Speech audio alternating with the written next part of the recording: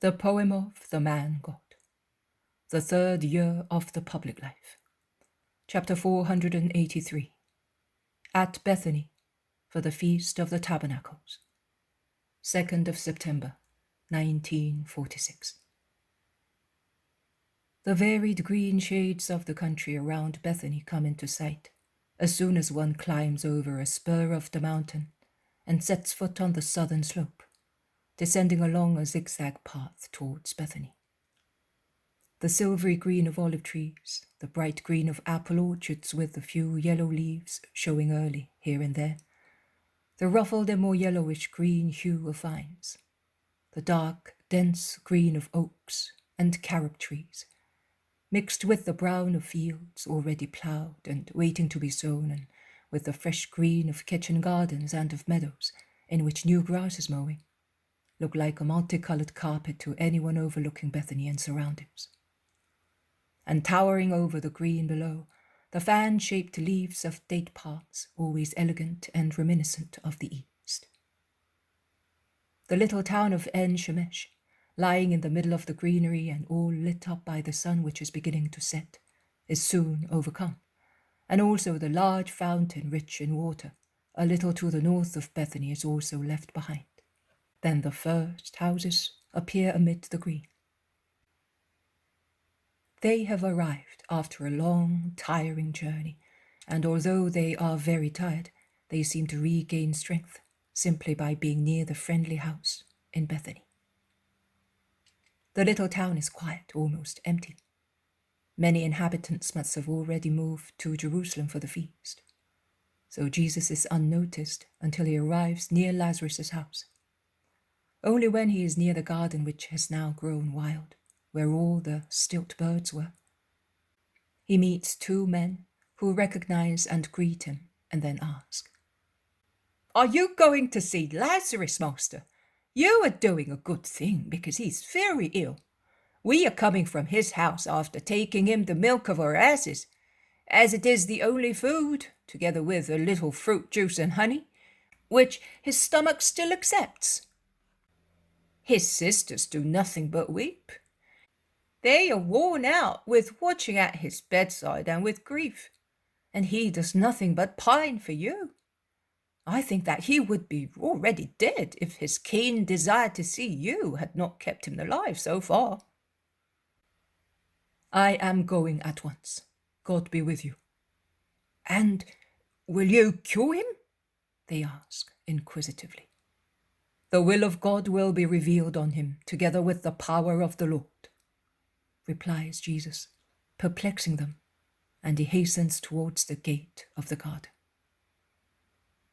A servant sees him and rushes to open it, but without any exclamation of joy. As soon as the gate is opened, he kneels down venerating Jesus and says in a sorrowful voice, "You have come at the right moment, Lord, and may your arrival bring joy to this house full of tears. Lazarus, my master—" "I know. Be resigned, all of you, to the will of the Lord. He will reward you for sacrificing your wills to his. Go and call Martha and Mary. I will wait for them in the garden." The servant hurries away, and Jesus follows him slowly, after saying to the apostles, "I am going to Lazarus. You can have a rest, as you need it."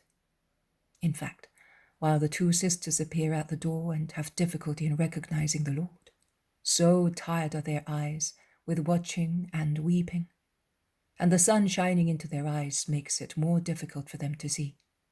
Other servants come out of a side door to meet the apostles, and they take them away.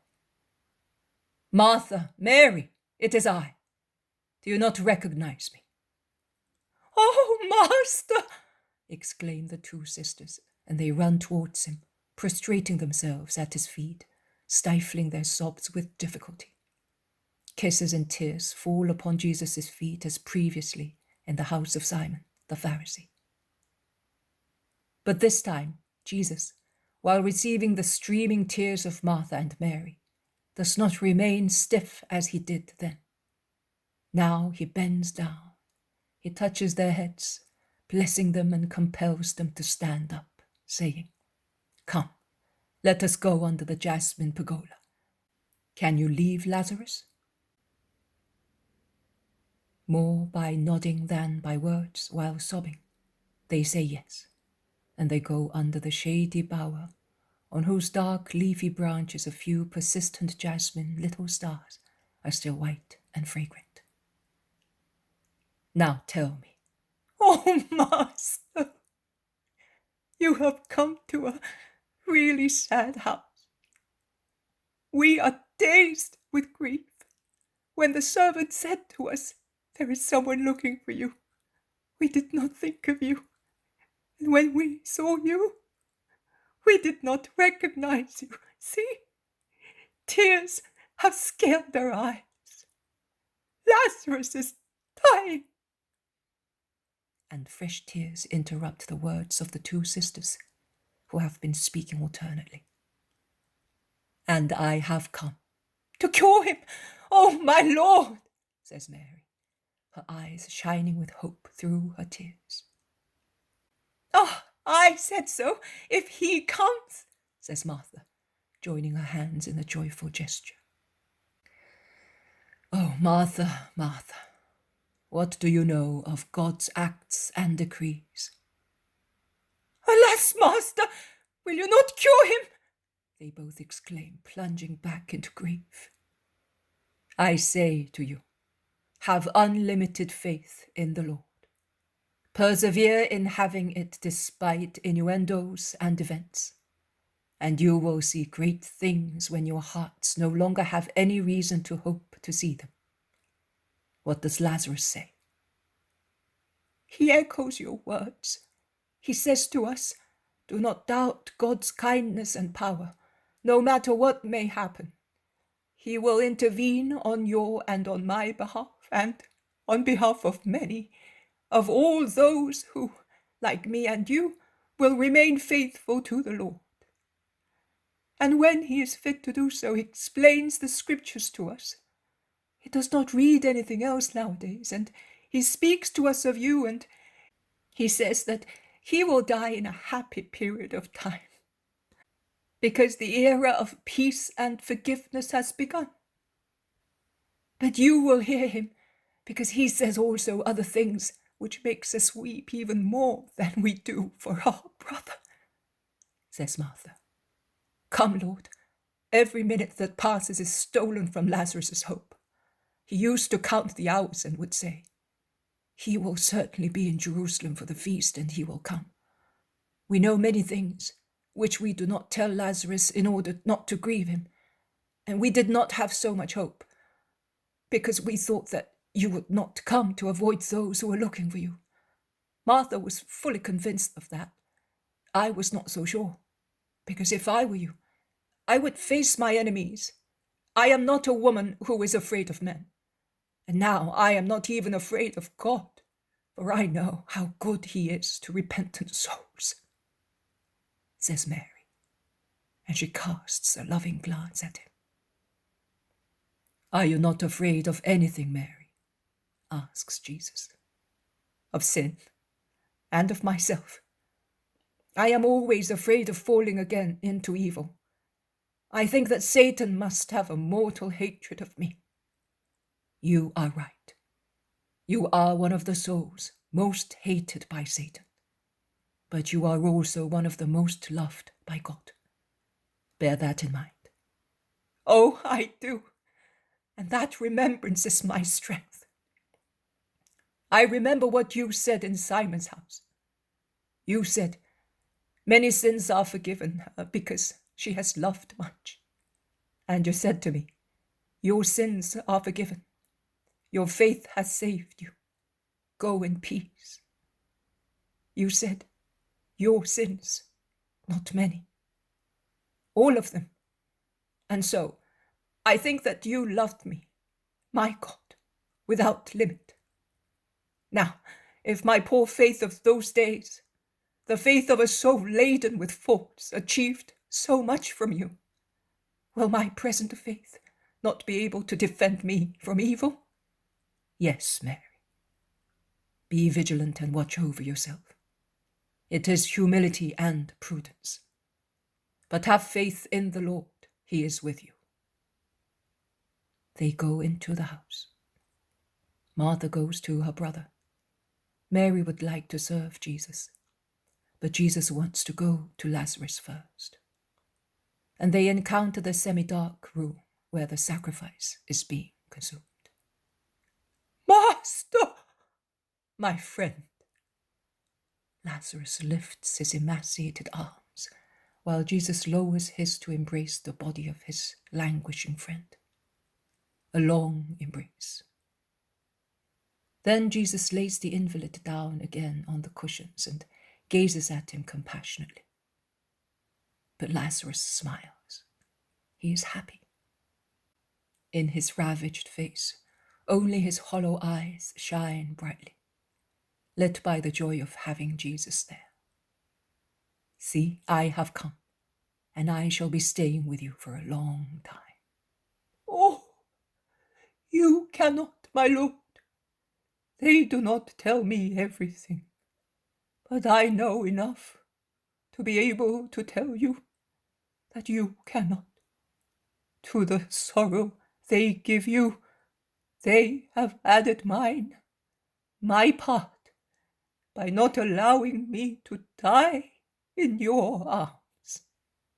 But since I love you, I cannot be so selfish as to detain you here with me in danger. You, I have already seen to it. You must change places continually. All my houses are open to you. The guardians have been given instructions, and also the stewards of my lands. But do not go to Gethsemane to stay there. They keep a strict watch over it. I mean, the house.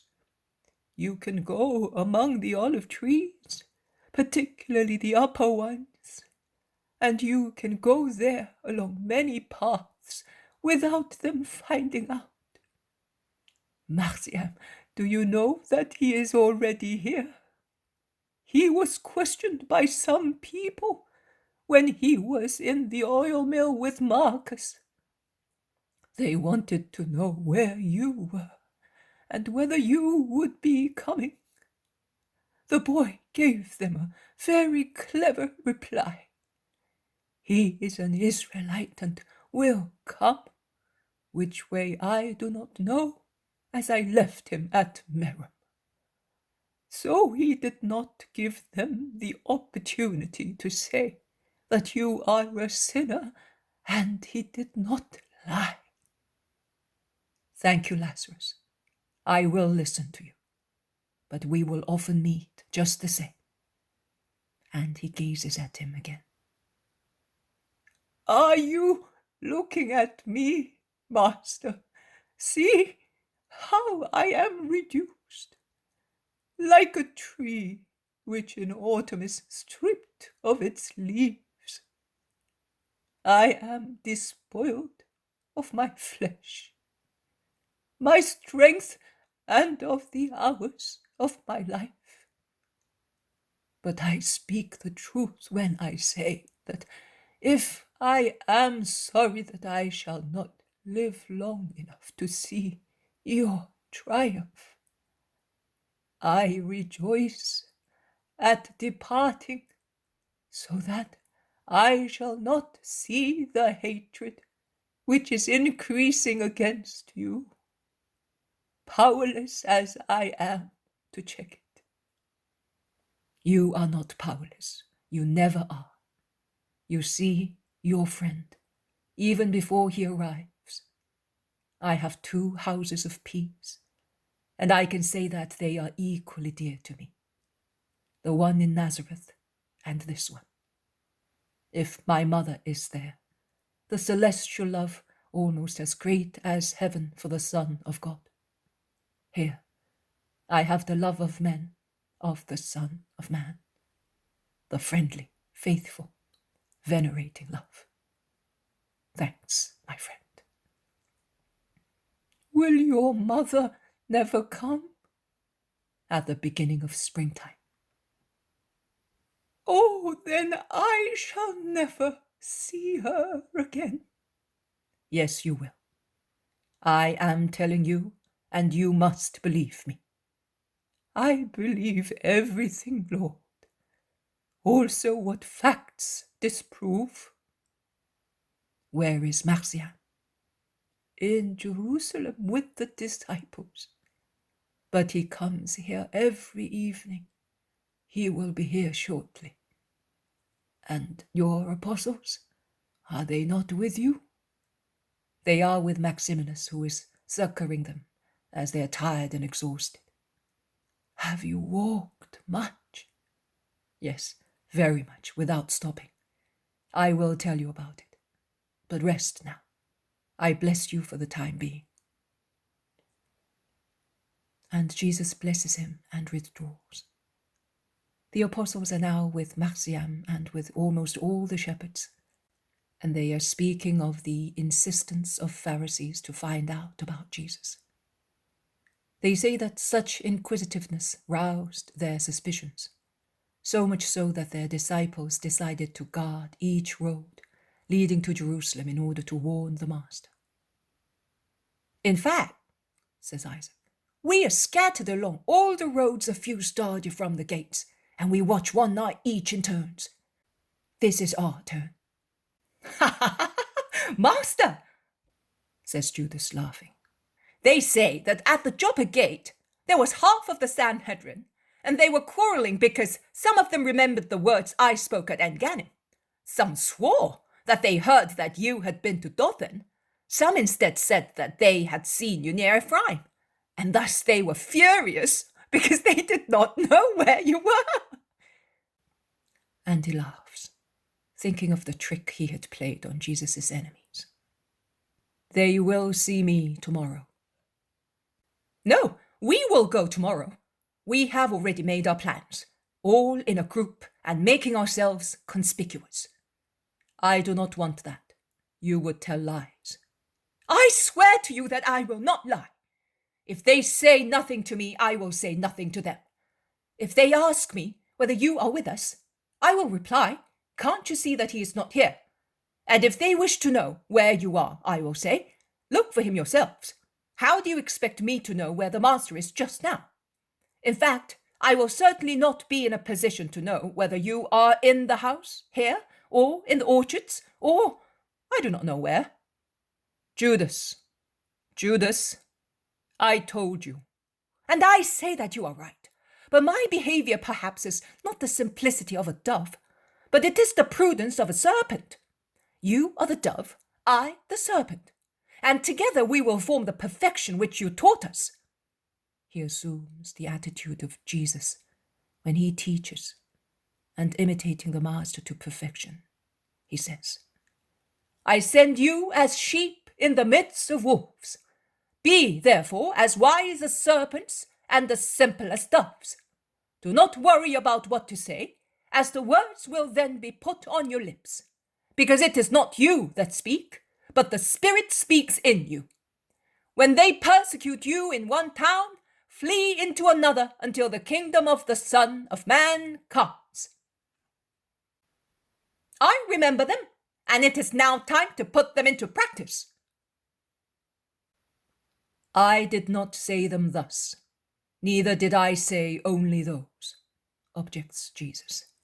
Oh, at present, it is necessary to remember only those and to speak them thus.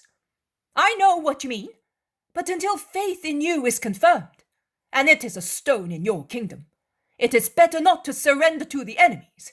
Later, we will say and do the rest. And Judas's expression is so brightly intelligent and impish that he conquers everybody except Jesus, whose eyes. Judas is really the seducer who lacks nothing to triumph over men. Jesus is pensive in sighs, but he surrenders as he feels that Judas's precaution is not entirely wicked, and Iscariot expounds his plan triumphantly. So, we will go tomorrow, and the day after tomorrow, until the day after the Sabbath. and we will stay in a hut made with branches in the valley of the Kidron, like perfect Israelites. They will get tired of waiting for you, and then you will come. In the meantime, you will stay here in peace, and you will rest. You are exhausted, my master, and we do not want that. When the gates are closed, one of us will come and tell you what they do. Oh, it will be lovely to see them disappointed." They all agree, and Jesus does not offer any resistance. Perhaps the fact that he is already dead tired, perhaps his desire to give comfort to Lazarus, all possible comfort before the final struggle, contribute to his yielding. Perhaps also the real necessity of being free until he can accomplish all the necessary deeds, so that Israel may have no doubt about his nature before condemning him. He says, "Let it be so, but avoid discussions and lies. Be silent, but do not lie. Now let us go, because Martha is calling us. Come, Martian, I find you in better form." And he goes away speaking to the boy, with one arm round his shoulder. The poem of the man God, the third year of the public life, chapter 484. At the temple. The kingdom of God does not come with pomp. 3rd of September, 1946. Jesus goes into the temple. He is with his apostles and with a very large number of disciples, whom I know at least by sight, and behind them all, but united to the group, as if they wanted to be considered as followers of the Master. There are new faces, all unknown to me, with the exception of the shrewd one of the Greek from Antioch. He is speaking to other people, perhaps Gentiles like himself, and while Jesus and his disciples go on and enter the court of Israel, he stops in the court of the Gentiles with those with whom he is conversing. Of course, Jesus' entrance into the overcrowded temple does not pass unnoticed. A fresh murmur rises, as if it were a disturbed beehive, downing the voices of the doctors, teaching under the porch of the Gentiles. The lessons are interrupted as though by magic, and the pupils of the scribes run in all directions with the news of Jesus' arrival, so that when he goes through the inner enclosure into the court of Israel, several Pharisees, scribes, and priests are scattered about watching him. But they do not say anything to him while he prays, and they do not even go near him. They watch him only. Jesus goes back to the court of the Gentiles. They follow him, and the train of the ill-intentioned people increases in number, like that of the curious and well-meaning ones. And words, uttered under one's breath, spread among the crowds. Now and again a louder voice can be heard saying, "Are you convinced now that he would come? He is a just man. He could not fail to come to the feast." Or, "Why has he come? To mislead the people further?" Or, "Are you happy now? Can you see where he is now? You have asked for him so keenly." Isolated remarks at once choked in throats by the meaningful glances of the disciples and followers who threaten the rancorous enemies with their very love. Ironical, poisonous voices of enemies who squirt poison and then quiet down because they are afraid of the crowd. And the crowds are silent after an impressive demonstration in favor of the Master, because they are afraid of the reprisals of the mighty ones. The realm of reciprocal fear. The only one who is not afraid is Jesus. He walks slowly and with stateliness towards the place where he wants to go, somewhat absorbed, but ready to come out of his absorption, to caress a child offered to him by a mother, or to smile at an old man who greets and blesses him. In the porch of the Gentiles, Standing in the middle of a group of disciples, there is Gamaliel, with his arms folded across his chest, in his magnificent snow-white, very wide garment which looks even whiter against the thick, deep, red carpet laid under his feet.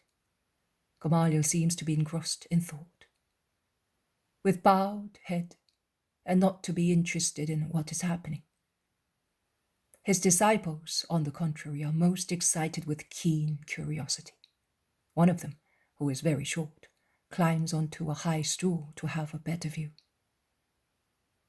But when Jesus is opposite Gamaliel, the rabbi looks up, and his deep eyes under his forehead of a thinker stare for a moment at Jesus' peaceful face.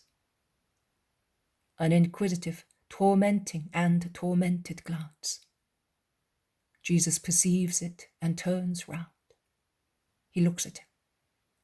The two flashes, that of the very dark eyes and that of the sapphire ones, meet. Jesus' eyes are meek, open to being scrutinized. Gamaliel's are impenetrable, anxious to know and to get to the heart of the mystery of truth. The Galilean rabbi is, in fact, a mystery to him, but he is pharisaically jealous of his thought, so that he is closed to every survey which does not concern God. They look at each other just for a moment.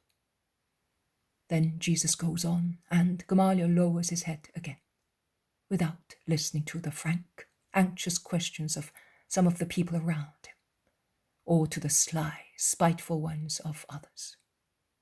"Is it him, Master? What do you think of him?" "Well, what is your opinion? Who is he?" Jesus goes to the spot which he has chosen. Oh, there are no carpets under his feet. He is not even under the porch. He is simply leaning against a column, standing on the top step at the end of the porch. It is the lowest spot. Around him there are the apostles, disciples, followers and curious people. Further back there are Pharisees, scribes, priests, rabbis. Gamaliel remains where he was. Jesus begins to preach for the 100th time the advent of the kingdom of God and the preparation for it. And I could say that he repeats the same concepts, enhanced in power, which he expounded almost in the same place 20 years previously.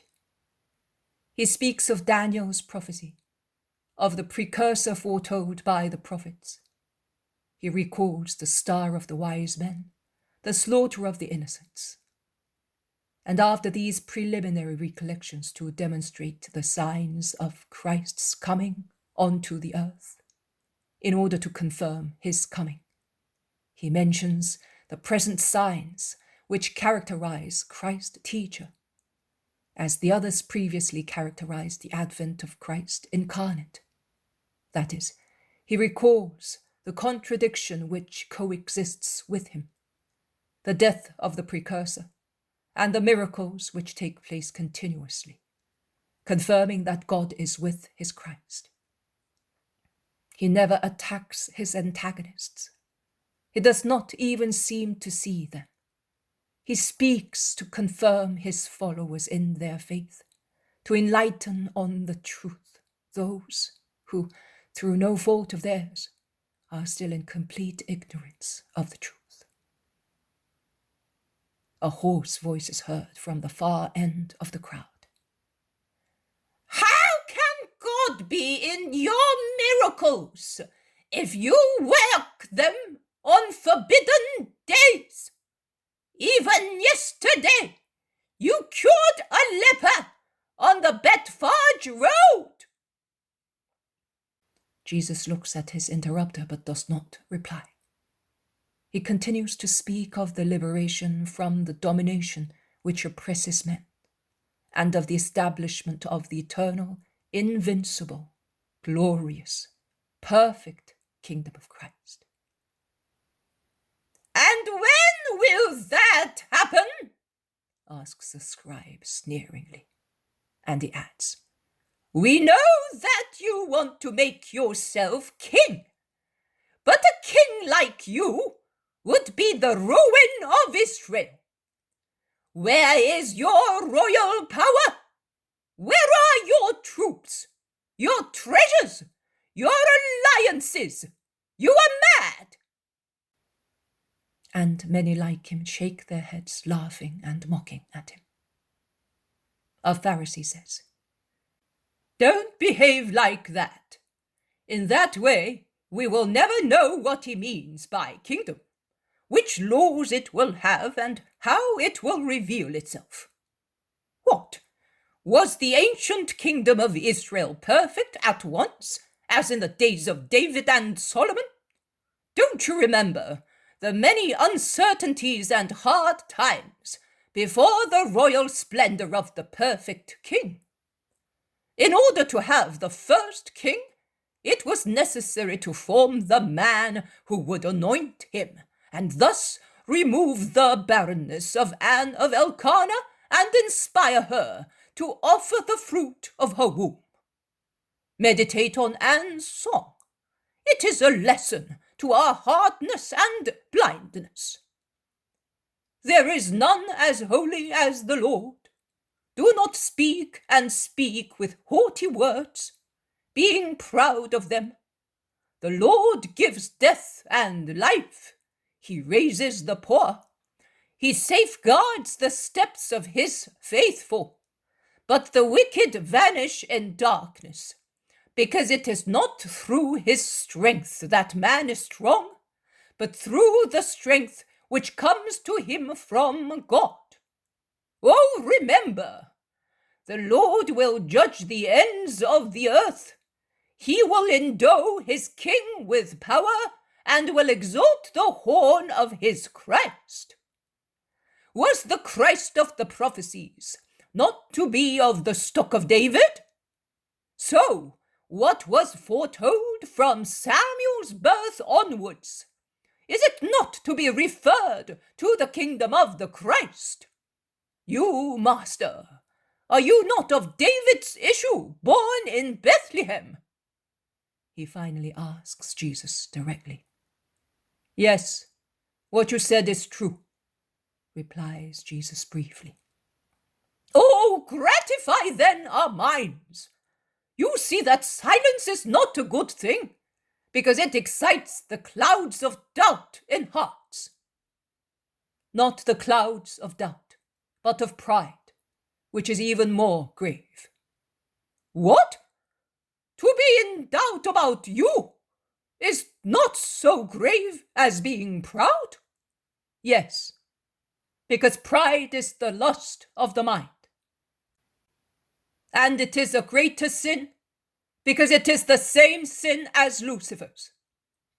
God forgives many things, and his light shines lovingly to enlighten ignorance and dispel doubts. But he does not forgive pride, which scoffs at him, pretending to be greater than he is." "Which of us say that he is greater than God? We do not blaspheme," several of them shout. "You do not say so with your lips, but you confirm it with your deeds. You want to say to God, 'It is not possible for the Christ to be a Galilean, a man of the people. It is not possible for this man to be him. What is impossible to God?'" Jesus' voice resounds like thunder. If previously he looked somewhat modest, leaning like a beggar against his column, now he has straightened himself. He moves away from the pillar. He raises his head solemnly and crushes the crowd with the glare of his refulgent eyes. He is still standing on the step, but he looks as if he were on a high throne. So regal is his appearance. The people withdraw. They are almost frightened, and no one replies to his last question. Then a rabbi, a small, wrinkled man, whose soul is certainly as ugly as his looks, preceding his question with a forced, chuckling, sly laugh, asks, It takes two people to accomplish lust. With whom does the mind accomplish it? The mind is not corporeal, so how can it commit a sin of lust? As it is incorporeal, with whom does it copulate to sin? and he laughs, drawling his words in sly laugh. With whom? With Satan. The mind of the proud man fornicates with Satan against God and against love. And with whom did Lucifer fornicate to become Satan, if Satan did not yet exist? With himself, with his own intelligent and disordered thought. Scribe, what is lust? But I told you, who does not know what is lust? We have all experienced it.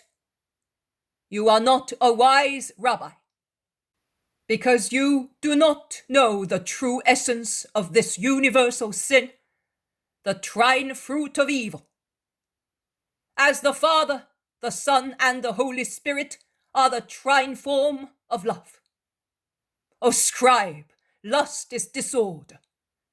Disorder led by a free, conscious intelligence, which is aware that its desire is evil, but wants to satisfy it just the same. Lust is disorder and violence against natural laws, against justice and love for God, for ourselves, for our brothers. All lust, the lust of the flesh, as that aiming at the riches and power of the earth, as well as that of those who would like to prevent Christ from accomplishing his mission, because they intrigue with immoderate ambition, which is afraid of being struck by me. A great murmur runs through the crowd. Gamaliel, who is all alone on his carpet, raises his head again and casts a sharp glance at Jesus. So, when will the kingdom of God come? You have not replied, urges again the previous Pharisee. When the Christ will be on the throne which Israel is preparing for him, higher than any other throne, higher than this temple. But where is it being prepared, as no preparation is evident? Is it possible that Rome will allow Israel to rise again? Have the egos become so blind that they cannot see what is being prepared? The kingdom of God does not come with pomp. Only the eyes of God can see it being formed, because the eyes of God reads inside men. So do not go looking for this kingdom where it is being prepared. And do not believe those who say, they are plotting in Bethany, they are conspiring in the caves in the deserts of En-Gedi, and on the shores of the sea. The kingdom of God is in you, within you, in your spirits which receive the law that came from heaven, as the law of the true fatherland, the law which, when practiced, makes one the citizen of the kingdom. That is why John came before me, to prepare the ways to the hearts of men, so that my doctrine could enter them. The ways have been prepared through penance.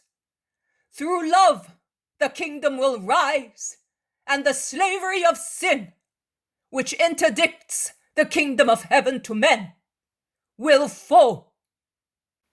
This man is really great, and you say that he's an artisan?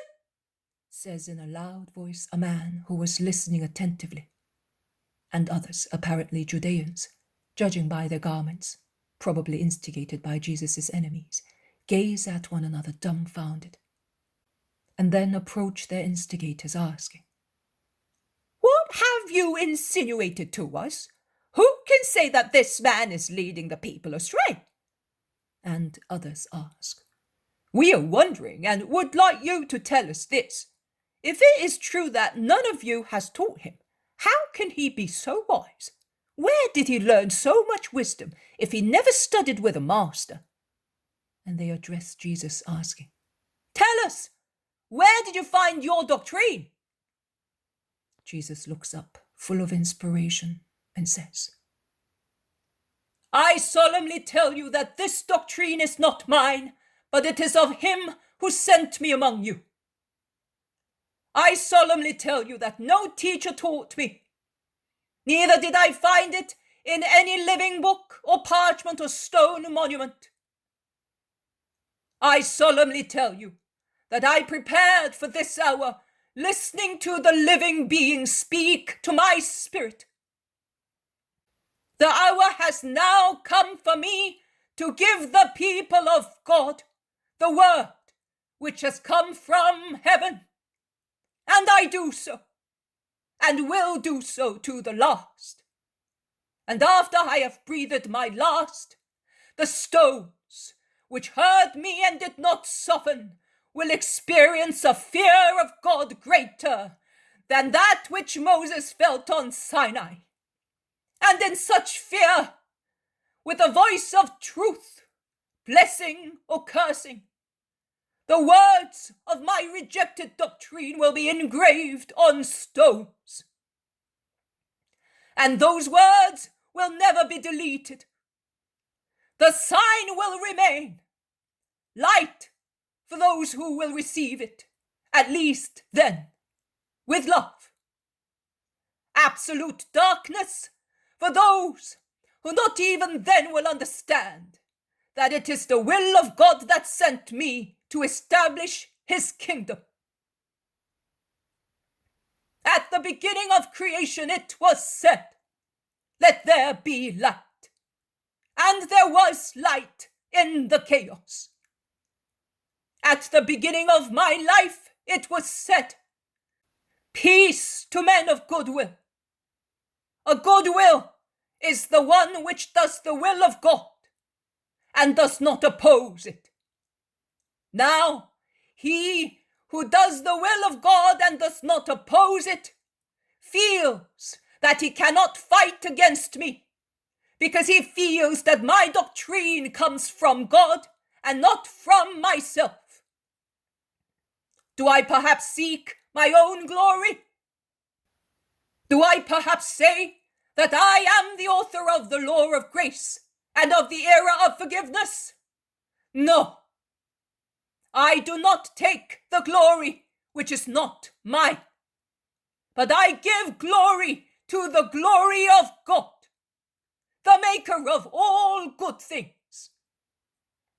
My glory is to do what the Father wants me to do, because that gives glory to him.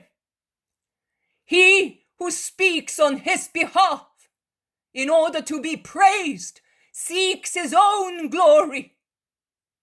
But he who can receive glory from men, even without seeking it, for what he does or say, but rejects it, saying, it is not my glory created by me, but it proceeds from the glory of the Father as I proceed from him, is in the truth, and there is no injustice in him, as he gives each person what belongs to them without keeping for himself what is not his own.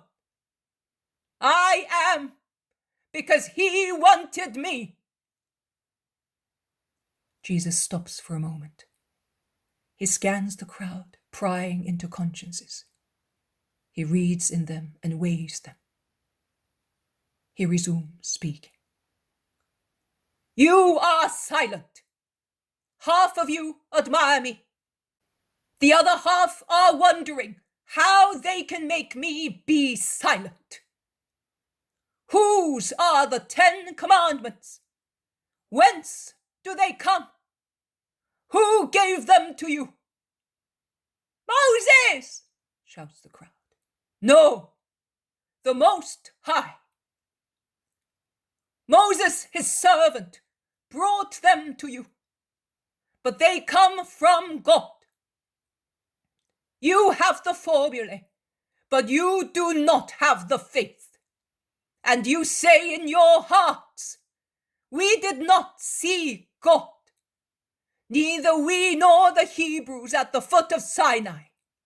Oh, not even the thunderbolts which set the mountain on fire while God shone, thundering in the presence of Moses, are sufficient to make you believe that God was present. Not even thunderbolts and earthquakes serve to make you believe that God is among you to write the eternal pact of salvation and of condemnation. You will see a fresh, dreadful epiphany very soon within these walls. And the holy secret places will come out of darkness, because the kingdom of the light begins, and the Holy of Holies will be extolled in the presence of the world, and will no longer be concealed under the triple veil. And you will not believe yet. What is therefore needed to make you believe? That the thunderbolts of justice may strike your bodies? But justice will be appeased then, and flashes of love will descend. And yet, not even they will write the truth in your hearts, in all your hearts. Neither will they give rise to repentance and then to love. Gamaliel's strained eyes are now gazing at Jesus. But you know that Moses was a man among men, and the chroniclers of his days left you a description of him. And yet, although you know who he was, from whom and how he received the law, do you comply with it? No, none of you observe it. The crowds howl, protesting. Jesus imposes silence. Are you saying that it is not true? That you observe it? Why then do you want to kill me? Does the fifth commandment not forbid to kill a man? Do you not recognize me as the Christ? But you cannot deny that I am a man. So why are you trying to kill me? You are mad. You are possessed. A demon is speaking in you and makes you rave and tell lies. None of us are thinking of killing you. Who wants to kill you? Shout those who actually want just that. Who? You. And you are trying to find excuses to do so. And you reproach me for false thoughts. You blame me, and it is not the first time, for curing a man on the Sabbath. Does Moses not say that we must be compassionate to a donkey or an ox which has fallen, as it is of value to your brother? And should I not have mercy on the diseased body of a brother, for whom his recovered health is material comfort, and a spiritual means to bless the Lord and love him because of his kindness? And do you not practice also on Sabbaths the circumcision which Moses gave you, having received it from the patriarchs? If by circumcising a man on the Sabbath, the Mosaic law is not infringed, because it makes a child a son of the law, why do you remonstrate loudly with me, if on a Sabbath I cured a man completely, both his body and his soul, and I made him a son of God? Do not judge from appearances or to the letter, but judge with sound judgment and according to the Spirit.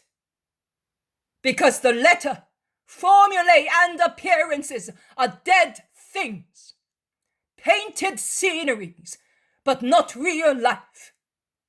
Whereas the spirit of words and of appearances is real life and source of eternity. But you do not understand these things, because you do not want to understand them. Let us go. And it turns round and goes towards the exit, followed and surrounded by his apostles and disciples, who look at him feeling pity for him and indignation for his enemies. Jesus is pale, but he smiles and says to them, "Do not be sad. You are my friends, and you are doing the right thing in being so, because my time is coming to its end. The time will soon come when you will be wishing to see one of these days of the Son of Man, but you will no longer be able to see it. It will then be a consolation for you to say, 'We loved him and were faithful to him while he was among us.' And to laugh at you and make you look like fools, they will say to you, 'The Christ has come back. He is here. He is there.' Do not listen to those voices. Do not go and do not follow those lying scoffers. The Son of Man, once he has gone away, will not come back again until his day. And his manifestation will be like lightning flashing across the sky, so fast that the eye can hardly follow it. You, and not only you, but no man could follow me when I will finally appear to gather together all those who were, are, or will be. But before that happens, the Son of Man must suffer much. He must suffer everything, all the grief of mankind. And further, he is to be rejected by this generation." "Then, my Lord, you will suffer all the evil with which this generation will be able to strike you," remarks Matthias the shepherd. "No, I said all the grief of mankind. It existed before this generation and will exist through generations after this one. And it will always sin.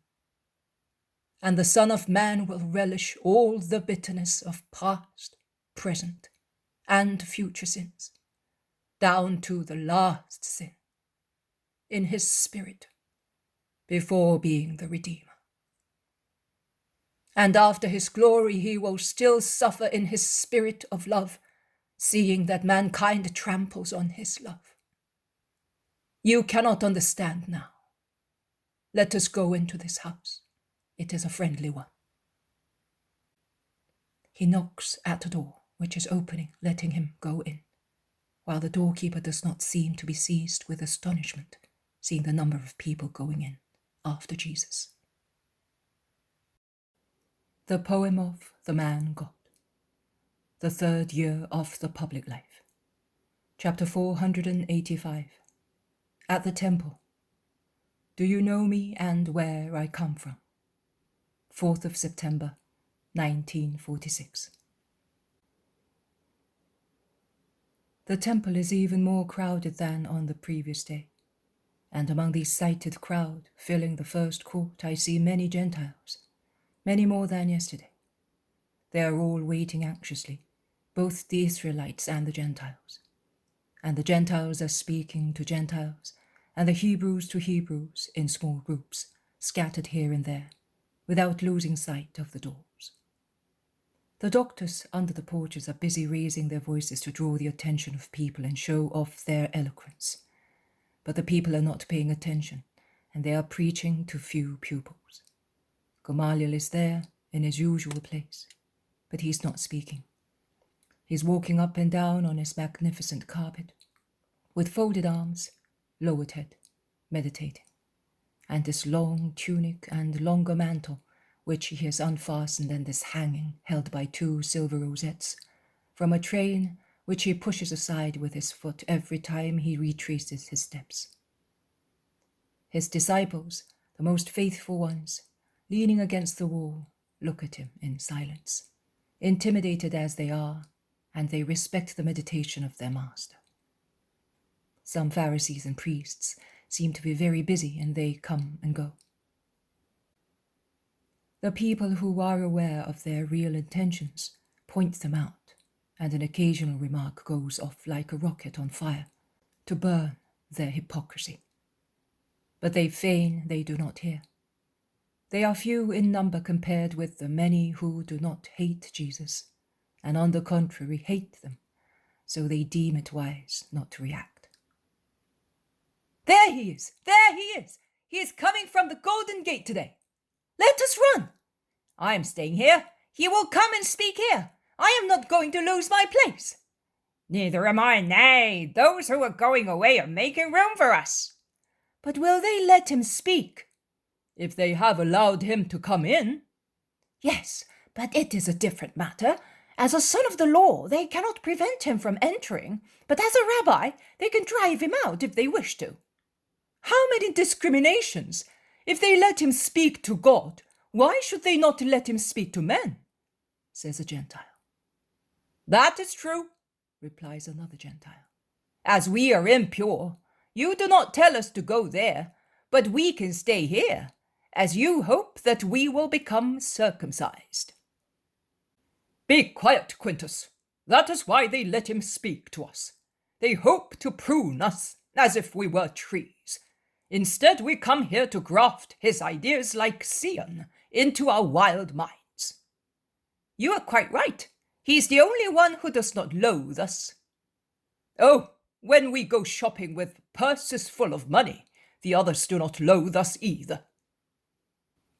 Look, we Gentiles are the only ones left here. We shall hear him well and see him better. I like to see the faces of his enemies. By Jove, a battle of faces. Be quiet. Don't let anyone hear you mentioning Jupiter. It is forbidden here. Oh, between Jove and Jehovah there is only a tiny difference. And between gods there will be no ill feeling. I have come urged by a good desire to hear him, not to laugh at him. They speak highly of the Nazarene everywhere. So I said, the weather is fine, and I will go and listen to him. Many people go farther to hear the oracles. Where have you come from? From Perga. And you? From Tarsus. I'm almost Jewish. My father was a Hellenist from Iconium, but he married a Roman from Antioch in Cilicia, and he died before I was born. But the seed is Hebrew. He is late. Will they have caught him? Be not afraid. The shouts of the crowd would tell us. These Jews shout like restless magpies always. Oh, there he is, over there. Will he really come here? Don't you see that they have taken all the places on purpose, except this corner? Can't you hear how many frogs are croaking, pretending to teach? But that one over there is silent. Is it true that he is the greatest doctor in Israel? Yes, but how pedantic he is. I listened to him one day, but to digest his science, I had to drink many goblets of Phalamean wine at Titus's Bethsaida. They both laugh. Jesus approaches slowly. He passes before Gamaliel, who does not even raise his head, and then goes to the same place as yesterday. The crowd, now a mixture of Israelites, proselytes, and Gentiles, understand that he is about to speak, and they whisper, "He is now going to speak in public, and no one says anything to him. Perhaps the princes and the chiefs have recognized him as the Christ. After the Galilean went away yesterday, Gamaliel spoke to the elders for a long time." Is it possible? How could they recognize him all of a sudden, if only a short time ago they considered that he deserved to be put to death? Perhaps Gamaliel has some proofs. What proofs? What proofs do you expect him to have in favor of that man? Asks a man angrily. Be quiet, jackal! You are only the last of the scriveners. Who spoke to you? And they make fun of him. He goes away, but the others take his place. They do not belong to the temple, but they are certainly incredulous Jews. We have the proofs. We know where he is from. But when the Christ comes, no one will know where he comes from. We will not know his origin, but this one, he's the son of a carpenter of Nazareth, and the whole village can witness against us if we are telling lies. In the meantime, the voice of a Gentile is heard, saying, Master, speak a little to us today. We have been told that you say that all men come from one God only, yours. So much so that you call them the children of the Father. Some of us Stoic poets had a similar idea. They said, we are descendants of God. Your fellow countrymen say that we are more impure than animals. How can you reconcile the two trends? The question is put according to the custom of philosophical debates. At least, I think so. And Jesus is about to reply, when the incredulous Jews and the believing ones begin to dispute more furiously, and the shrill voice repeats, He is a common man. The Christ will not be like him. Everything will be exceptional in him. His figure, nature, origin. Jesus looks in that direction and says in a loud voice, So, you know me, and you know where I come from? Are you sure? And the little you know, does it not mean anything to you? Does it not confirm the prophecies? But you do not know everything about me. I solemnly tell you that I did not come by myself and from where you think that I came. It is the very truth, whom you do not know, who sent me. A cry of indignation rises from the enemies. The very truth, whose deeds you do not know. Neither do you know his way, along which I came. Hatred cannot be acquainted with the ways and deeds of love. Darkness cannot stand the sight of light. But I know him who sent me, because I belong to him. I am part of him, and one whole with him. And he sent me to fulfill what his thought wants. There is an uproar. His enemies rush upon him to lay hands on him, to capture and hit him. The apostles, disciples, people, Gentiles, proselytes react to defend him. Some rush to help the former, and would perhaps succeed in doing so. But Gamaliel, who is so far seemed remote from everything around him, departs from his carpet and comes towards Jesus. And he is driven back by those defending him under the porch. He shouts, Leave him! I want to hear what he says. Gamaliel's voice achieves more than the squad of legionaries who have come from the Antonia to put down the riot.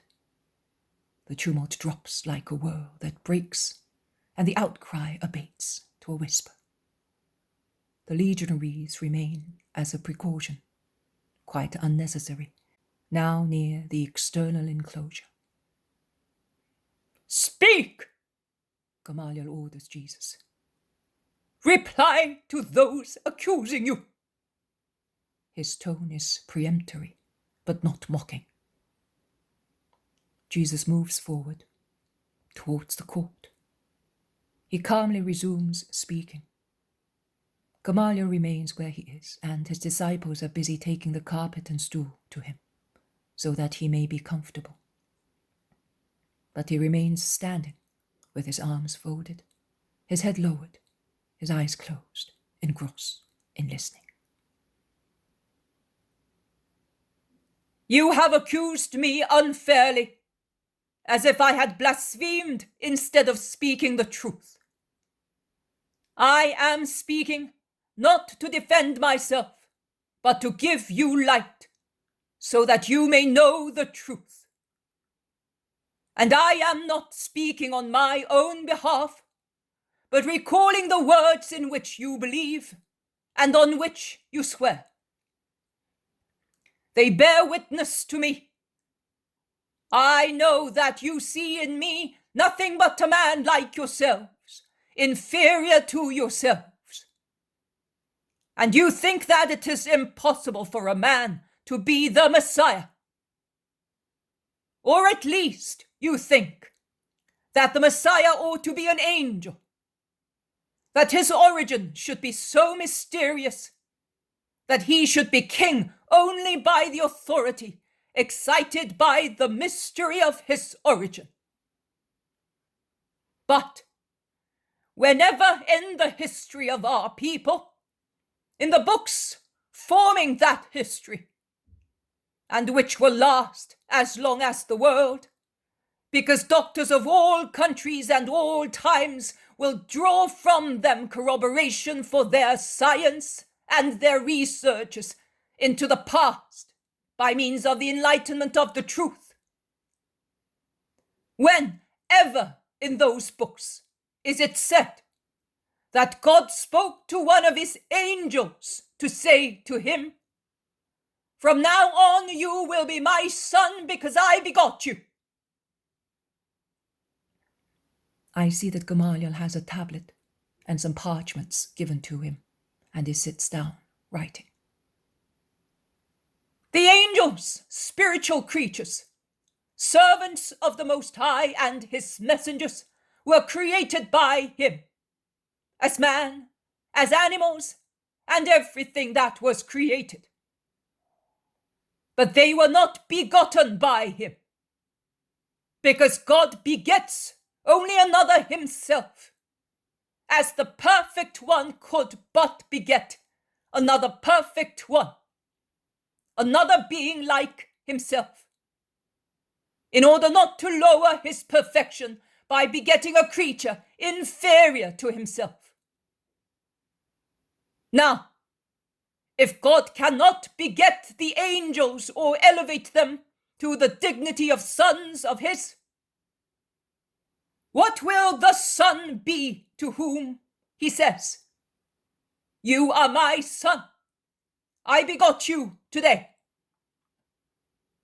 And of what nature will he be, if begetting him, he says, pointing him out to his angels, "And let all the angels of God adore him"? And what will this son be like to deserve to hear the Father say to him, the Father by whose grace men can mention his name with their hearts humbled in adoration, "Sit at my right hand, and I will make your enemies a footstool for you"?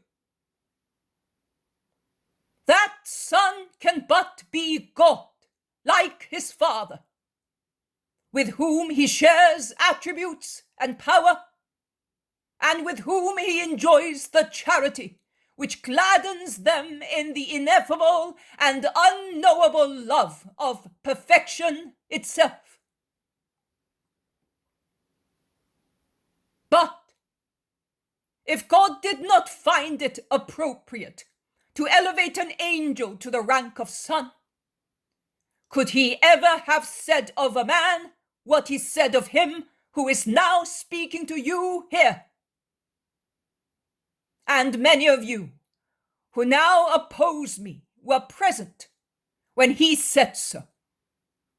At the ford of Betharaba 2 years ago, you heard him and trembled, because the voice of God is unmistakable, and without his special grace, it crushes those who hear it and shakes their hearts. What is therefore the man who is speaking to you? Is he perhaps one born of human seed and by the will of man like all of you? And could the Most High have placed his spirit to dwell in a body devoid of grace, like those men born of carnal will?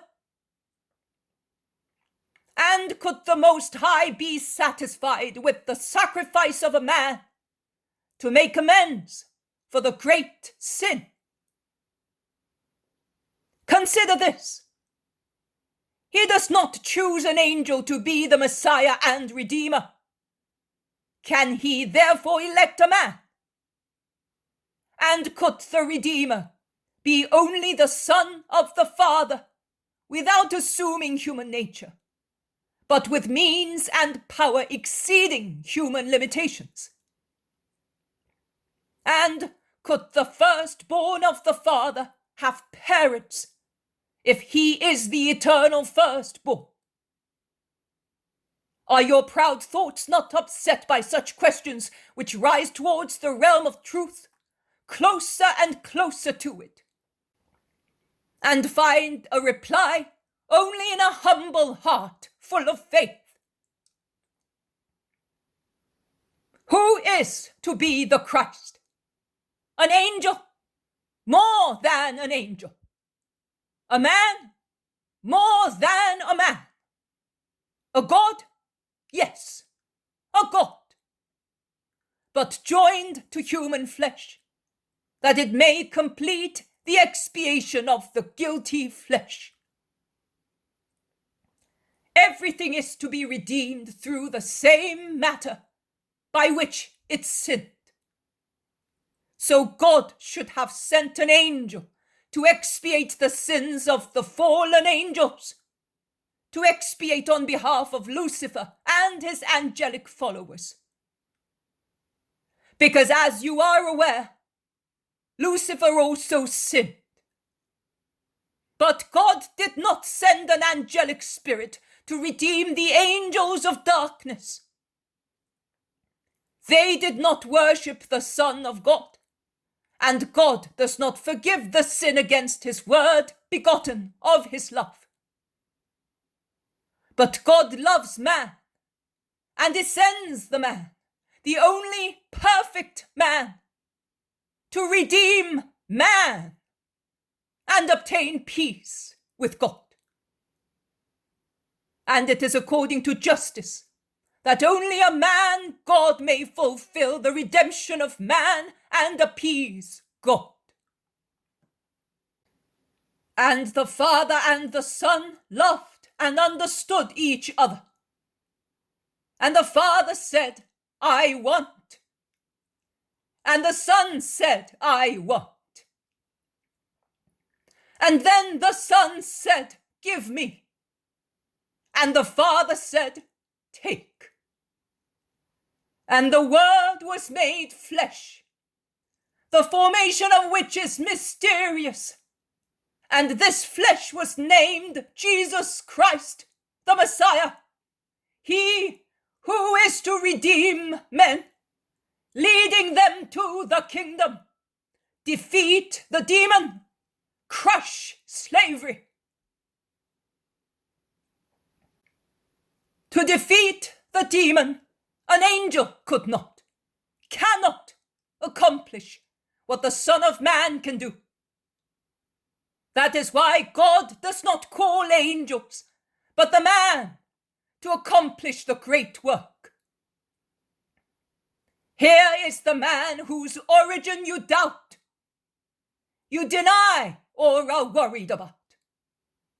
Here is the man acceptable to God, the man representing all his brothers, the man like you in appearance, superior to and different from you by origin, begotten not of man but of God, and consecrated to his ministry, is in front of the high altar to be priest and victim for the sins of the world, supreme eternal pontiff, high priest of the order of Melchizedek. Be not afraid. I am not stretching out my hand towards the pontifical tiara. Another crown is awaiting me, Do not worry.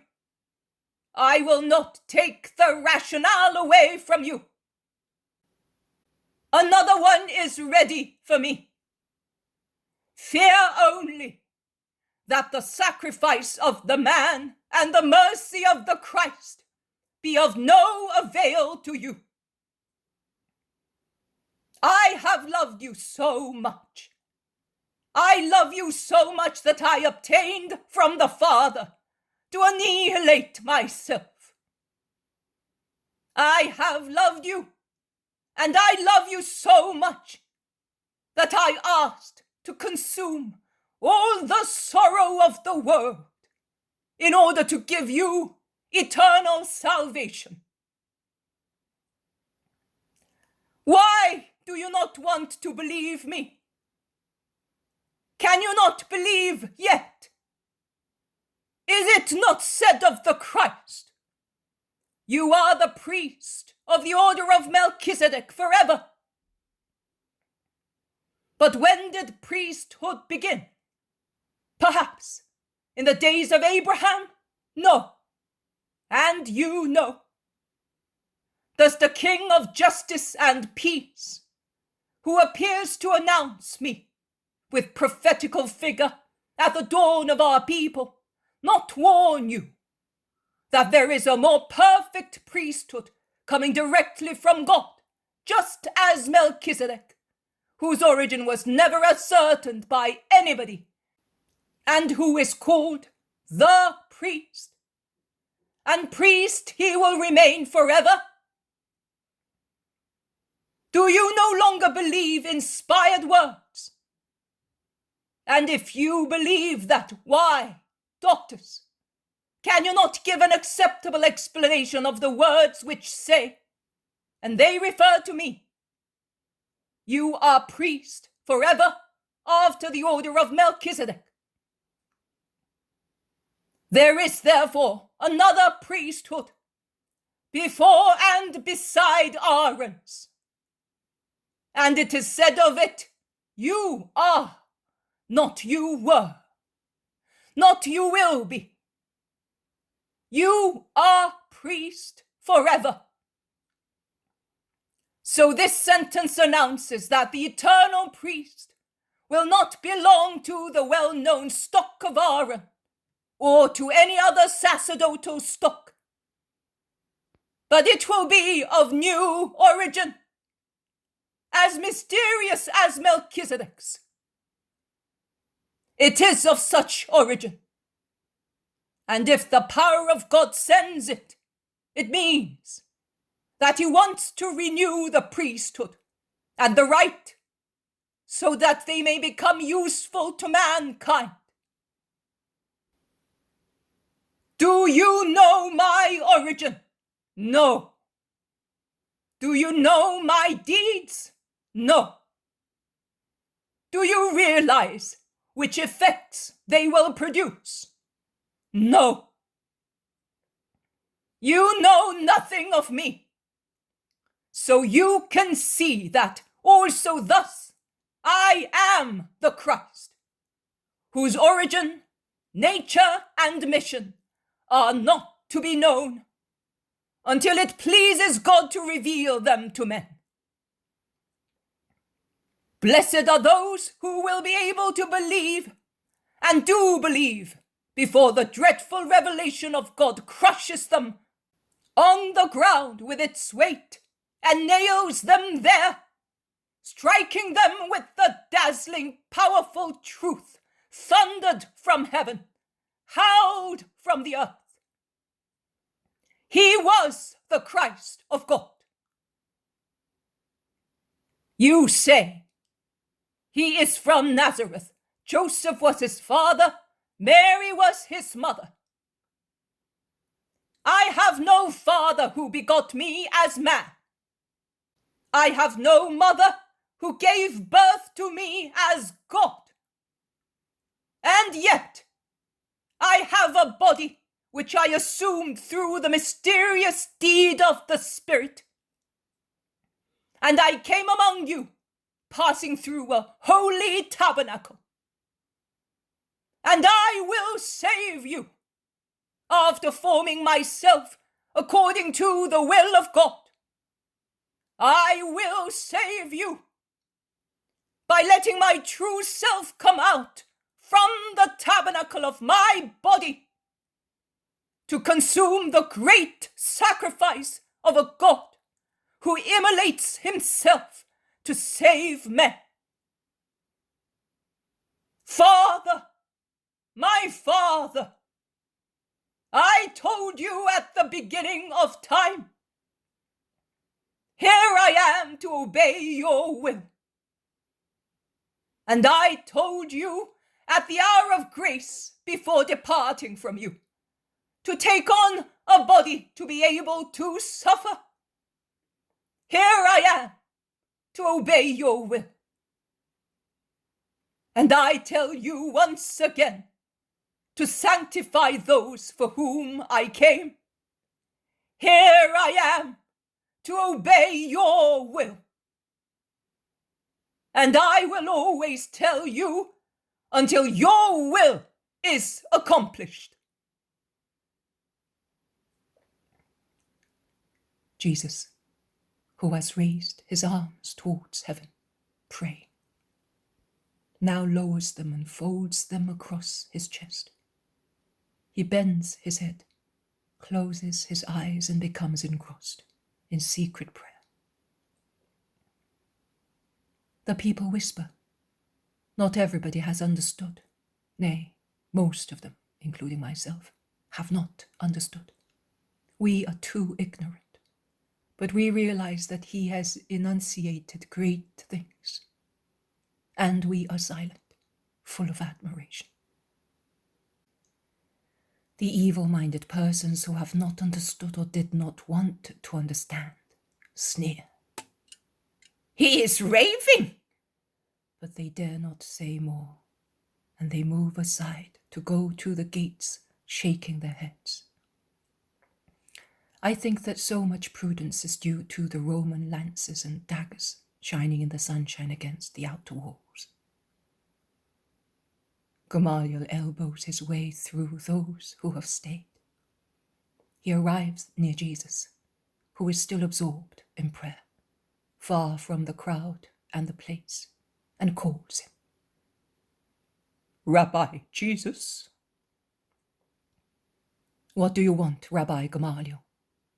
Asks Jesus, looking up, his eyes still absorbed in an internal vision. An explanation from you. Tell me. Go away, all of you, orders Gamaliel, and in such a tone that apostles, disciples, followers, curious people, and Gamaliel's very disciples move aside quickly. Jesus and Gamaliel are alone, facing each other, and they look at each other. Jesus is, as usual, meek and kind. Gamaliel unintentionally authoritative and proud-looking. A countenance certainly due to years of exaggerated homage. Master, some words of yours have been related to me. You spoke them at a banquet, of which I disapproved, because it was not a genuine one. I fight, or I do not fight, but always openly. I meditated on those words. I compared them with the ones which are in my memory. And I have been waiting for you here to ask you about them. But first I wanted to hear you speak. They have not understood. I hope I will be able to understand. I wrote your words while you were speaking, so that I may meditate on them, not to injure you. Do you believe me? Yes, I do. And may the Most High make them blaze in your spirit. Let it be so. Listen. The stones which are to vibrate Are they perhaps those of our hearts? No, Rabbi. These, and he points at the walls of the temple with a rotary motion of his hand. Why are you asking me? Because my heart vibrated when the words you spoke at the banquet and your replies to the tempters were related to me. I thought that throbbing was the sign. No, Rabbi. The throbbing of your heart and of the hearts of a few more people is too little to be the sign which leaves no doubt. Even if you, with rare judgment of humble knowledge of yourself, define your heart stone. Oh, Rabbi Gamaliel, can you really not make of your petrified heart a bright altar receiving God? Not for my benefit, Rabbi, but that your justice may be complete. And Jesus looks kindly at the elderly master, who ruffles his beard and inserts his fingers under his head dress, pressing his forehead and whispering with his head lowered. I cannot, not yet, but I hope. Will you still give that sign? Yes, I will. Goodbye, Rabbi Jesus. May the Lord come to you, Rabbi Gamaliel. They part. Jesus nods to his disciples and leaves the temple with them.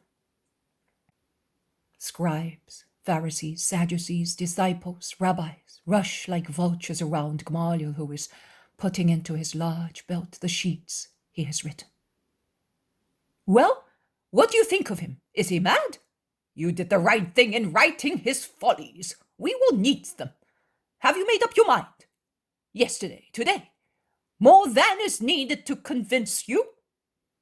They are speaking uproariously, and Gamaliel is silent while he adjusts his belt. He taps the ink pot hanging from it.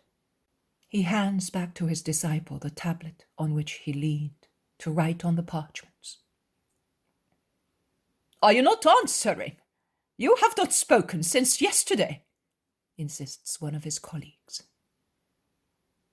I am listening not to you, to him, and I am trying to recognize in his present words the word which he spoke to me one day. Here. And are you successful? Many of them say, laughing. Like a thunder, which sounds differently, according to whether it is closer or farther away, but still the roar of thunder. So, an inconclusive sound, jeers one. Do not laugh, Levi. The voice of God may be found also in thunder, and we may be so stupid as to think that it is the noise of clouds being rent. And you, Helkai, and you, Simon, stop laughing, lest the thunder should change into a thunderbolt and reduce you to ashes. So, you are almost saying that the Galilean is that boy whom you and Hillel thought a prophet, and that the boy and the man are the Messiah? Some of them ask, scoffingly, although slyly, because Gamaliel commands respect. I am not saying anything. I am saying that the roar of thunder is always the roar of thunder. Closer or farther away? Alas, the words are stronger, as befits his age. But the 20 years which have gone by have made my intellect 20 times more closed on the treasure which it possesses, and the sound penetrates more weakly. And Gamaliel droops his head on his chest. meditating. You are getting old and foolish, Gamaliel. You are mistaking phantoms for realities. They all say, laughing. Gamaliel shrugs his shoulders scornfully. He gathers his mantle, which was hanging from his shoulders. He envelops himself in it several times, so large it is. He turns his back on everybody, without replying one word, full of contempt in his silence. The poem of the man God, the third year of the public life, chapter 486. At the temple, I shall remain with you for only a short time now. 5th of September, 1946. Without worrying about other people's malevolence, Jesus goes back to the temple for the third day. But he cannot have slept in Jerusalem because his sandals are very dusty. Perhaps he spent the night on the hills around the city. And his brothers James and Judas, with Joseph the shepherd and Solomon, must have been with him. He meets the other apostles and disciples near the eastern wall of the temple. They came, you know, both to us and to the best-known disciples. It is a good job you were not there. We must always do that. All right, but we shall talk about it later. Let us go. Many have preceded us, extolling your miracles. How many have come convinced and believe in you?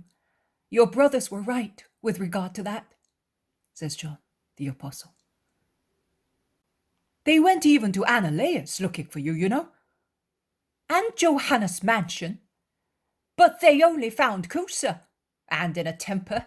He drove them away like dogs, saying that in his house he does not want spies, and that he has had enough of them. We were told by Jonathan, who is here with his master, says Daniel, the shepherd.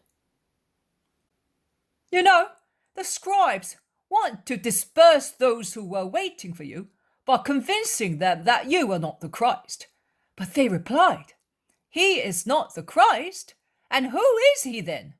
Will another man ever be able to work the miracles which he works? Did the others who said that they were the Christ work them? No.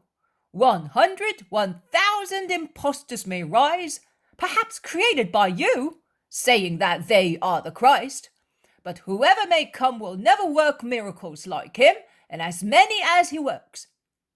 And as the scribes and Pharisees maintained that you work them because you are of Beelzebub, they replied, Oh, in that case, you should work striking ones, because you are certainly Beelzebubs compared to the Holy One, says Peter, and he laughs, and they all laugh, remembering the witty remark of the crowd and the scandalized scribes and Pharisees who had gone away full of indignation. They are now within the temple and are at once surrounded by a crowd, which is even larger than it was the previous day. Peace to you, Lord! Peace! Peace! Shout the Israelites. Hail, Master! Greet the Gentiles. May peace and light come to you, replies Jesus in one greeting. We were afraid that they might have caught you, or that you were not coming out of prudence or disgust, and we would have spread out looking for you everywhere, say many. Jesus smiles lightly and asks, So, you do not want to lose me? And if we lose you, Master, who will give us the lessons and the graces which you give us? My lessons will remain in you, and you will understand them better when I have gone away. And the fact that I am no longer present among men will not prevent graces from descending upon those who pray with faith. Oh, Master, but do you really want to go away? Tell us where you are going, and we will follow you. We are in such need of you. The Master is saying so to find out whether we love him. But where can the rabbi of Israel go but here in Israel? I solemnly tell you that I shall remain with you for only a short time, and I will go to those to whom the Father has sent me. Afterwards, you will look for me, and you will not find me. And where I am, you will not be able to come. But now let me go. Today I will not speak in here. I have some poor people who are waiting for me elsewhere, and they cannot come here because they are seriously ill. After the prayer, I shall go to them. And with the help of his disciples, he pushes through the crowd, going towards the court of Israel. Those who remain look at one another. Where will he be going? Certainly to his friend Lazarus. He is very ill. I was saying, where will he go? Not today, but when he leaves us for good. Did you not hear that he said that we will not be able to find him? Perhaps he will go to gather Israel together, evangelizing those of our country who are scattered among the various nations. The diaspora hopes in the Messiah as we do. Or perhaps he will go and teach the heathens to lead them to his kingdom. No, that's not possible. We would always be able to find him, even if he were in remote Asia, or in Central Africa, or in Rome, or Gaul, Iberia, Thrace, or among the Sarmatians. If he says that we will not find him even if we looked for him, it means that he will not be in any of those places. Of course, what do his words mean? You will look for me, and you will not find me, and where I am you cannot come. I am not. I shall be. So, where is he? Is he not here among us? I am telling you, Judas, he looks like a man, but he's a spirit. Certainly not. Among the disciples there are some who saw him when he was a newborn baby. Even more, they saw his mother pregnant with him a few hours before he was born. But is he really that child, who has now become a man? Who can assure us that he is not a different person? No, he could be another person, and the shepherds could be mistaken. But what about his mother, his brothers, and the whole village? Did the shepherds recognize the mother? Of course they did. Well, then why does he say, where I am, you will not be able to come? For us, there is a future. You will be able. For him, it is a present. I am. So, has this man no future? I don't know what to say. It is so. I'm telling you, he is mad. Perhaps you are mad, you spy of Sanhedrin. Me, spy? I am a Judean who admires him. And did you say that he is going to Lazarus? We have not said anything, old spy. We know nothing. And even if we knew, we would not tell you. Go and tell those who sent you to look for him themselves.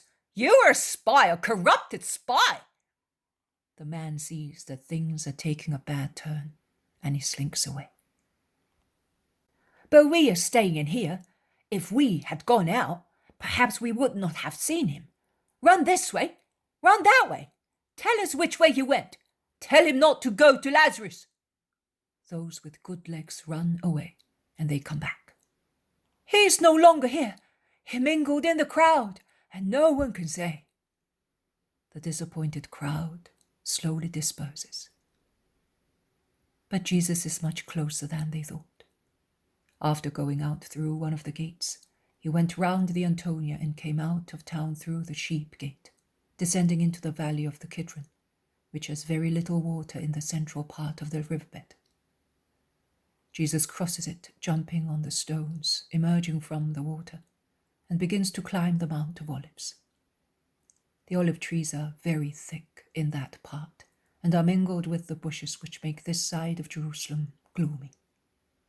I would say funeral, closed as it is, between the dark walls of the temple, which dominates on that side with all its mountain, and the Mount of Olives on the other.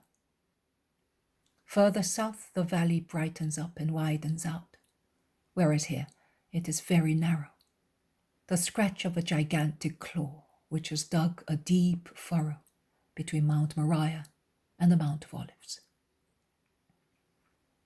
Jesus is not going towards Gethsemane. He is going to the opposite direction, northwards, walking all the time on the mountain which widens out into a wild valley, where, close to a low circular range of wild hills covered with stones, flows the torrent, forming a bend to the north of the town. The olive trees are replaced there by sterile, thorny, twisted, ruffled little trees, mingled with bushes, the tentacles of which spread in all directions. It is a very sad and solitary place. It gives the impression of an infernal, apocalyptical place. There are a few sepulchres and nothing else, not even lepers. And this solitude, contrasting with the crowds of the town so close and so full of people and noise, is strange indeed.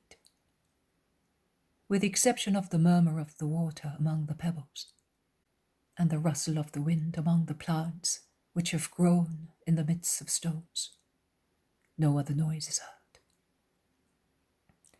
There is not even the cheerful chirping of birds, which are so numerous among the olive trees of Gethsemane and of Mount Olivet. The rather strong wind blowing from northeast, raising little vortices of dust, drives back the noise of the town, and silence, the silence of a place of death, reigns oppressively, almost frighteningly. But is this the way? Peter asks Isaac.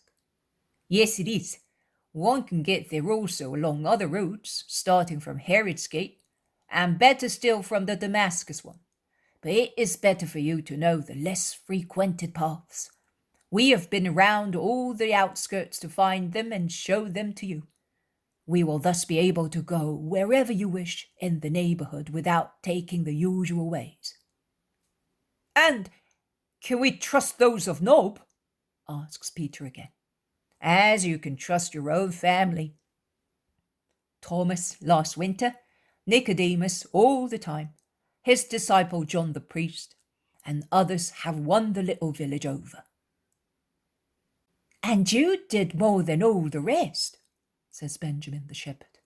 Oh, me, if I have done anything, then everybody has been at it.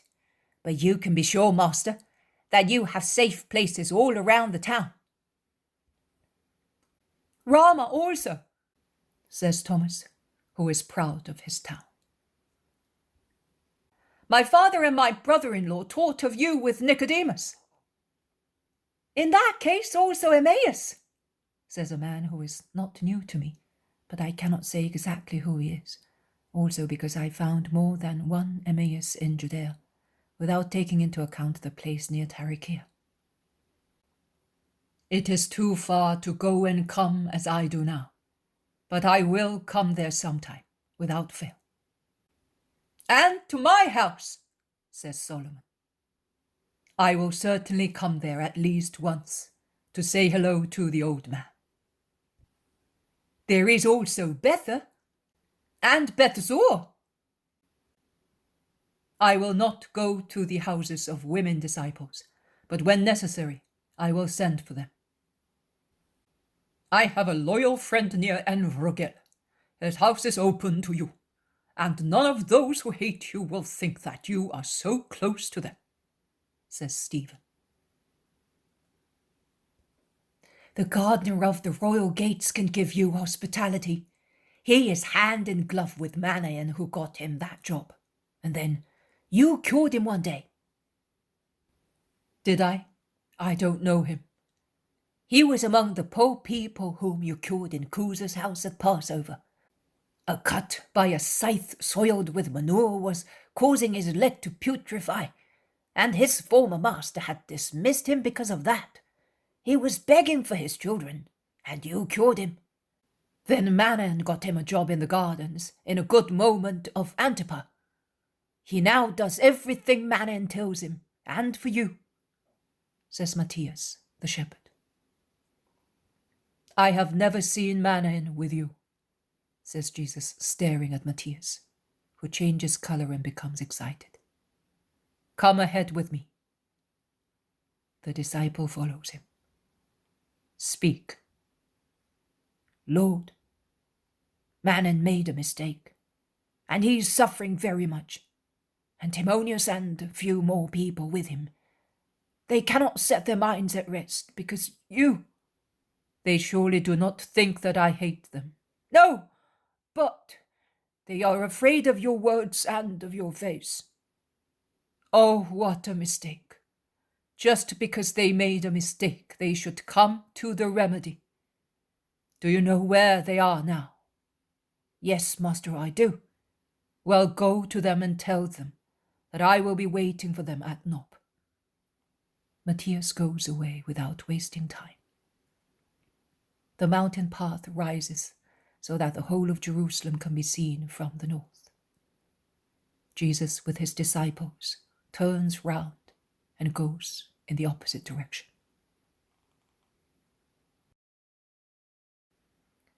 The poem of the man God, the third year of the public life. Chapter 487. At Nob, the miracle on the wind. 6th of September, 1946. It is a fairly well-kept village with houses grouped together. The inhabitants are all in their houses because a strong wind is blowing. But when the disciples go and inform them that Jesus is there, all the women, children, and old people whom age had compelled to stay at home crowd round Jesus, who had stopped in the main little square. As the village is on an elevation, the air is clear also on a dull day. One's eyes rove towards Jerusalem to the south and towards Ramah to the north. I say Ramah because it is written on a milestone with the indication of the miles. The people are deeply moved. It is such a new and touching situation for them to have the privilege of giving hospitality to the Lord. An old man, a real patriarch, says so on behalf of everybody, and the women nod assent. As they are accustomed to being crushed by the pride of priests and Pharisees, they are timid. But Jesus sets them at once at their ease by taking in his arms a little girl who is taking her first steps and caressing the old man, saying, "Had you not seen me before? From far away, passing by, some people at the temple. But for us who are close to the town, it is even more difficult to have what other people coming from afar have," says the old man. It is always so, Father. What seems to make things easy makes them difficult, because everybody relies on the idea that it is easy. But we shall now get to know one another. Go home, Father. The autumn winds are blowing, and they are not propitious to patriarchs. Oh, I am all alone. Days no longer count for me.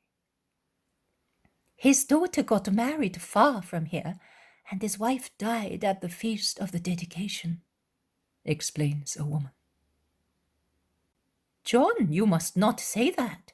Since you have the rabbi with you today, you were so anxious to have him, a little old woman says to him. It's true. But you are the Messiah, are you not? Yes, Father, I am. Well then, what can I desire further, now that I have seen him, and I see fulfilled the promise made to Abraham? An old man. He was then old, sang one day in the temple, and I was there, because on that day my Leah became purified of her only childbirth, and I was near her. And before us, a woman, little more than a girl, had fulfilled the rite. An old man sang, kissing the newborn of that girl. Now, Lord, let your servant go in peace, because my eyes have seen the Saviour. So you were that newborn. Oh, how blessed I am! I then prayed the Lord, saying, let me also die after I have met him. Now, I know you. You are here. The hand of the Lord is resting on my head. His voice has spoken to me. The eternal God has heard me. And what shall I say but the words of the old, learned, and just Simeon? I say them, let, Lord, your servant go in peace, because my eyes have known your Christ. Do you not want to wait and see his kingdom? Asks a woman. No, Mary. Feasts are not for old people. And I do not believe what most people say. I remember the words of Simeon. He promised a sword in the heart of that girl, because the world will not love the Saviour completely. He said that fall and resurrection would come to many through him. And there is Isaiah, and there is David. No, I prefer to die and await his grace in the world to come, and his kingdom in the world to come.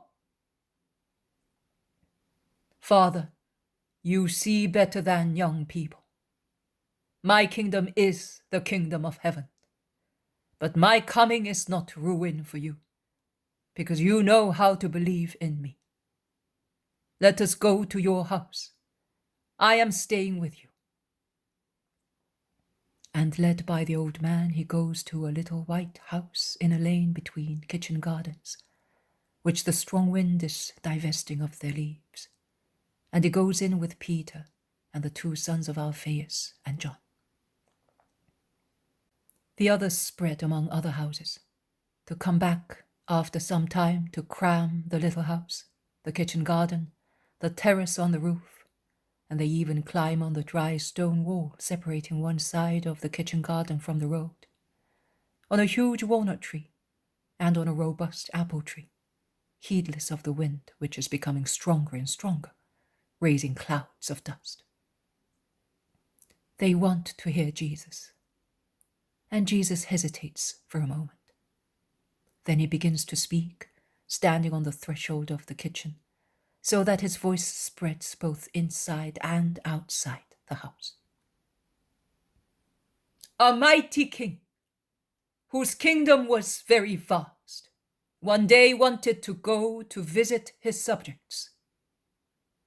He lived in a sublime palace, from which, through servants and messengers, he sent his orders and favors to his subjects, who were thus aware of his existence, of his love for them, of his intentions, but they did not know him personally. Neither did they know his voice and language. Briefly, they knew that he was there and was their Lord, but nothing else. And, as is often the case, because of such situation, many of his laws and providential initiatives were distorted, either through evil will or failure to understand them, so that the interests of the subjects and the desires of the king, who wanted them to be happy, suffered damage. He at times was compelled to punish them and suffered thereby more than they did. And punishments did not bring about improvements. He then said, "I will go. I will speak to them directly. I will make myself known. They will love me. They will follow me more diligently and will be happy." And he departed from his sublime abode to come among his people. His coming caused great surprise. The people were touched and became excited, some with joy, some with terror, some with anger, some with distrust, some with hatred. The king, without ever tiring, began to patiently approach those who loved him, as well as those who feared him or hated him. He explained his law. He listened to his subjects. He assisted them and put up with them. And many ended by loving him, by no longer avoiding him because he was too great. Some, only a few, stopped mistrusting and hating. They were the best. But many remained what they were, as they had no good will. But as the king was very wise, he endured also that, taking shelter in the affection of the better ones as a reward for his fatigue. But what happened? It happened that not all the better ones understood him. He came from so far. His language was so new. His will was so different from that of his subjects. And he was not understood by everybody. Nay, some grieved him and caused him sorrow and damage, or risked doing so, as they misunderstood him. And when they realized that they had grieved and hurt him, they were distressed and ran away from his presence, and they never went back to him, as they were afraid of his word. But the king read their hearts, and every day he called them lovingly. He prayed eternal God to grant him to find them again, so that he might say to them, "Why are you afraid of me? It is true. Your incomprehension has grieved me. But I saw that there is no malice in it. It is only the consequence of your inability to understand my language, which differs so much from yours. What distresses me is your being afraid of me, which means that you have not understood me only as your king, but also as your friend. Why do you not come? Do come back. What you did not understand through the joy of loving me has become clear to you through your sorrow for grieving me. Oh, come, do come, my friends. Do not increase your ignorance by staying away from me, your darkness by hiding yourselves, your bitterness by depriving yourselves of my love. See, Both you and I are suffering by being separated, and I more than you. So come and give me joy. That is what the king wanted to say. And that is what he says. God also speaks thus to those who sin. And the Savior speaks thus to those who may have made a mistake. And the King of Israel speaks thus to his subjects. The true King of Israel, he who from the little kingdom of the earth wants to take his subjects to the great kingdom of heaven. Those who do not follow the king, those who do not learn to understand his words and his thoughts, cannot enter his kingdom. But how can you learn if you avoid the master at the first error? Let no man lose heart if he has sinned and repented, if he has made a mistake and admits his error. Let him come to the fountain, which obliterates error and grants light and wisdom, which burns with the desire to quench his thirst, and which has come from heaven to give itself to men. Jesus is silent. Only the wind can be heard, howling louder and louder. On the top of the little mountain where Nob is, it rages so furiously that trees creak frighteningly. The people are compelled to go back to their houses. But when they have dispersed, and Jesus goes into the house, closing the door, Matthias, followed by Manaen and Timonius, come out from behind the little wall and goes into the kitchen garden and knocks at the door. Jesus himself comes to open it. "Master, here they are," says Matthias, pointing at the two who, feeling ashamed, have remained at the edge of the kitchen garden and dare not raise their faces to look at Jesus. "Manaen, Timonius, my friends," exclaims Jesus, going out into the kitchen garden and closing the door to make those inside the house understand that they are not to come forth out of curiosity. And Jesus goes towards the two men with arms stretched out, ready to embrace them. The two look up, touched by the love vibrating in the Master's voice. They see his face and eyes full of love, and their fear vanishes. They rush forward with a cry made hoarse by their tears. "Master!" And they fall at his feet, embracing his ankles, kissing his bare feet and wetting them with tears. "My friends, not there, here on my heart. I have waited for you so long, and I have understood so much. Come." And it tries to lift them up. "Forgive us! Oh, forgive us! Do not say no, Master. We have suffered so much." "I know, but if you had come earlier, I would have said to you earlier, I love you." "You love us, Master, as before?" Timonius is the first to ask, looking up inquiringly. "More than previously, because now you are cured of all humanity in your love for me." "It is true, oh, my Master." And Manaen springs to his feet as he can resist no longer. He throws himself on Jesus' chest, and Timonius imitates him.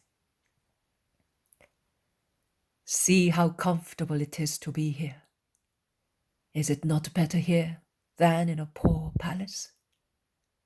Where could you have me more, and more powerful, kind, rich in treasure, without end, than having me as your Saviour Redeemer, spiritual King and loving friend. That is true, very true. Oh, they had seduced us, and we thought we were honoring you, and that their idea was a just one. Think no more about it. It is past. It belongs to the past.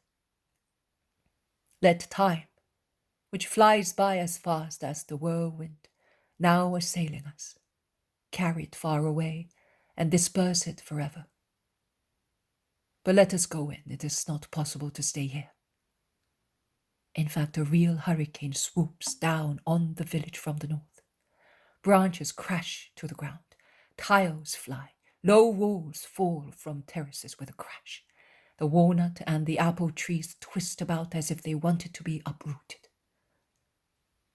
They go into the house, and the 4 apostles are amazed, looking at the disciples' faces still wet with tears, in contrast with the smiles on their lips. But they do not say anything. I'm afraid there is going to be a disaster, says old John. Yes, I don't know what those living in huts will do, says Peter. The wind is so strong that the 3 flames of a lamp, lit to give light to the closed room, flicker, although the doors are closed. The noise of the wind, which is growing stronger and stronger, and strikes the house with dust and grains of rubble, which sound like small hailstones, mingles with the cries of women, who can be heard closer and closer. They are frightened wives and anguished mothers. Our husbands, our children, they are on the way. We are frightened. The wall of a deserted house has collapsed. Lord Jesus, mercy! Jesus stands up. With some difficulty he opens the door, against which the wind blows with all its violence. Some women bent to resist the wind, a real tornado under a frightening sky, are moaning with their arms stretched out. Come in, be not afraid, says Jesus, and he looks at the sky and at the trees on the point of crashing. Come back in, Jesus. Do you not see how branches are breaking off and roof tiles are falling? It is not wise to stay outside, shouts Judas of Alphaeus. Poor olive trees! These are hailstones. Where they fall is the end of the harvest, states Peter. Jesus does not go back in. On the contrary, he goes right outside where the wind wrings his clothes and ruffles his hair. He stretches out his arms, prays, and then orders. That's enough! I want it! And he goes back into the house. The wind howls for the last time, then suddenly drops. The silence, after so much noise, is impressive. It is such that amazed faces look out from houses. The signs of the tornado are there, leaves, broken branches, shreds of curtains. But everything is quiet. The vault of heaven replies to the earth, which is no longer upset, by dissipating the clouds, which from dark become clear and spread out without causing any harm, pouring a drizzle which purifies the air of so much dust. What happened? How did it stop like that? It looked like the end of the world, and now it's clearing up, voices ask from house to house. The women who had rushed towards Jesus come out hurriedly. The Lord is with us. He worked the miracle. He stopped the wind. He dispersed the clouds. Hosanna, Hosanna. Praise to the Son of David. Peace, blessings. Christ is with us. The Blessed One is with us. The Holy One. The Holy One. The Holy One.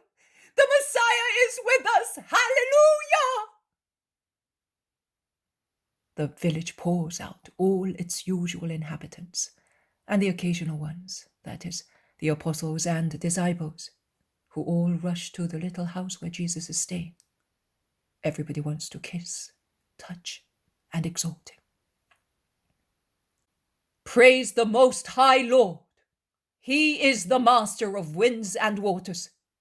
If he listened to his Son, he did so to reward the faith and love you had for him. And he would like to dismiss them. But who can calm a village wild with joy and excited because of an obvious miracle? Particularly if the village is full of women.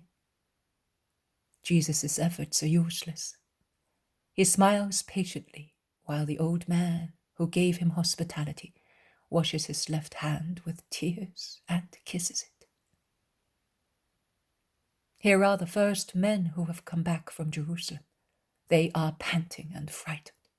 They are afraid of I do not know what misfortune. They see the people rejoicing. What is the matter? What happened? But did you not have a storm here? From the mountain we could see the town disappear under clouds of dust.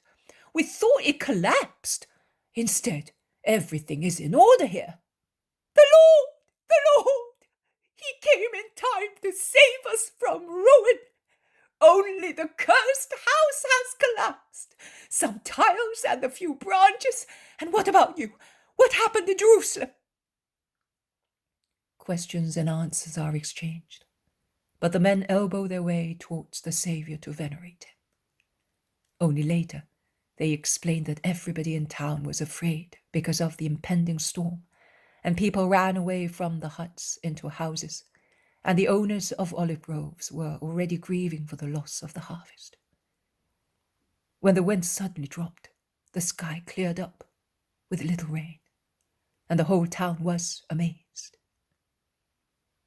And as imagination becomes immediately lively in certain cases, men relate that while people were running away, many who had been in the temple on the previous days, seeing that the hill of Moriah was hit the most by the gusts, so much so that the benches of the money changers had been turned over, and the house of the pontiff had been damaged, said that it was a punishment from God for the insults to his Messiah, and so on. The more people arrive, the more the story is embellished. It almost becomes more apocalyptical than the relation of Good Friday. The poem of the man God, the third year of the public life, chapter 488. Jesus at the camp of the Galileans with his apostle cousins, 10th of September, 1946. Judas and James, come with me. The two sons of Alphaeus do not need to be told twice. They get up at once and go out with Jesus from a little house in a suburb to the south of Jerusalem, where they have been given hospitality today. Where are we going, Jesus? Asks James. To greet the Galileans on the Mount of Olives. They walk for some time towards Jerusalem.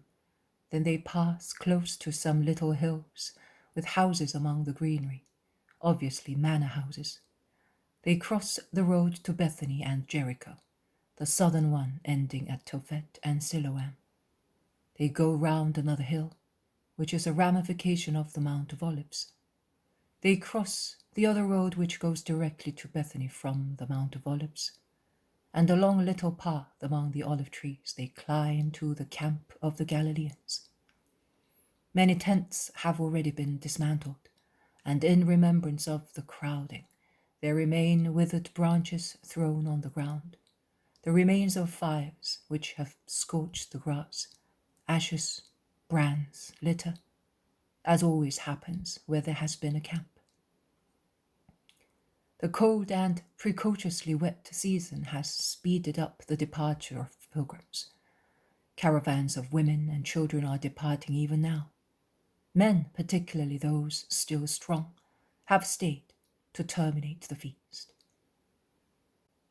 The Galileans who believe in the Lord must have been warned by some disciple, perhaps, because I see them all and from every village known to me. Nazareth with the 2 disciples, Alphaeus, whom Jesus forgave after his mother's death, and a few more. But I do not see Simon or Joseph of Alphaeus. But as compensation there are others, among whom the head of the synagogue, who is visibly embarrassed in greeting Jesus with deference after thwarting him so much. But he helps himself out of the difficult situation by saying that Jesus' relatives are staying with that friend, you know, because of the children who suffered from the wind at night. And Cana is present with Susanna's husband, her father, and other people. And also Nain is present with the man brought back to life and others. And Bethlehem of Galilee with many citizens, and the western lake towns with their inhabitants. Peace to you, greets Jesus passing among them, caressing the children still present, his little friends from Galilean places, listening to Jairus, who tells him that he is sorry he was absent the last time. Jesus asks whether the widow from Aphek has settled at Capernaum and has taken in the orphan from Giscala. I do not know, Master. Perhaps I had already left, says Jairus. Yes, a woman has come, and she gives lots of honey and caresses to children, and she bakes cakes for us. And the children who used to come to you always go to her house to eat. And the last time she showed us a tiny little baby. She bought 2 goats to have milk. She told us that the baby's the Son of Heaven and of the Lord. And she did not come to the feast as she would have liked to do, because she could not travel with such a little baby. And she asked us to tell you that she will love him with justice and that she blesses you. The children of Capernaum twitter like little sparrows around Jesus, and they are proud that they know what not even the head of the synagogue knows, and that they have to act as ambassadors to the good master, who listens to them with the same attention as he would listen to adults, and who replies, "And you will tell her that I bless her as well, and that she is to love children for my sake. And you must love her and not take advantage of the fact that she is good. Do not love her only because she gives you honey and cakes, but because she is good. She is so good and kind that she has understood that those who love children in my name make me happy. And you are to imitate her, all of you, both you children and you adults, always bearing in mind that he who receives a child in my name has his place allotted in heaven, because mercy is always rewarded, even if it is only a cup of water given in my name, but mercy on behalf of children, saving them not only from hunger, thirst, and cold, but from the corruption of the world, receives an infinite reward. I have come to bless you before you depart. You will take my blessing to your women, to your homes." "But are you not coming back to us, Master?" "I shall come back, but not now, after Passover." "Oh, if you are going to stay away for such a long time, you will forget about the promise." "Be not afraid. The sun may stop shining before Jesus forgets those who hope in him." "It will be a long time." And sad. If we are taken ill, "If we have trouble, if death should descend upon our houses, who will help us?" say several people from different places. "God will. He is with you if you remain in me with your will." "And what about us? We have believed in you only for a short time. We admit it. So will we have no comfort? And yet now, after seeing you work miracles and hearing you speak in the temple, Oh, we believe you. And it is a great joy to me, because it is my greatest desire that my fellow citizens should be on the way of salvation. Do you love us so much? But for a long time we have offended and ridiculed you. That is in the past. It is no longer so. Be faithful in future, and I solemnly tell you that your past is cancelled both on the earth and in heaven.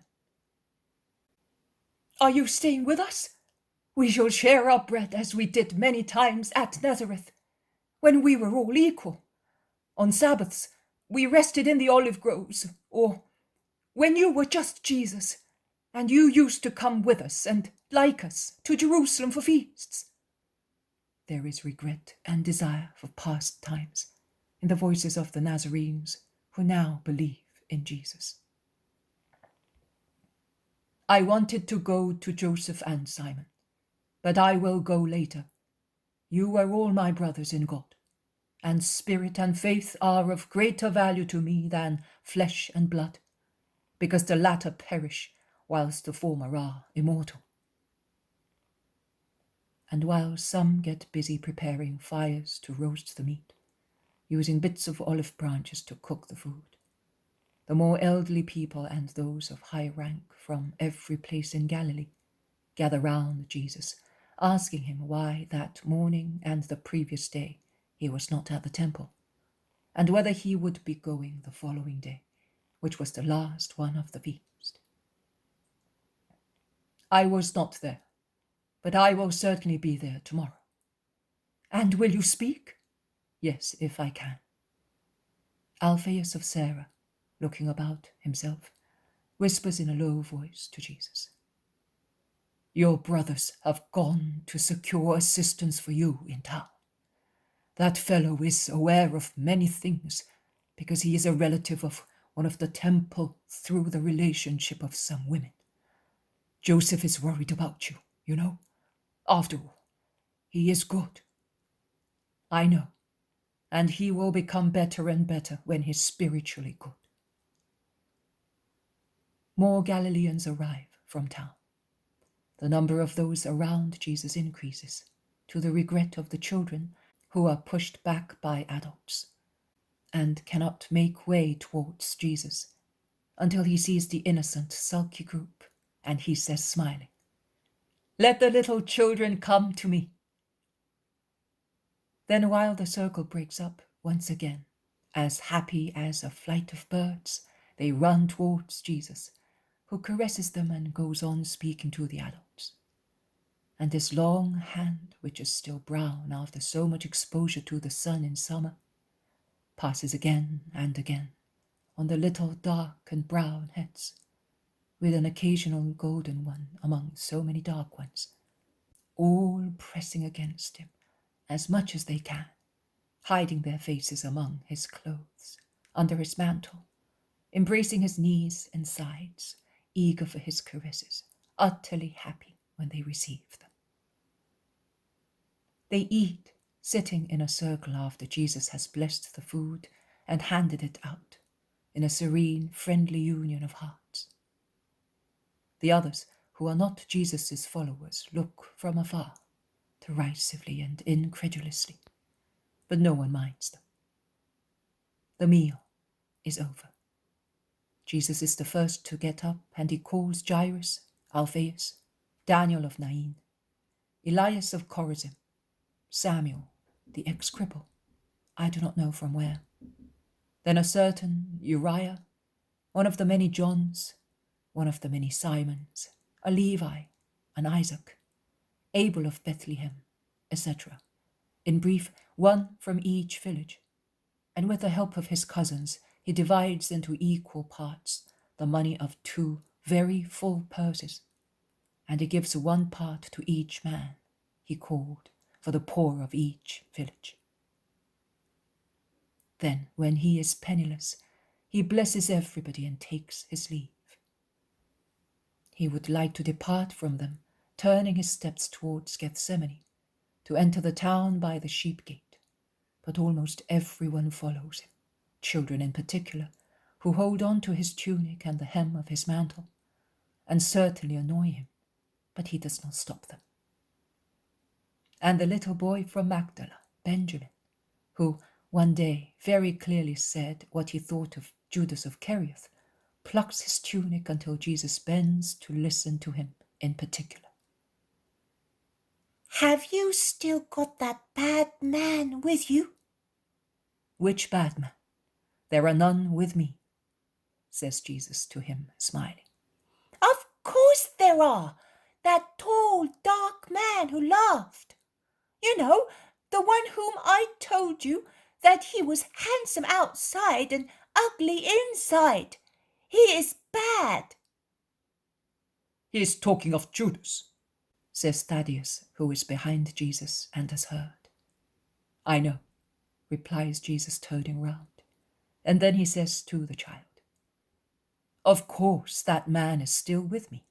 He is one of my apostles, but now he is very good. Why are you shaking your head? You must not have a bad opinion of your neighbor, particularly of people you do not know. The boy lowers his head and becomes silent. Are you not replying to me? You do not want me to tell lies, and I promised you not to tell any, and I kept my promise. But now if I say to you that I think that he is good, I would say something which is not true, because I think that he is bad. I can keep my mouth closed to please you, but I cannot close my mind not to think. His remark is so impetuous and logical in its simplicity, although childish, that all those who hear him cannot help laughing. Everyone, except Jesus, who sighs and says, well, you must do one thing. If he really seems bad to you, you must pray that he may become good. You must be his angel. Will you do that? I will be happier if he becomes good. So, if you pray for that, you will pray that I may be happy. I will. But if he is bad and does not become kind to you, my prayer will be of no avail. Jesus puts an end to the argument by stopping and bending to kiss the children. He then orders everybody to go back. When they are alone, Jesus and his two cousins, Judas of Alphaeus, after a short silence, as if he had been so far thinking about it, says, concluding, he is right. He is quite right. I also am of his opinion. But who are you speaking of? Asks his brother James, who, engrossed in thought, was walking a little ahead of him on a narrow path which allows one person to pass at a time.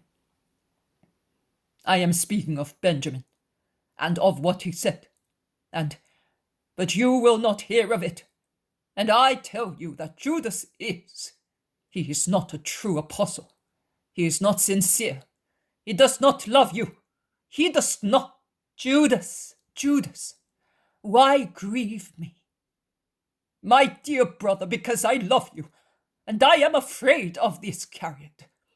I'm more afraid of him than of a snake. You are unfair.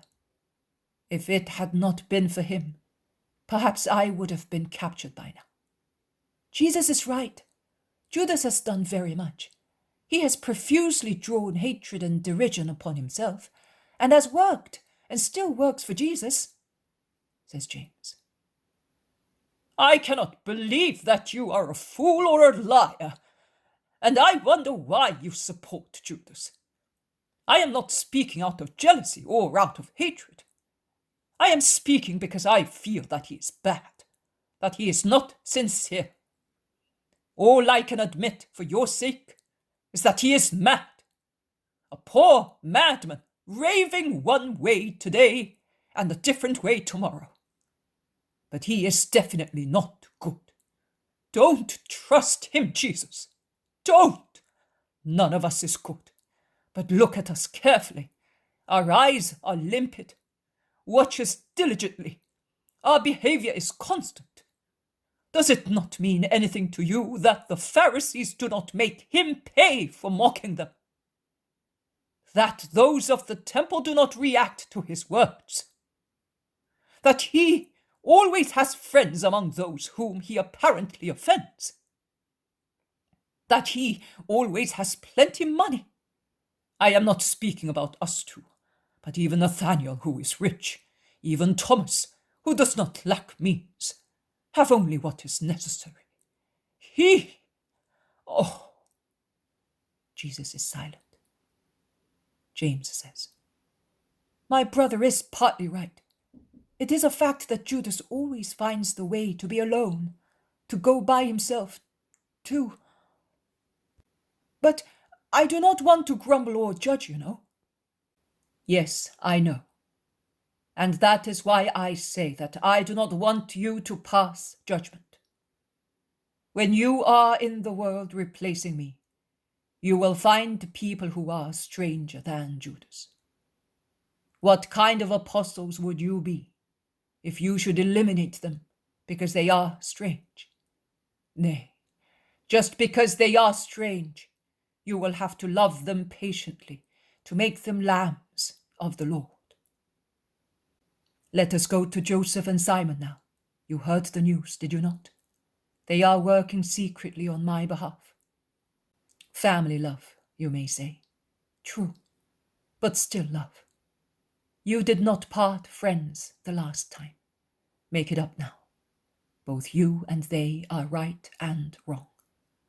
Let everyone acknowledge his fault. Let no one raise his voice to assert his rights. He offended me seriously by offending you very seriously, says James. You are very much like my father Joseph, and your brother Joseph is like your father Alphaeus. Well, Joseph was often criticized by his elder brother, but he bore with him and always forgave him, because my father was a great just man. Be the same yourself. And if he should reproach me as if I was still a little child, you know that when he is upset, he will not listen to reason. In that case, be silent. It is the only remedy to appease one's anger. Be humbly and patiently silent. And if you feel that you can no longer be silent without being rude, go away. To be able to be quiet. To be able to run away.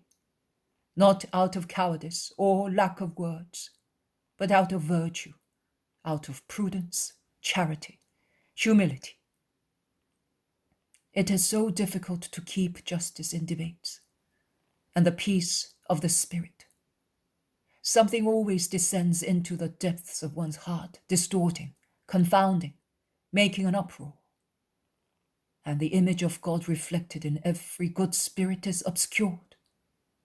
It vanishes, and its words can no longer be heard. Peace, peace among brothers, peace also with enemies. If they are our enemies, they are Satan's friends. But shall we also become Satan's friends by hating those who hate us?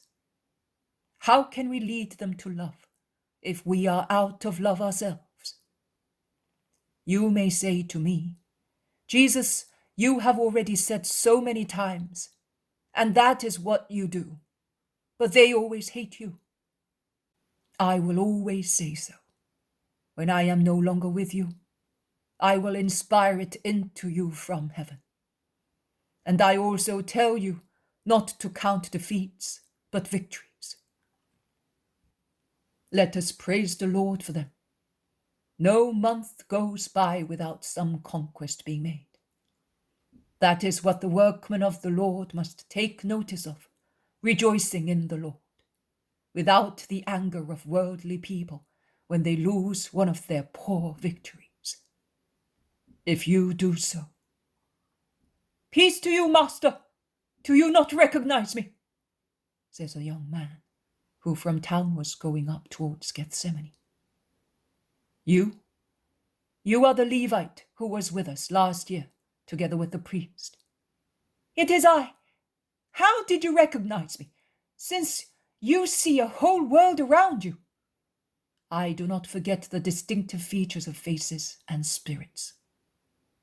Which is the feature of my spirit? A good one, but unsatisfied. You are tired of what surrounds you. Your spirit tends to better things. You feel that they exist. You realize that it is time to make up your mind for an eternal good. You are aware that beyond darkness there is a sun, the light. You want the light. The young man throws himself on his knees. Master, you have said it. It is true. That is what I have in my heart. And I could not make up my mind. Jonathan, the old priest, believed. Then he died. He was old, but I am young. I heard you speak in the temple. Do not reject me, Lord, because not everybody there hates you, and I am one of those who love you. Tell me what I must do, considering that I am Levite. Do your duty until the new times. Meditate, because by coming to me, you will not be going towards earthly glory, but towards sorrow. If you persevere, you will receive glory in heaven. Study my doctrine. Be firm in it. How? Heaven itself will confirm you with its signs. My disciples will help you to be confirmed again, and to have a deeper and deeper knowledge of what I taught and to practice it. Do that, and you will achieve eternal life. I will, Lord, but can I still serve in the temple? I told you, until the new times. Bless me, Master. It will be my new consecration. Jesus blesses and kisses him. They part. See, such is the life of the workers of the Lord. A year ago, a seed fell into that heart, but it did not appear to be a victory, because he did not come to us at once. But here he comes now, after a year, to corroborate the words I spoke a little while ago. A victory. And does that not make the day a beautiful one for us? You are always right, Jesus. But beware of Judas. It is silly of me to tell you. I know. You are aware. But I have this torment in my heart. I am not telling the others, but it's there. And I am sure that the others have it as well. Jesus does not reply. He says, I am glad that Joseph and Nicodemus gave me that money. I can now send some assistance to my poor people in Galilee. They have arrived at the gate, and they go in mingling with the crowd. The poem of the man God, the third year of the public life. Chapter 489. On the last day of the Feast of the Tabernacles, the living water. 13th of September, 1946. The temple is really crowded with people, but there are not many women and children. The persistence of a windy season with heavy, though short, showers must have dissuaded women from setting out with children. But men from all over Palestine and proselytes from the diaspora are literally crowding the temple for the last prayers and offerings and to listen to the last lessons of the scribes. The Galilean followers of Jesus are all there, with the most important chiefs in the first row, and Joseph of Alphaeus, highly conscious of his position as a relative, in the middle of the group with his brother Simon. Another thick group which is waiting is that of the 72 disciples. I mean the disciples chosen by Jesus to evangelize. a group which has changed in number and faces, because some of the older ones are no longer in it, after the defection following the Sermon on the Bread of Heaven, whilst new ones, such as Nicolaus of Antioch, have joined it.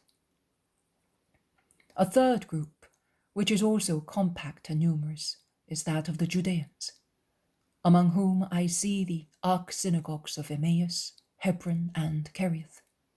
From Jutta there is Sarah's husband, and from Bethsur, Eliza's relatives. They are near the beautiful gate, and they clearly intend to surround the Master as soon as he appears. In fact, Jesus cannot take one step inside the walls without being pressed round by these three groups, which almost isolate him from evil-minded persons, and even from people who are simply curious. Jesus turns his steps towards the court of Israel to pray there, and the others follow him compactly, as far as the overcrowding allows them, deaf to the discontent of those who have to move aside and make room for the large number of people around Jesus. He is between his brothers, and the glances of Joseph of Arimathea, who looks meaningfully at some Pharisees, are not so kind as Jesus is. Neither is his bearing so humble. They pray, and then go back to the court of the Gentiles. Jesus sits humbly on the floor with his back to the wall of the porch, and with a semicircle which is becoming thicker and thicker with people, drawing up behind the rows closer to him, sitting down or thronging together standing up. A multitude of faces and glances converging on one face only.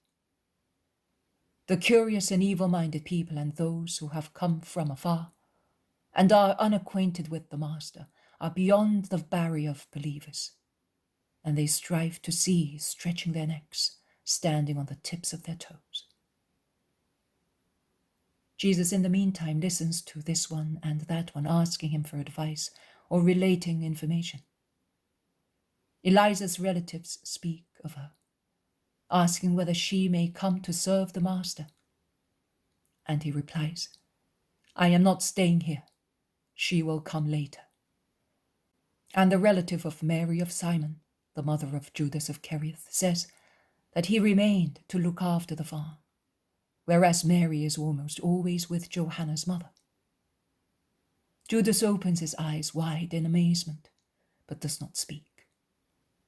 And Sarah's husband says that he will soon have another son and asks what name he should give it. Jesus replies, "John, if it is a boy, Anne, if a girl." And the old arch-synagogue of Emmaus whispers a case of conscience, and Jesus replies in a low voice, and so on. In the meantime, the crowd grows larger and larger. Jesus raises his head and looks around. As the porch is a few steps higher than the floor of the court, although he is sitting, he commands a large part of the court on that side, and can thus see many faces. He stands up, and in a loud voice, at the top of his well-tuned, strong voice, he says, "Let those who are thirsty come to me and drink. Rivers of living water will spring from the bosoms of those who believe in me." His voice fills the wide court, the splendid arcades. It is certainly heard beyond those on this side and spreads elsewhere. It overwhelms every other voice, like a harmonious thunder full of promises.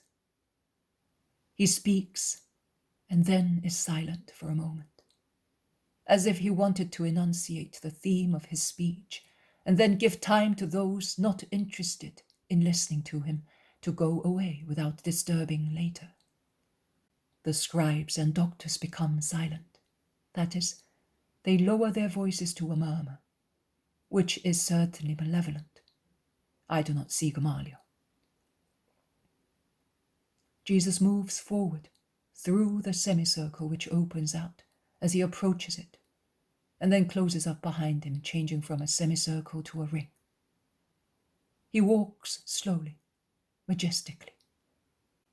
He seems to be gliding on the polychrome marbles of the floor, with his mantle slightly loose, forming a kind of train behind him. He goes to the corner of the porch, on the step overlooking the court, and stops there. He thus commands two sides of the first enclosure. He raises his right arm in the gesture customary to him when he begins to speak, while with his left hand on his chest he holds his mantle. He repeats his initial words. "Let those who are thirsty come to me and drink. Rivers of living water will spring from the bosoms of those who believe in me. He who saw the theophany of the Lord, the great Ezekiel, a priest and prophet, after he had prophetically seen the impure acts in the desecrated house of the Lord, and after he had seen, once again in a prophetical way, that only those marked with the Torah will be living in the true Jerusalem, whilst the others will know more than one slaughter, more than one condemnation, more than one punishment. And the time is close at hand. O you who are listening to me, it is close at hand, closer than you may think, so that I, as Master and Saviour, exhort you not to delay further, to mark yourselves with the sign that saves, not to delay further to put the light and wisdom into yourselves, not to delay further to repent and weep on your own and other people's behalf, so that you may save yourselves. Ezekiel, after seeing all that and even more, speaks of a terrible vision, that of the dry bones. The day will come when on a dead world, under a dark vault of heaven, bones and bones of dead people will appear at the angelical blare. Like a womb that opens to give birth, the earth will eject from its bowels every bone of man who died on it and is buried in its mud, from Adam down to the last man. And then it will be the resurrection of the dead for the great supreme judgment, after which, like an apple of Sodom, the world will become empty, turning into nullity, and the vault of heaven with its stars will come to an end. Everything will come to an end, with the exception of two things which are eternal, remote at the extremes of two abysses of immeasurable depth, in complete antithesis with regard to form, aspect, and way, in which the power of God will continue forever in them. Paradise, light, joy, peace, love. Hell, darkness, sorrow, horror, hatred.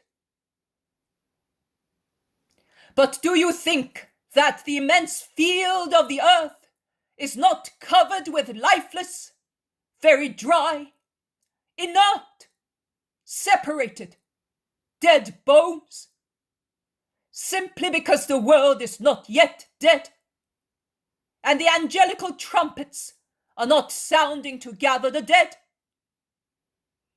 I solemnly tell you that it is so. Among the living, because they still breathe. There are numberless people who are like corpses, like the dry bones seen by Ezekiel. Who are they? Those who do not possess the life of the Spirit. Such people are in Israel and all over the world. And it is natural that among Gentiles and idolaters there are but dead people awaiting to be vitalized by the life. And it grieves only those who possess true wisdom, because it makes them understand that the Eternal Father created human creatures for himself and not for idolatry.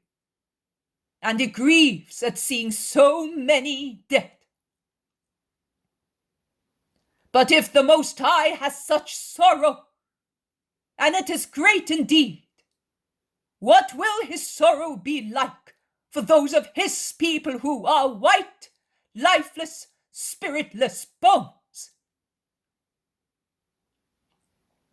Why should those chosen, beloved, protected, nourished, taught by him directly or by his servants and prophets, be culpably dry bones, as he always trickled a fine stream of vital water from heaven for them, and nourished them with the water of life and truth? Why did they dry up, considering that they were planted in the land of the Lord?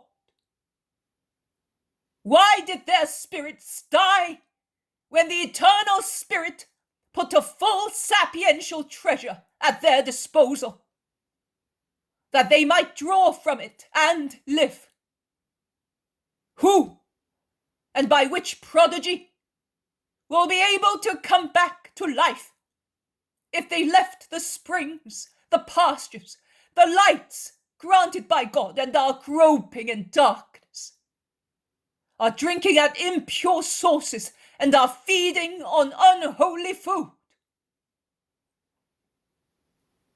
So, will they never become alive again? Yes, they will. I swear to it in the name of the Most High. Many will rise again. God has the miracle ready. Nay, it is already active. It has already been worked on some, and arid bones have been reclothed with life, because the Most High, who is forbidden nothing, has kept and keeps his promise, and completes it more and more. From the height of heaven he shouts to these bones awaiting life, "Now I shall infuse the Spirit into you, and you shall live." And he took his Spirit. He took himself, and he formed flesh to clothe his word, and he sent him to these dead people, so that by speaking to them, life should be infused into them once again. How many times Israel has shouted throughout ages, "Our bones are dried up. Our hope is dead. We are separated." But every promise is sacred. Every prophecy is true. Now the time has come when the messenger of God opens tombs to draw the dead out and vivify them and lead them to the true Israel, to the kingdom of the Lord, to the kingdom of your Father and mine. I am resurrection and life. I am the light which came to enlighten those lying in darkness. I am the fountain which spurts eternal life. Those who come to me will not know death. Let those who thirst after life come to me and drink. Let those who want to possess life, that is God, believe in me. And rivers of living water, not drops, will flow from their bosoms. Because those who believe in me will form with me the new temple from which the wholesome water of which Ezekiel speaks flows. Come to me, peoples.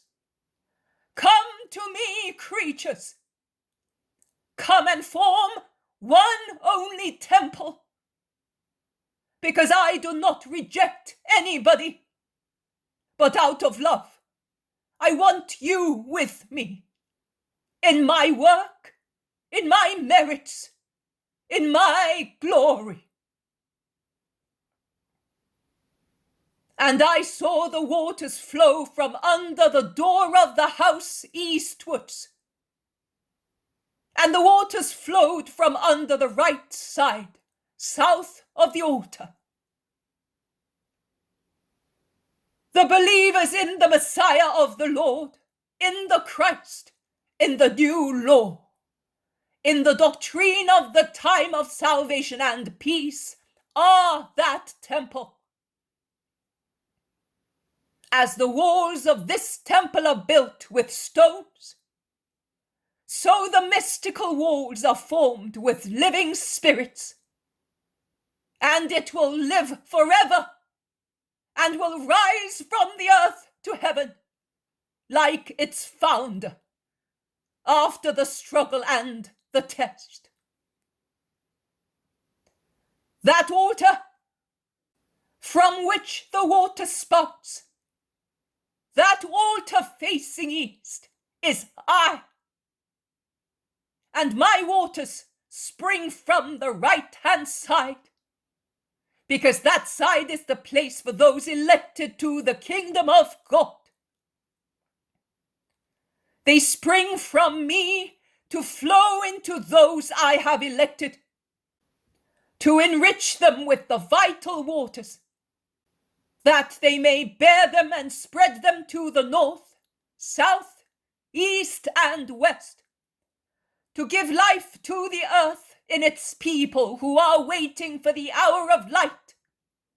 The hour that will come, will definitely come for every place before the earth ceases being. My waters spring and spread out, mingled with those which I personally gave and will give to my followers. And although they are spread out to better the earth, they will be united in only one river of grace, which will become deeper and deeper, wider and wider, growing day by day, step by step, with the waters of the new followers, until it becomes like a sea that will wash every place to sanctify the whole earth. God wants that and does that. A deluge washed the world, killing sinners. A new deluge of a different liquid from rain will wash the world, giving life. And through a mysterious act of grace, men will be able to take part in that sanctifying deluge by joining their wills to mine, their fatigue to mine, their sufferings to mine. And the world will become acquainted with the truth and life. And those who want to participate in it will be able to do so. And only those who do not want to be nourished with the waters of life will become a marshy, pestiferous place, or will remain such, and will not know the rich harvest of the fruits of grace, wisdom, health, with which those living in me will be acquainted. I solemnly tell you once again that those who are thirsty and come to me will drink and will never be thirsty again, because my grace will open springs and rivers of living water in them. And those who do not believe in me will perish like a saline where life cannot exist. I solemnly tell you that the fountain will not cease after me, because I shall not die, but I will live. And after that I have gone but not dead, to open the gates of heaven. Another will come, who is like me, and will complete my work, making you understand what I told you, and setting you on fire to make you lights, because you received the light.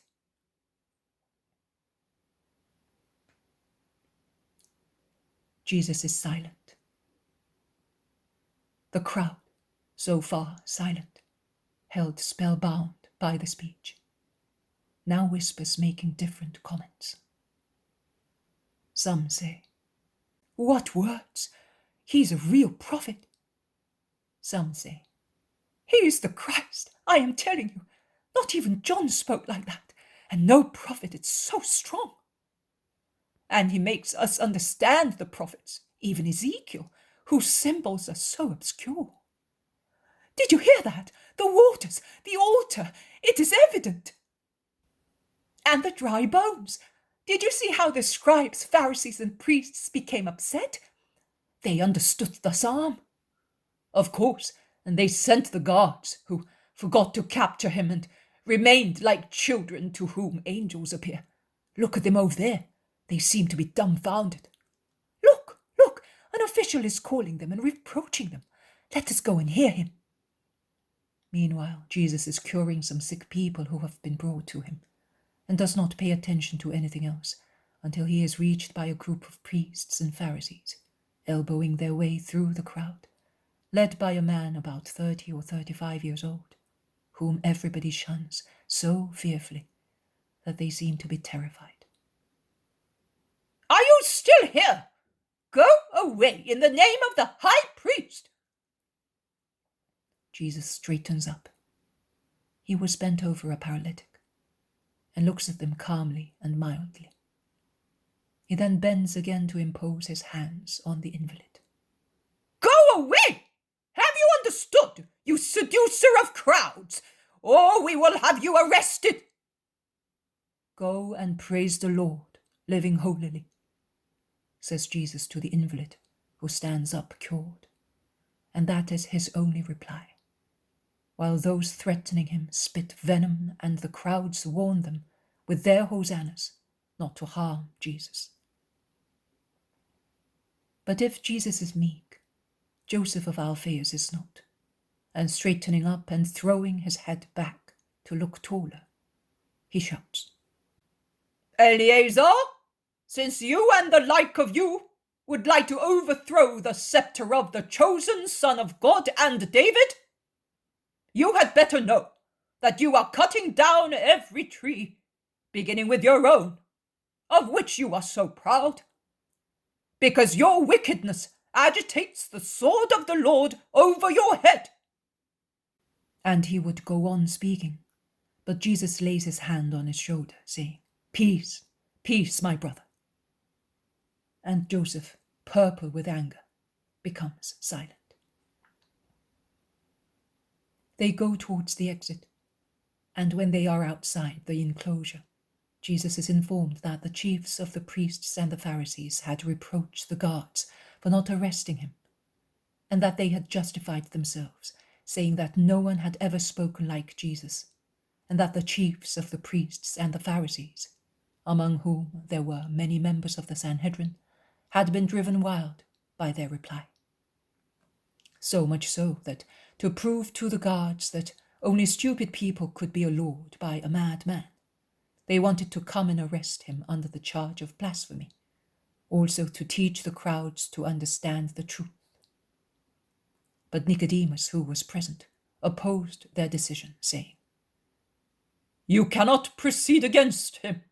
Our law prohibits us from condemning a man before hearing him and seeing what he does. And in his case, we have only heard and seen things which are not condemnable."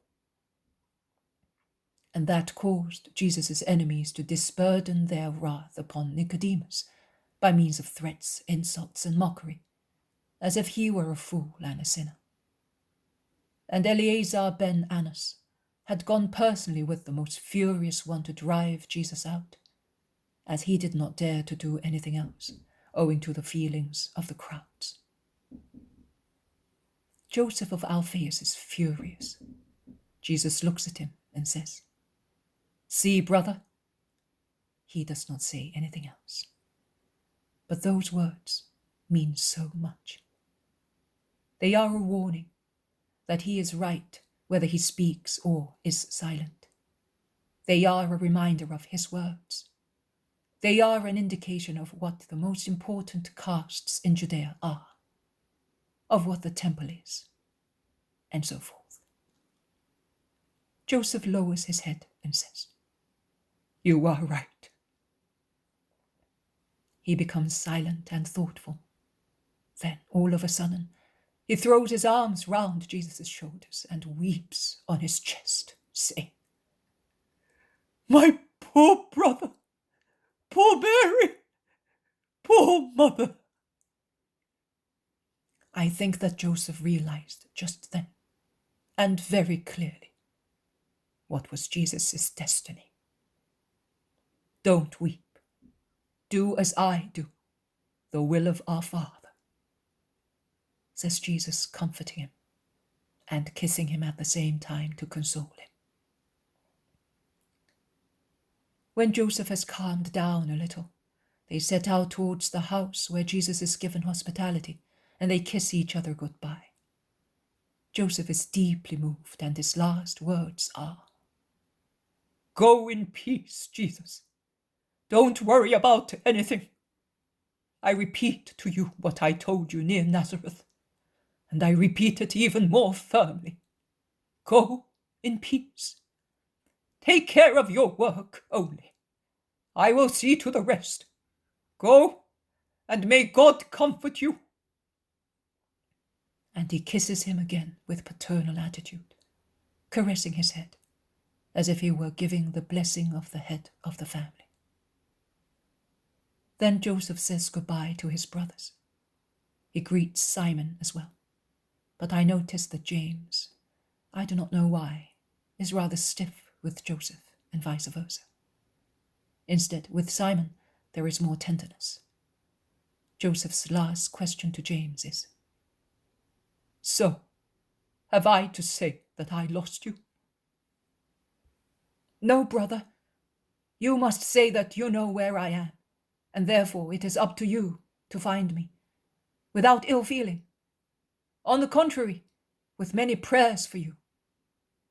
But in spiritual matters, one must not take two paths at the same time. You know what I mean." "You can see that I defend him." "You defend the man and the relative. That is not enough to give you the rivers of grace of which he was speaking. Defend the Son of God, without any fear of the world, without considering advantages, and you will be perfect. Goodbye. Look after our mother and Mary of Joseph." Jesus, I do not know whether he has heard them, as he was intent on greeting the other Nazarenes and Galileans. When the greetings are over, says, "Let us go to the Mount of Olives. Then from there we shall go to some other place." The poem of The Man God, the 3rd year of the public life. Chapter 490, At Bethany, one can kill in many ways. 14th of September, 1946. A sadder and sadder but always pleasant house in Bethany. The presence of friends and disciples does not remove the sadness of the house.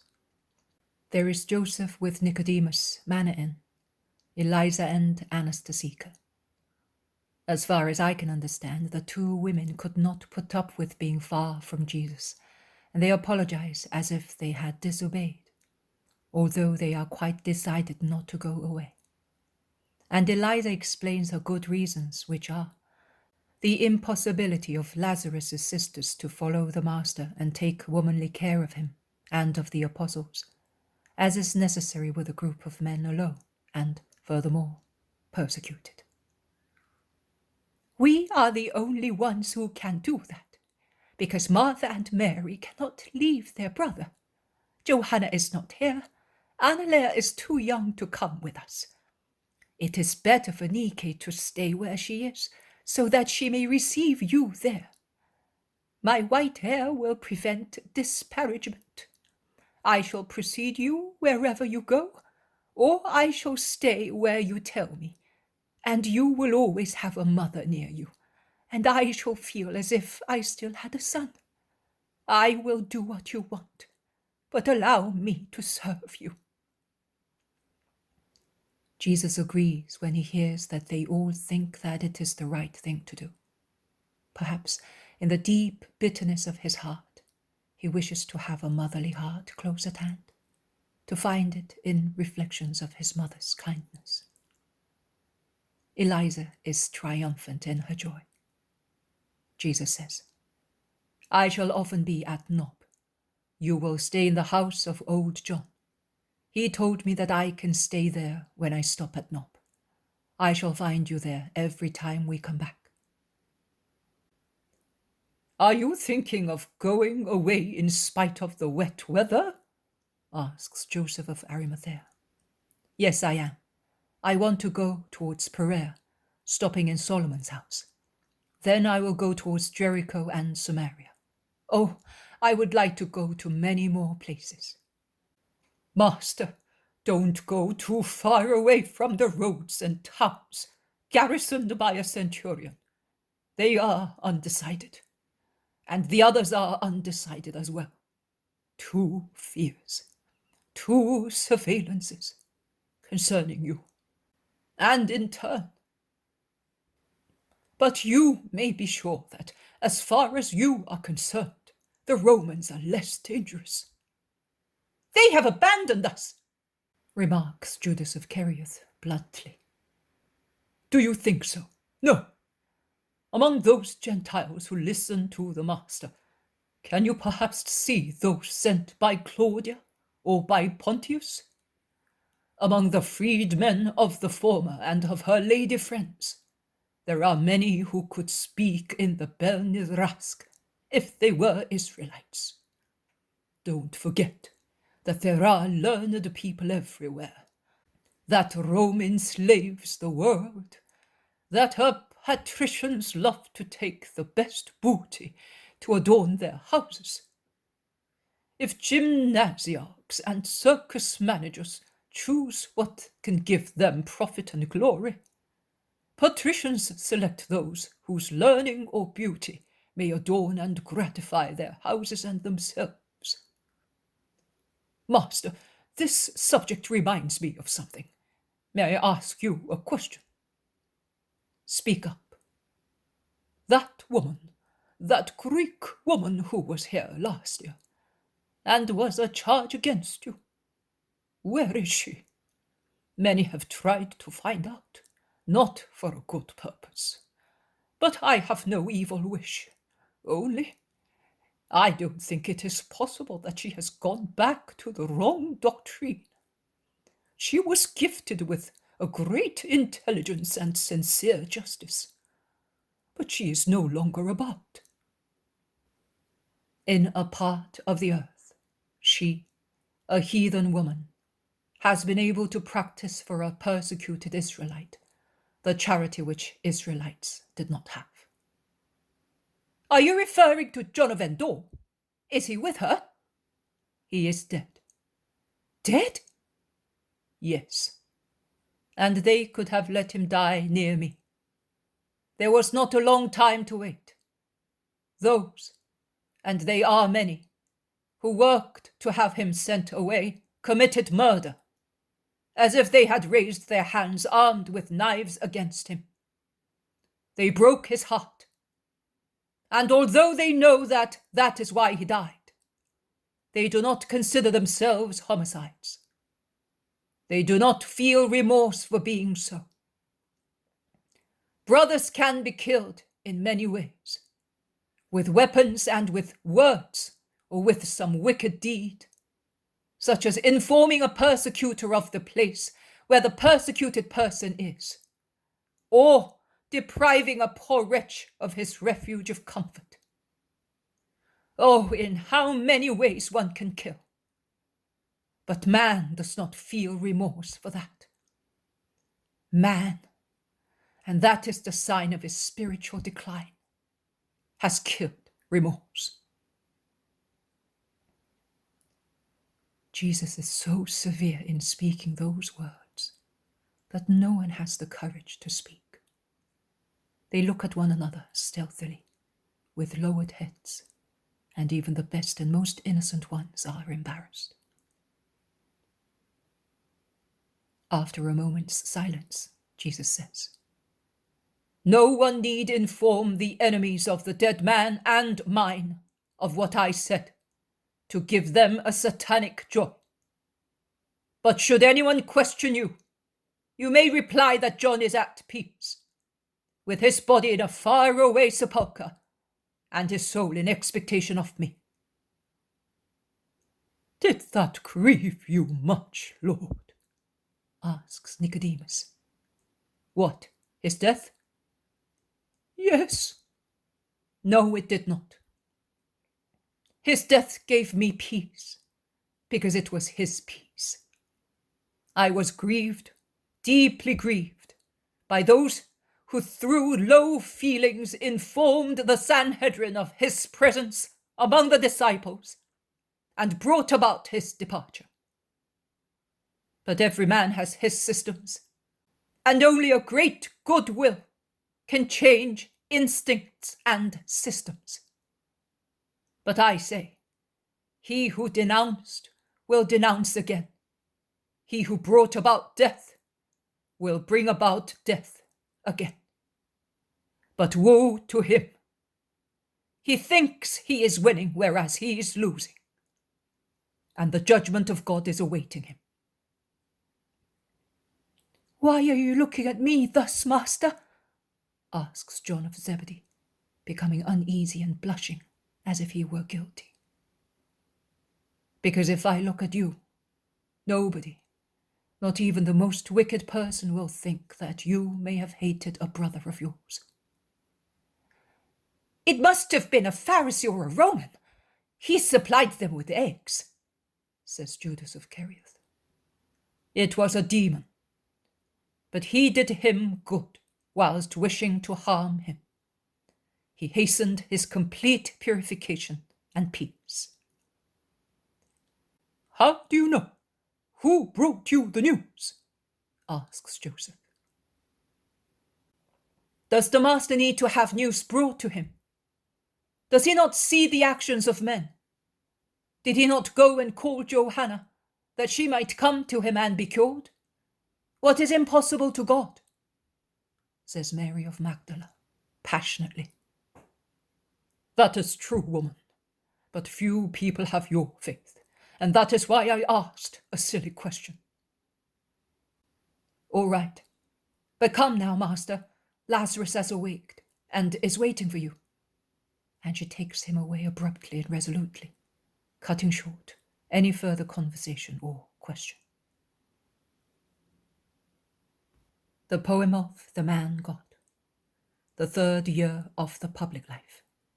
Chapter 491, near the fountain of En-Rogel, 16th of September, 1946. Jesus comes back from Bethany along the lower road. I mean the longer one, which does not go through the Mount of Olives, but enters the town through the suburb of Tophet. He stops first to assist the lepers who ask him for nothing but bread. Then he goes straight to a large quadrangular basin, covered and closed on all sides but one. A well, a large, covered well, the largest I have seen. It is larger than the well of the Samaritan woman, and it must also be rich in water, because the ground around it is nourished by it and looks very fertile, in contrast with the arid, sepulchral Hinnom Valley, a glimpse of which can be caught to the northwest. Only a solid stone building like that of the well and its roof covering could resist the dampness of the ground. And the dark, huge stones, which even without being an expert one realizes are ancient, resist protecting the precious water.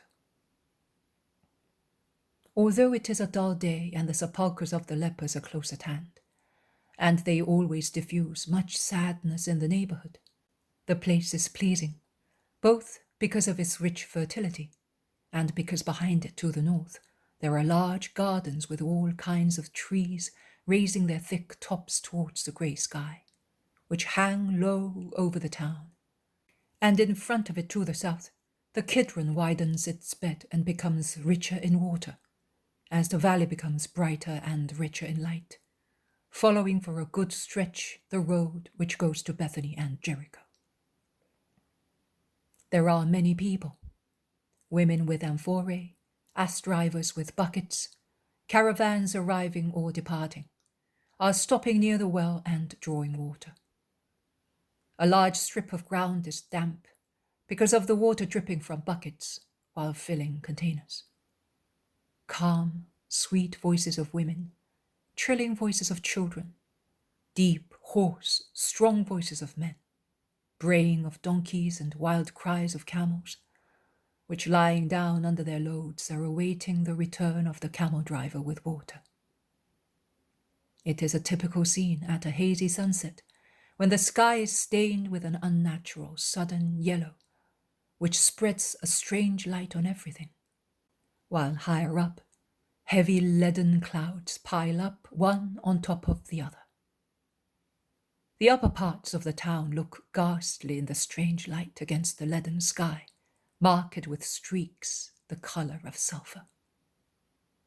"It looks like water and wind," says Peter sententiously, and he asks, "Where are we going this evening?" "To the gardeners. I am going up to the temple tomorrow, and—" "Again? Watch what you are doing. You had better accept the invitation of the freedmen near the synagogue," suggests Simon Zealot. "Then, as one synagogue is as good as another, there are many more which have manifested that they want him. But why they?" says Judas of Kerioth. "Because they are the safest, and there is no need to explain why," replies the Zealot. "Safe? What makes you so sure?" "The fact that they remained faithful, notwithstanding all they suffered. Do not quarrel. Tomorrow I am going up to the temple. That is decided. Let us stay here for a little while. It is always a good place where one may evangelize." "Not better than any other. I don't know why you prefer it." "Why, Judas? For many reasons, which I will explain to those who gather here, and for one which I will tell you all in particular. The 3 wise men from the east stopped uncertain and disappointed at this well of the fountain of En-Rogel, as the star that had guided them from so far had disappeared. Any other man would have mistrusted God and himself. They prayed until dawn, near their tired camels, the only ones to be awake among the sleeping servants. And then at dawn they got up and set out towards the gates, daring the danger of being considered mad and instigators, and daring also the danger of their lives. Herod, the bloodthirsty king, then reigned. Remember that. And much less than what they, the wise men, wanted to tell him was enough for him to condemn them to death. But they were looking for me. They were not seeking glory, riches, honors. They were looking for me only, a baby, their Messiah, their God. The research for God, being good, always gives assistance and courage. Fierce, low things are the inheritance of those who dream of base things. They yearned to worship God. They were strong in their love, which after a few hours was rewarded, as the star appeared once again to their eyes here, in the moonlit night. Those who seek God with justice and love are never without the star of God. The 3 wise men, they could have rested among the false honors which Herod wanted to give them after the response of the chief priests, scribes, and doctors. They were so tired, but they did not stop even for one night, and before the gates were closed, they came out and stopped here until dawn.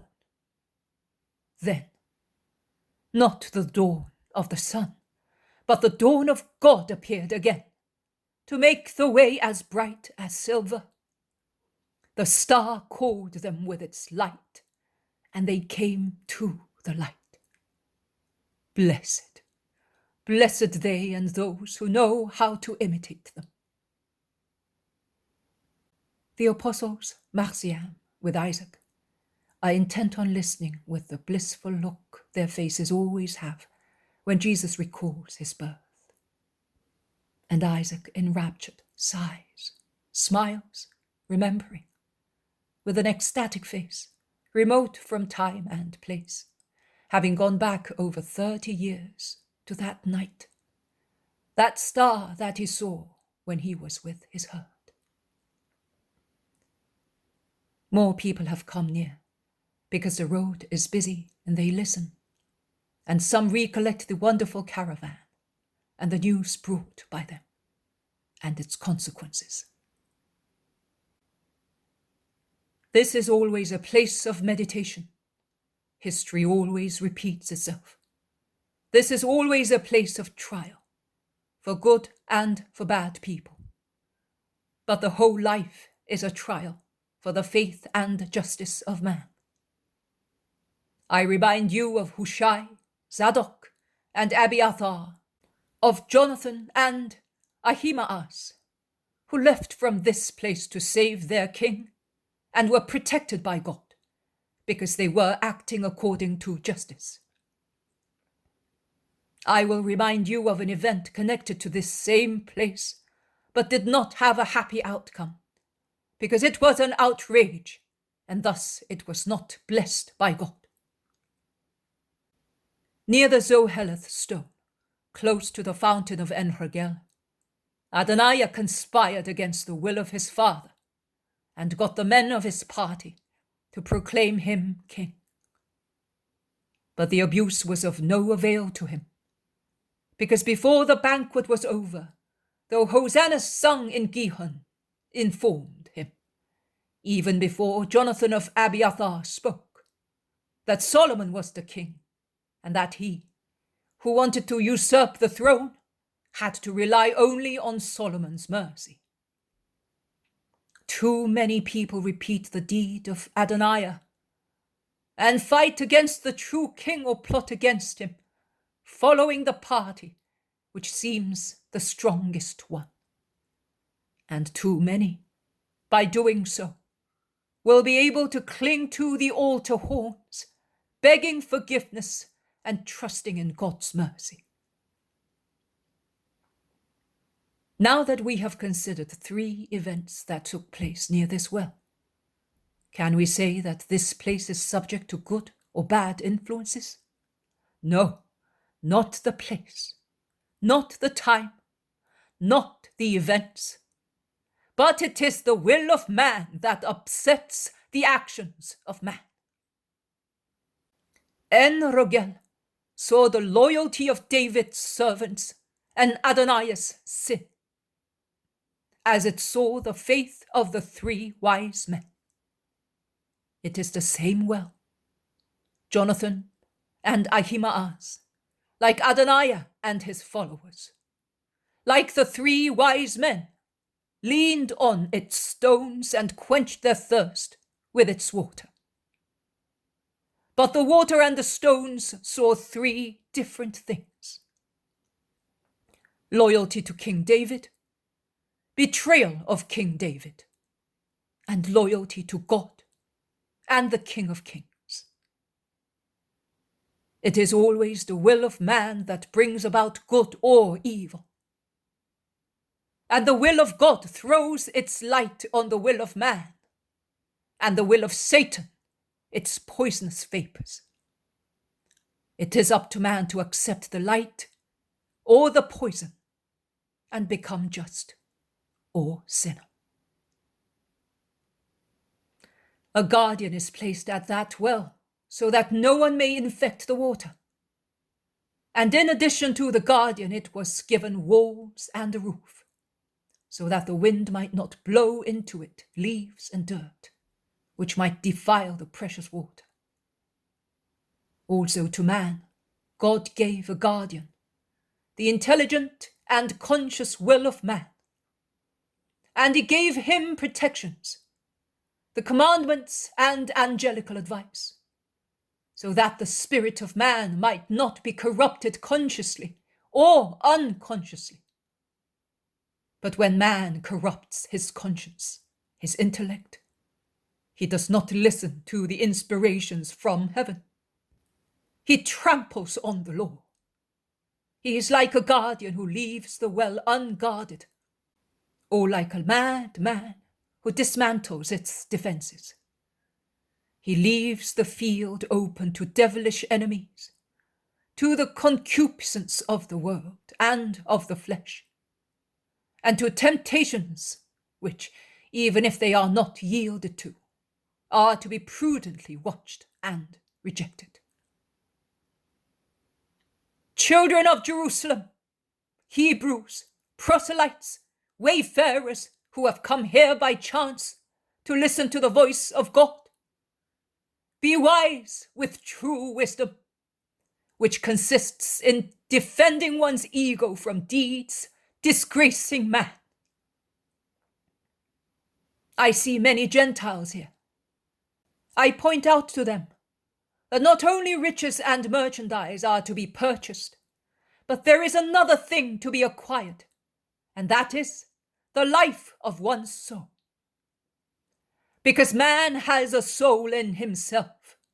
That is something impalpable, but it makes him live. A thing that does not die when his flesh dies. A thing that is entitled to live its true life, an eternal life, but cannot live it if man kills his true self by means of his evil deeds. Idolatry and Gentilism can be overcome. A wise man meditates and says, "Why must I follow idols and live without the hope of a better life? Whereas by going to the true God, I can achieve eternal joy." Man is frugal of his days, and death horrifies him. The more he is enveloped in the darkness of false religions or in unbelief, the more he fears death. But he who comes to the true faith is no longer terrified of death, because he knows that beyond death there is an eternal life where spirits will meet again, and where there will be no more pains or separations. It is not difficult to follow the way of life. It is sufficient to believe in the only true God, to love our neighbor and love honesty in every action. You, people of Israel, are aware of what is commanded and what is forbidden. But I will repeat such things for these people who are listening to my words and will take them far away. And he says the Decalogue. True religion consists in that, not in vain pompous sacrifices. It is necessary to obey the precepts of perfect morals, of faultless virtue, to be merciful, to avoid what dishonors man, to give up vanities, deceptive divinations, false augurs, the dreams of the wicked, as the sapiential book says, to make use of the gifts of God with justice, that is health, wealth, riches, intellect, power. Not to be proud, as pride is a sign of stupidity, because man is alive, healthy, rich, wise, powerful, as long as God grants him it.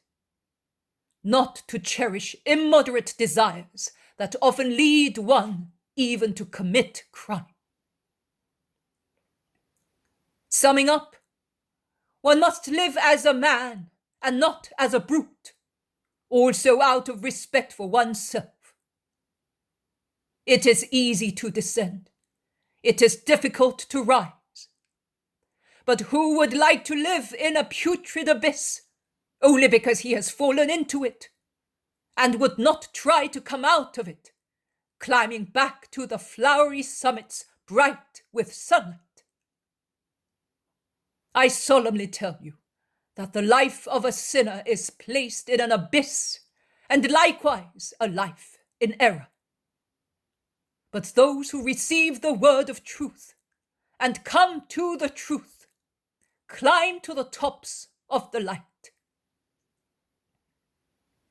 You may now go to your destinations, and remember that near the fountain of En-Rogel, the source of wisdom gave you its water to drink, so that you may thirst for it again, and you may come back to it.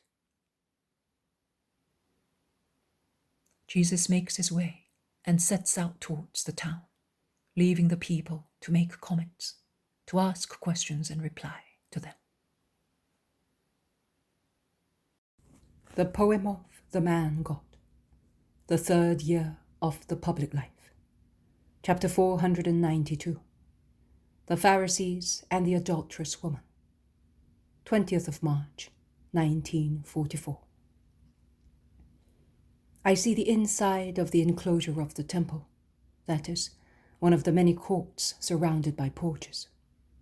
And I see also Jesus, who, well enveloped in his mantle that covers his tunic, the latter is dark red and not white, and seems to be made of a heavy woolen cloth, is speaking to a crowd of people standing around him. I would say that it is a winter day because I notice that everybody is muffled up, and that it must be rather cold, because people, instead of standing, are walking fast, as if they wish to warm themselves. The wind is blowing, shaking mantles and raising dust in the courts. The group pressing round Jesus, the only one to be still, whilst all the others standing around this or that master are walking up and down, opens out to let a small group of gesticulating, venomous scribes and Pharisees pass. They are spurting venom from their eyes, their livid faces and mouths. What vipers they are! Rather than lead, they are dragging a woman about 30 years old. Her hair is ruffled and her dress untidy, and she is weeping, as if she had been ill-treated. They throw her at Jesus' feet, as if she were a bundle of rags or a dead body. And she remains there, crouched, with her face resting on her arms, which hide it, and are like a cushion between it and the ground. Master, This woman was caught in the very act of committing adultery. Her husband loved her and ensured that she lacked nothing. She was the queen in her house, and she has been unfaithful to him because she is a vicious, ungrateful sinner and profaner. She is an adulteress, and as such, she is to be stoned. Moses ordered so. In his law, he orders us to stone such women like unclean animals. And they are unclean because they betray faith and the man who loves them and takes care of them. And because, like earth never sated, they always crave for lust. They are worse than prostitutes, because without the sting of need, they give themselves to satisfy their lewdness. They are corrupted and corrupters. They are to be sentenced to death. Moses said so. What have you to say, Master? Jesus, who had stopped speaking at the tumultuous arrival of the Pharisees, and had looked at the pack of angry men with piercing eyes, and then had lowered them on the depressed woman thrown at his feet, is silent. Still sitting, he has bent, and with his finger he begins to write on the stones of the porch, covered with the dust raised by the wind. While they speak, he writes. Master, we are speaking to you. Listen to us. Reply to us. Have you not understood? This woman has been caught in the very act of committing adultery. In her house, in the bed of her husband. She has polluted it with her lechery. Jesus is writing. But this man is a fool. Don't you see that he does not understand anything, and that he is drawing signs on the dust like a poor fool? Master, for the sake of your name, speak. Let your wisdom reply to our question. We repeat it. This woman lacked nothing. She had clothes, food, love, and she has been unfaithful. Jesus is writing. She lied to the man who trusted her. With mendacious lips she greeted him and went to the door with him, smiling. She then opened the secret door and let her lover in. And while her husband was away working for her like an unclean animal, she wallowed in her lewdness. Master, she is a desecrator of the law as well as of her nuptial bed. She is a rebel, an impious person, a blasphemer. Jesus is writing. He writes and cancels with his sandal-shod foot what he has written, and writes further on, turning round slowly to find more room. He looks like a little boy playing. But what he writes are not playful words. He has written successively. Usurer, false, irreverent son, fornicator, murderer, desecrator of the law, thief, libidinous, usurper, unworthy husband and father, blasphemer, rebellious to God, adulterer. The words are written over and over again while fresh accusers speak. Well, master, your opinion. The woman is to be judged. She must not contaminate the earth with her weight. Her breath is poison that upsets hearts. Jesus stands up. Good gracious, what a face! His eyes flash like lightning, striking the accusers. He holds his head so upright that he looks even taller, and he is so severe and solemn that he seems a king on his throne. His mantle has fallen off one shoulder, forming a short train behind him. But he does not mind that.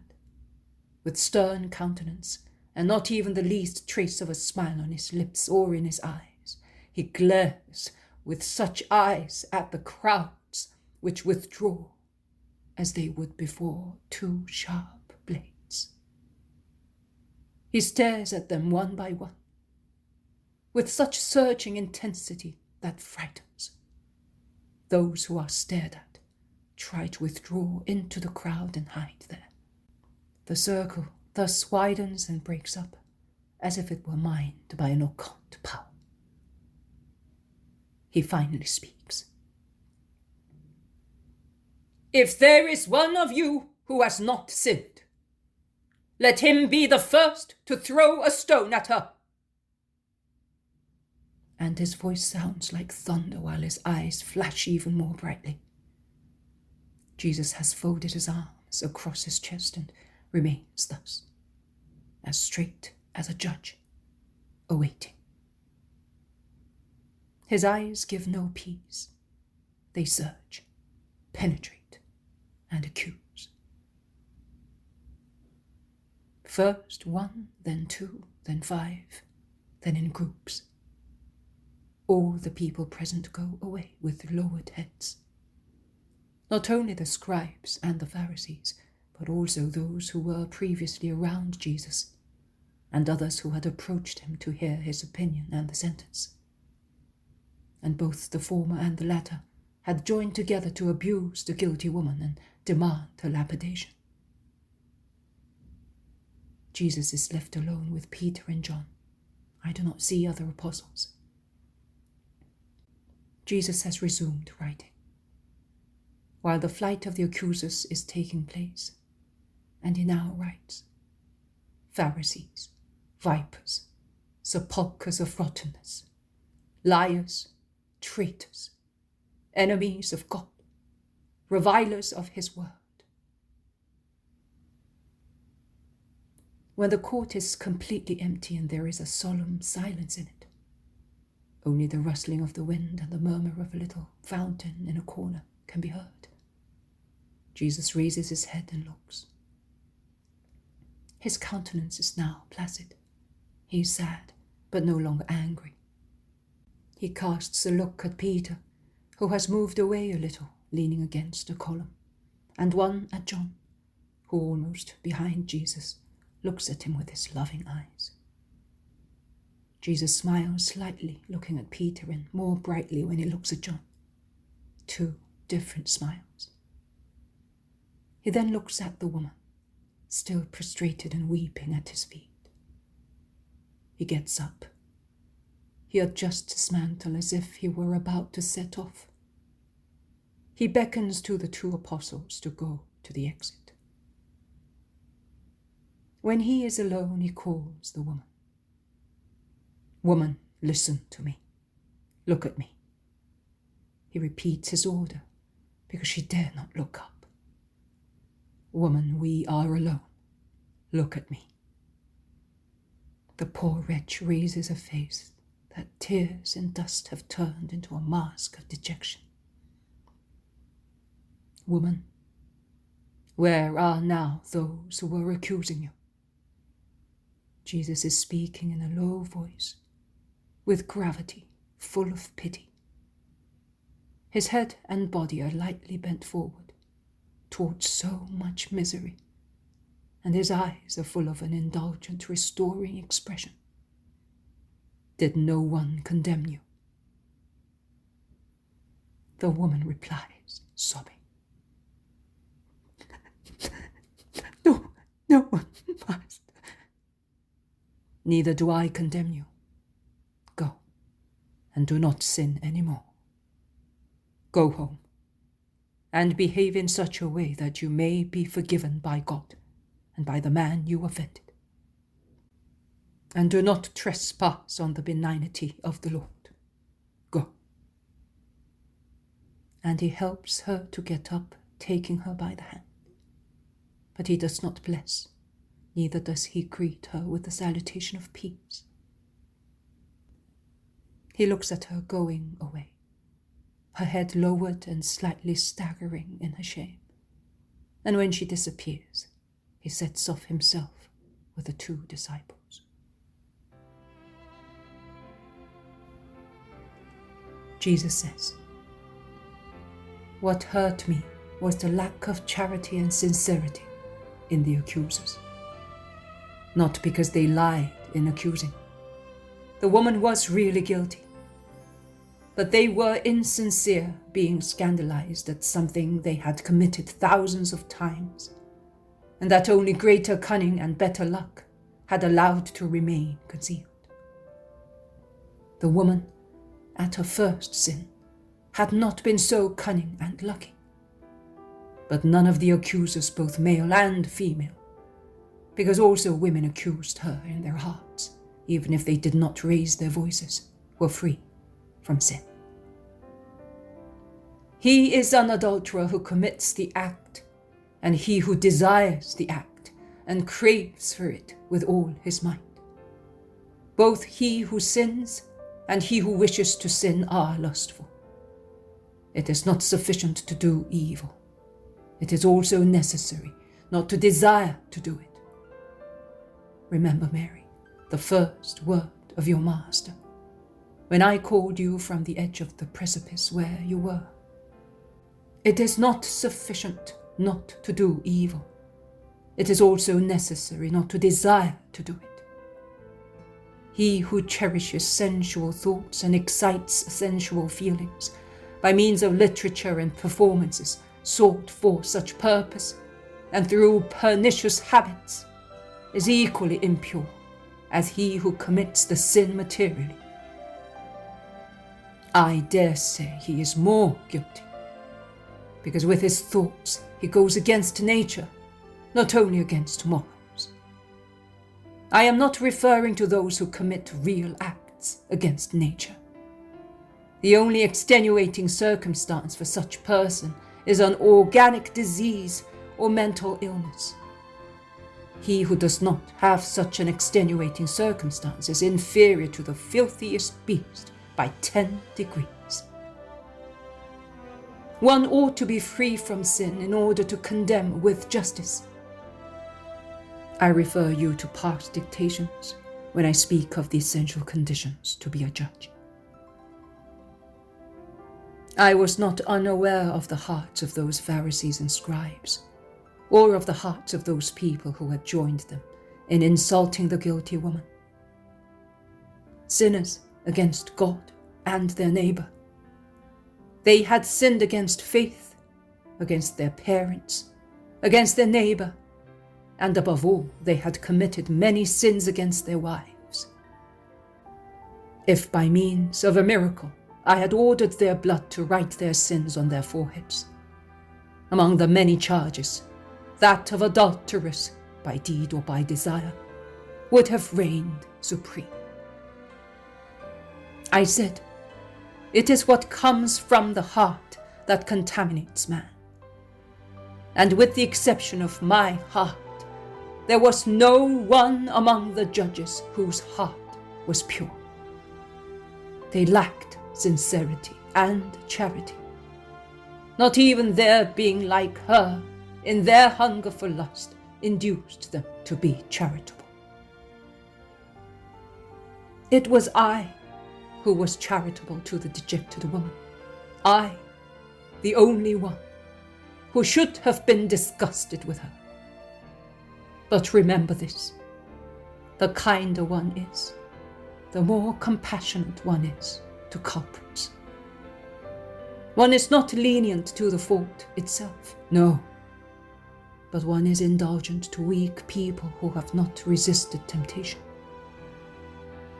Man, oh, more than a fragile reed and a thin bare vine, he is easily inclined to yield to temptation and to cling to whatever may make him hope to find solace.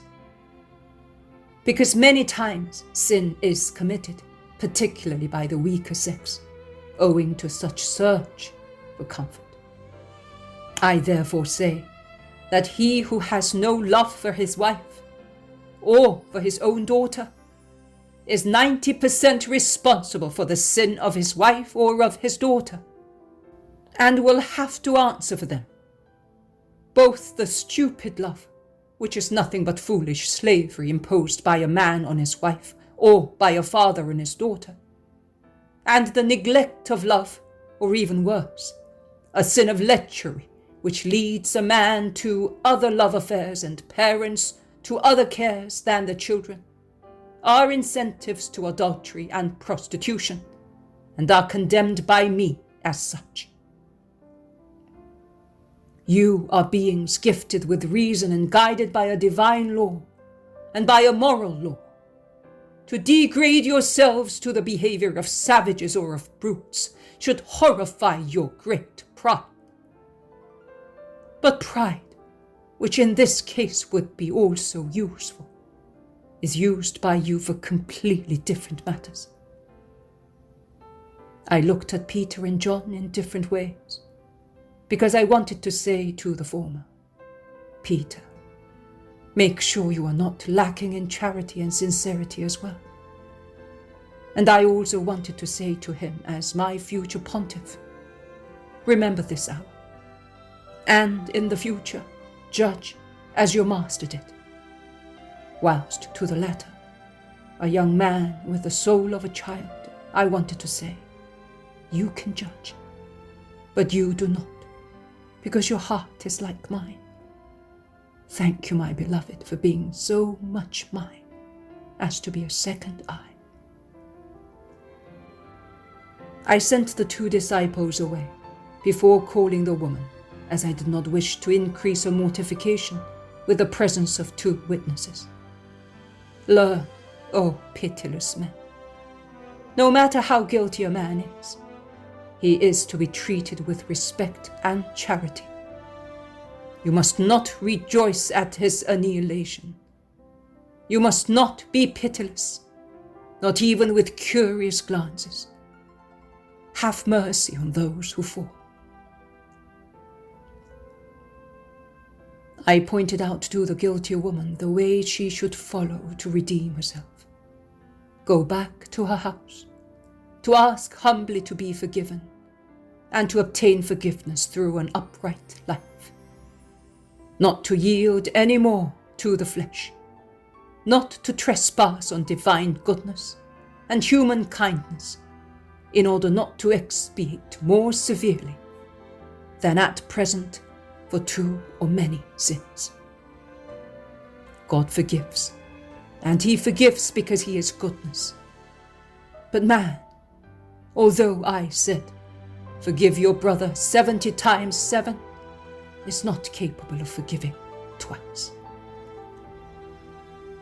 I did not wish her peace, and I did not give her my blessing, because she was not fully detached from her sin, as is required to be forgiven. In her flesh, and unfortunately not even in her heart, there was no nausea for sin. When Mary of Magdala savored my word, she became disgusted with sin and came to me, full of goodwill to change completely. But this woman still hesitated between the voices of the flesh and those of the spirit. And in the excitement of the moment, she had not yet been able to use the axe against the stump of the flesh and cut it off in order to go, once she was mutilated of her greedy weight, to the kingdom of God.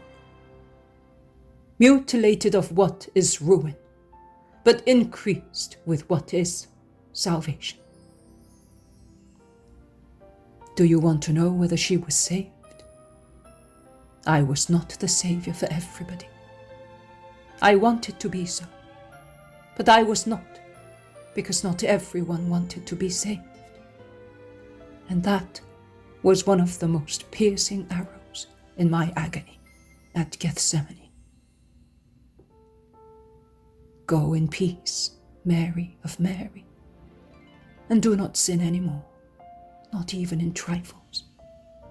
Under Mary's mantle there is nothing but pure things. Bear that in mind.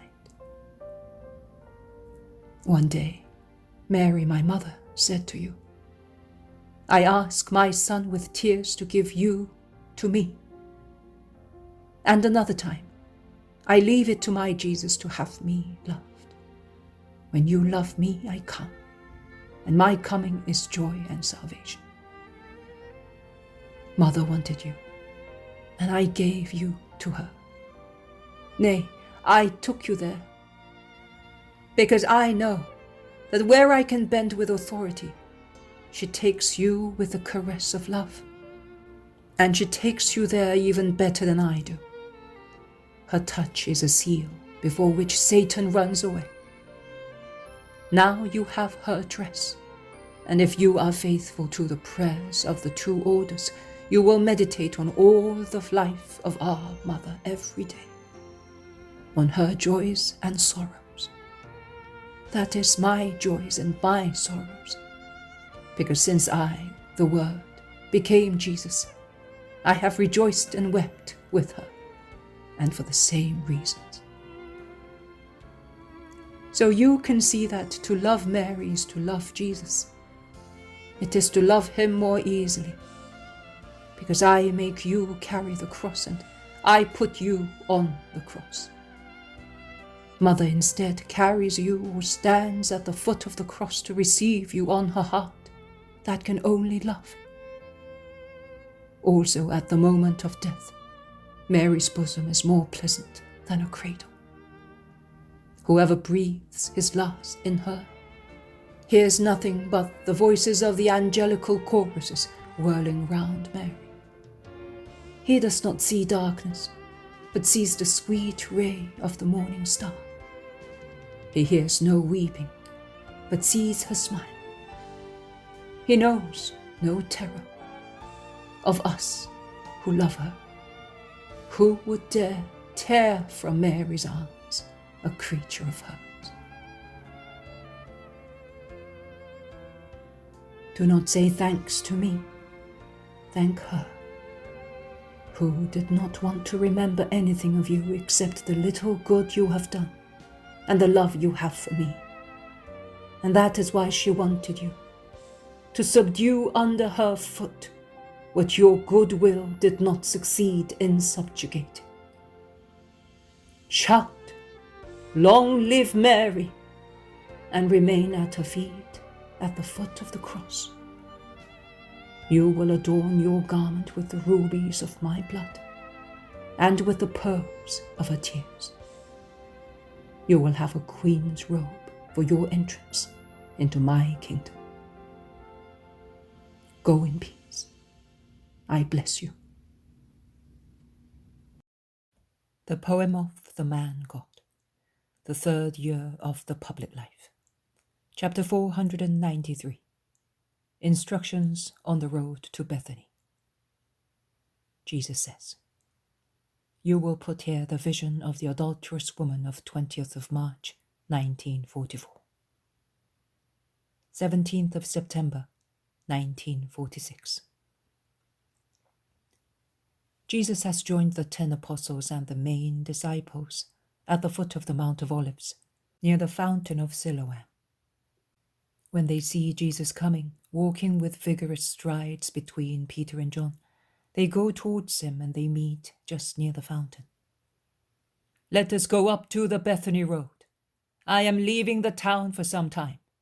While walking, I will tell you what you have to do, orders Jesus. Among the disciples there are also Manan and Timonius, who, now cheerful again, have come back to their place.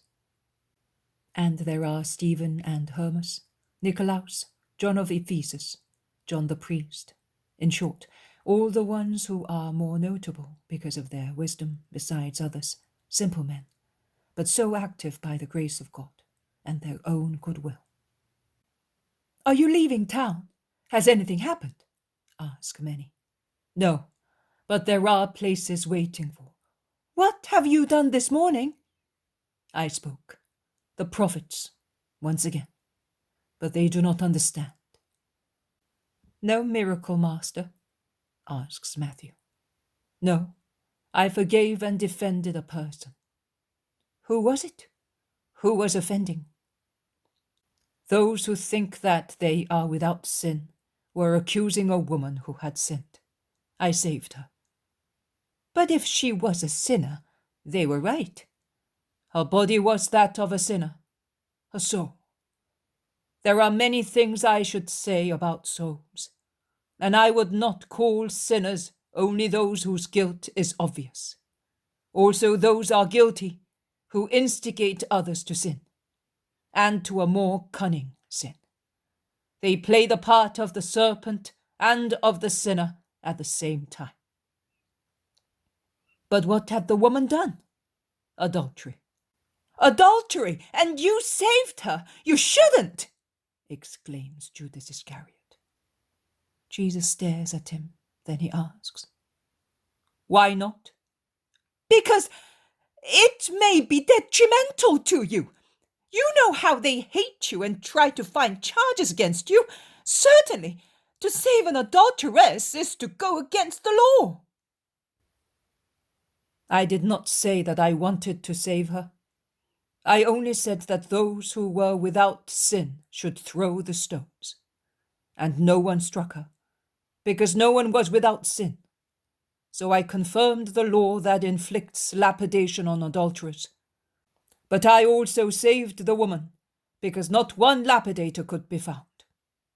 But you! Did you want me to stone her to death? It would have been justice, because I could have stoned her, but it would not have been mercy. Ah, she had repented. She implored you, and you... No, she was not even repentant.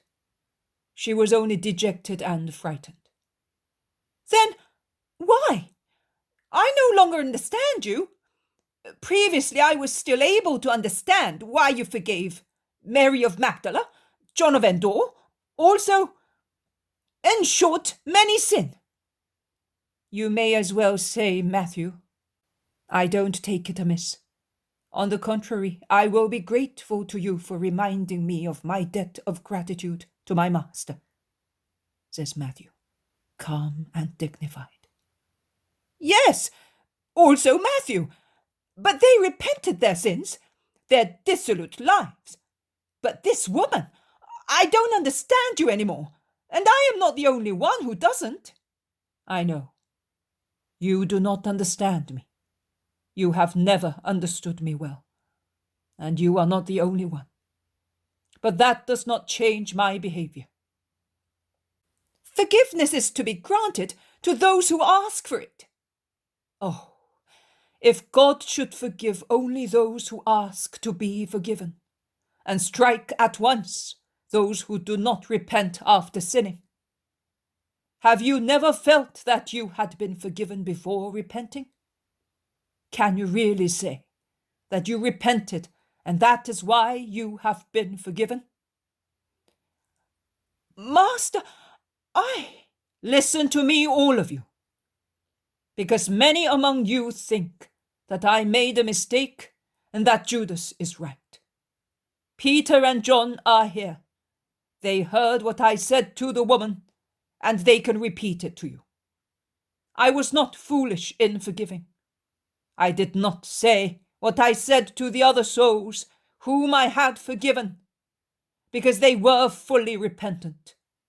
But I gave that soul time and possibility to arrive at repentance and holiness, if she wishes to reach them. Bear that in mind when you are the masters of souls. It is essential to possess two things to be true masters and worthy of being masters.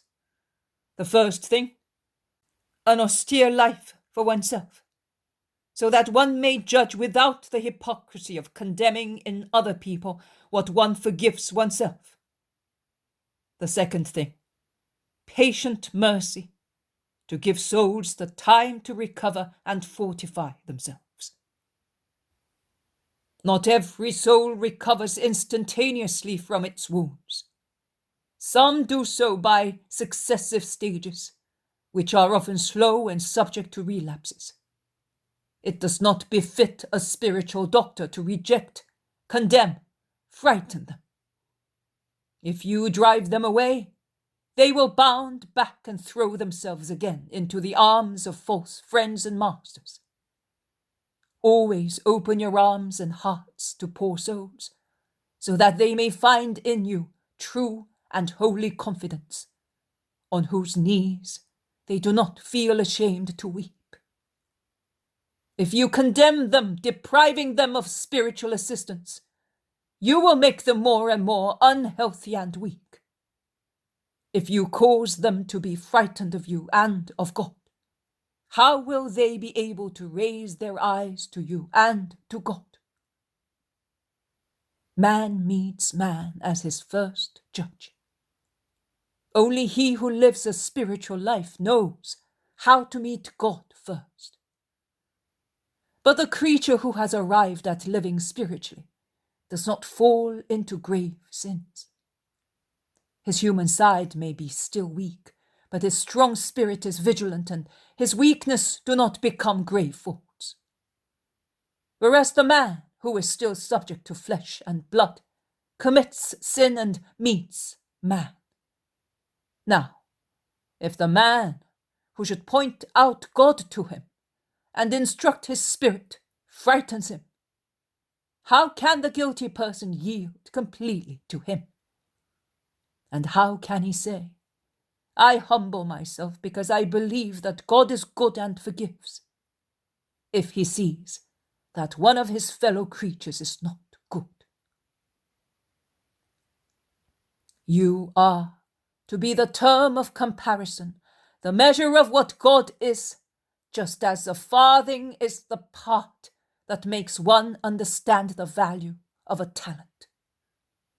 But if you are cruel to souls, you tiny parts who are part of the infinite, and you represent him, what will they think that God is?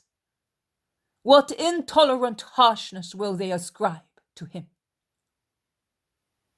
Judas, since you are a severe judge, if just now I said to you, I will denounce you to the Sanhedrin for magic practices. Lord, you will not do that. It would be, you know that it is. I know, and I do not know. But you can see how you cry at once for mercy for yourself.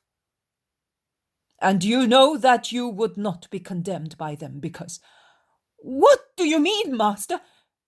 Why do you say that? Asks Judas excitedly, interrupting Jesus. And Jesus, very calmly, but with a glance that pierces Judas's heart, and at the same time curbs the upset apostle, who is being gazed at by the other 11 apostles and by many disciples, says, because they love you. You have good friends in there. You have said so many a time. Judas heaves a sigh of relief, wipes his perspiration, which is strange in a cold, windy day, and says, That is true. Old friends. But I don't think that if I sinned... And is that why you ask for mercy? Yes, I am still imperfect, and I want to become perfect. You have spoken the truth. Also, that woman is very imperfect. I gave her time to become good, if she wishes. Judas does not reply anymore. They are now on the Bethany road, at a good distance from Jerusalem. Jesus stops and says, Have you given the poor what I gave you? Have you done everything I told you? Everything, Master, reply the apostles and disciples. Well, listen. I will now bless you and dismiss you. You will spread out, as usual, through Palestine. You will gather here again for Passover. Do not fail to come. And during these next months, fortify your hearts and the hearts of those who believe in me. Be more and more just, unselfish, patient. Be what I taught you to be. Go round towns, villages, secluded houses. Shun no one. Put up with everything. You are not serving your own egos, as I do not serve the ego of Jesus of Nazareth, but I serve my Father. Serve your Father as well. Thus, his interests, not yours, are to be sacred to you, even if they bring sorrow or detriment to your human interests. Be guided by the spirit of self-denial and obedience. I may send for you, or I may tell you to remain where you are. Do not judge my instructions. Obey them, whatever they may be, with the firm belief that they are good and given for your good. And do not be jealous if I send for some and not for others. You know, some have departed from me, and I suffered because of that. They were the ones who still wanted to act according to their own wills. Pride is the lever that overturns spirits and the magnet that tears them away from me. Do not curse those who left me. Pray that they may come back. My shepherds will be staying by twos in the neighborhood of Jerusalem. Isaac is coming with me for the time being, together with Marcian. Love one another and help one another. My dear friends, may your spirits tell you all the rest, reminding you of what I taught you, and may your angels repeat it to you. I bless you. They all prostrate themselves while Jesus recites the Mosaic blessing. They then crowd round Jesus, greeting him. They then part, while he with the 12 apostles, Isaac and Marcian, proceeds along the Bethany road. We shall now stop just long enough to greet Lazarus, and then we shall go on towards the Jordan. Are we going to Jericho? Asks Judas with interest. No, to Betharaba. But night. There is no shortage of houses and villages from here to the river. No one speaks any more, and apart from the rustling of olive trees and the shuffling of feet, no other noise can be heard. The Poem of the Man-God, the 3rd year of the public life. Chapter 494. At the village of Solomon and in his house. 18th of September, 1946. In order not to be seen by people, they go into the village where Solomon's house is, walking along the bank of the river. But I would say that the precaution was quite unnecessary, because it gets dark early in the November or end of October evenings, and people are already at home.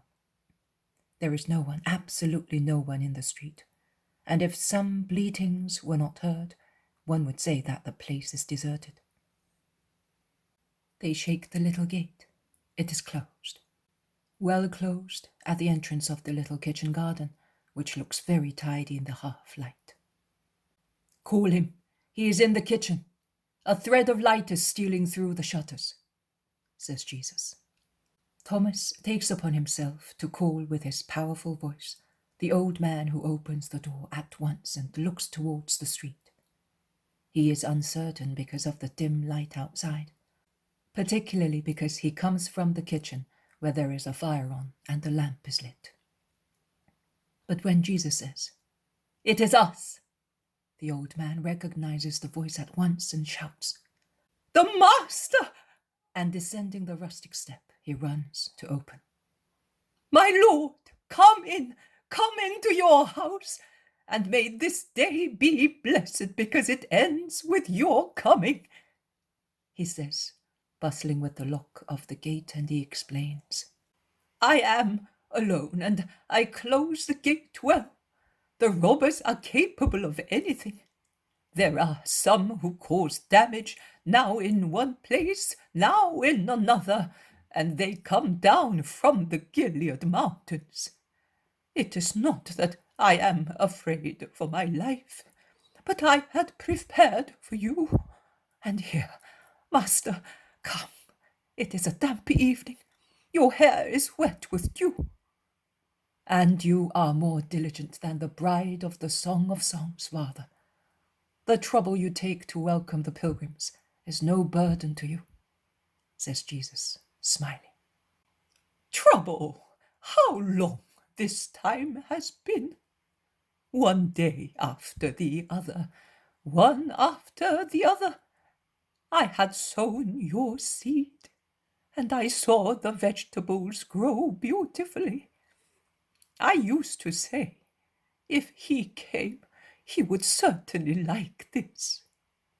But they ripened, and you did not come. And I saw the fruit color up on the trees, and I ate of them sadly, because you did not have any. That you gave me a lamb, a completely white one. I kept it for such a long time to eat it with you.